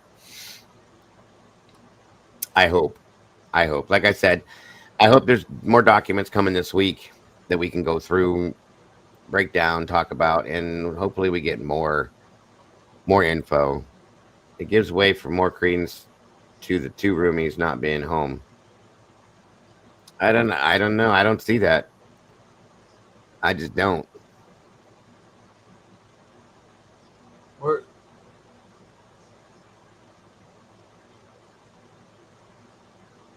did Dylan go out that night? I think she did go somewhere earlier in the night. I'm trying to remember where though. Because the only one I know of is Beth.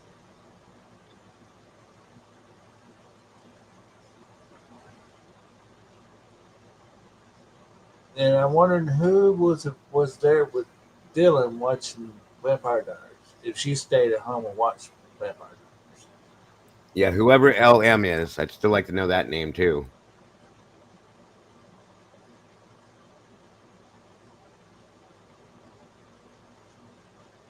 Yeah, Christy's video was definitely that was a bomber for sure. Again, I'm grateful for it, and I hope you guys went over and subscribed to her channel. Please hit the like button on her video over there. Grateful for hers and Casper's both.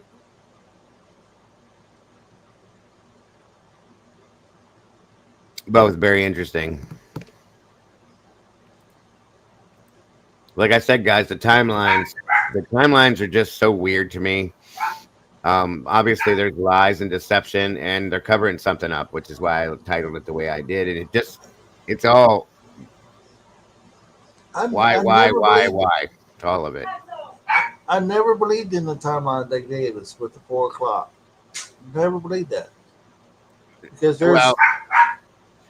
you can mock it up all you want to and do like a little run through about what could have happened with one knife and one guy, but it's just they don't add up. There you go. There you go. Not at all. Many more questions. The thing too was I thought was pretty big was the fact that from the very beginning, Bill Thompson knew that he was looking into 2 perks. That was a theory that I think it was significant because it was Ed saying, "Look, that's not my theory; that's their theory. They just quit on the theory, or whatever." I thought that was interesting. Mm-hmm. So, what made you? What made you quit investigating the 2 perks? Well, my understanding is based on what we've read recently is that they were looking at some of these people up into June of this year. And then you just stop. I don't think that doesn't make no sense. And thank you, Rage. I do remember that name, Lakeland McComas. I do remember that now. Thank you for reminding me. Good stuff. I've heard the name before, way back when. And in fact, I think that was a name that was in one of the older, like, Nightline or something. It came up somehow. It would have to be Rust unless you Flash Court read the Flash, right? There's a Lily around there too somewhere, Tomboy. There's a lot of names, but either way, we will get back to it. Again, I'll be here in the morning, hopefully in the morning. Cross your fingers that I can get here, or late morning at least. And I appreciate you guys joining us tonight. As always, Hemisphere, I appreciate your input and your outlook as well. Plenty more to talk about. We'll see what happens, but thank you guys for tuning in tonight. Like I said, I hope you guys got something out of this. I really appreciate you guys joining us for it and sharing it with you guys and reviewing it with you. It means a lot. You guys are amazing as always. Again, thank you, Willie, Hemisphere, Krista. Did I have anybody else up here, or was it just us? I think it was just us. No problem, Hemisphere. Yeah, Willie was here earlier, but I got to go. All right, brother. Have a good night. I appreciate your input, and we'll see you soon. All right, but take care, sir. All right. Thank you guys so much. Guys, don't forget to love yourselves and love each other. Please understand how grateful I am that you guys join us every single night. Thank you to anybody that donated to support the channel in every aspect, in any aspect. We do appreciate it. We never, ever, ever expect it, but always appreciate it. Thank you guys so very much. And like I said, don't forget to love yourselves, love each other. Don't change a thing. You guys are the beautiful people, and I'll see you very soon. Bye-bye, y'all. Have a great night. Good night, and God bless. Where we go.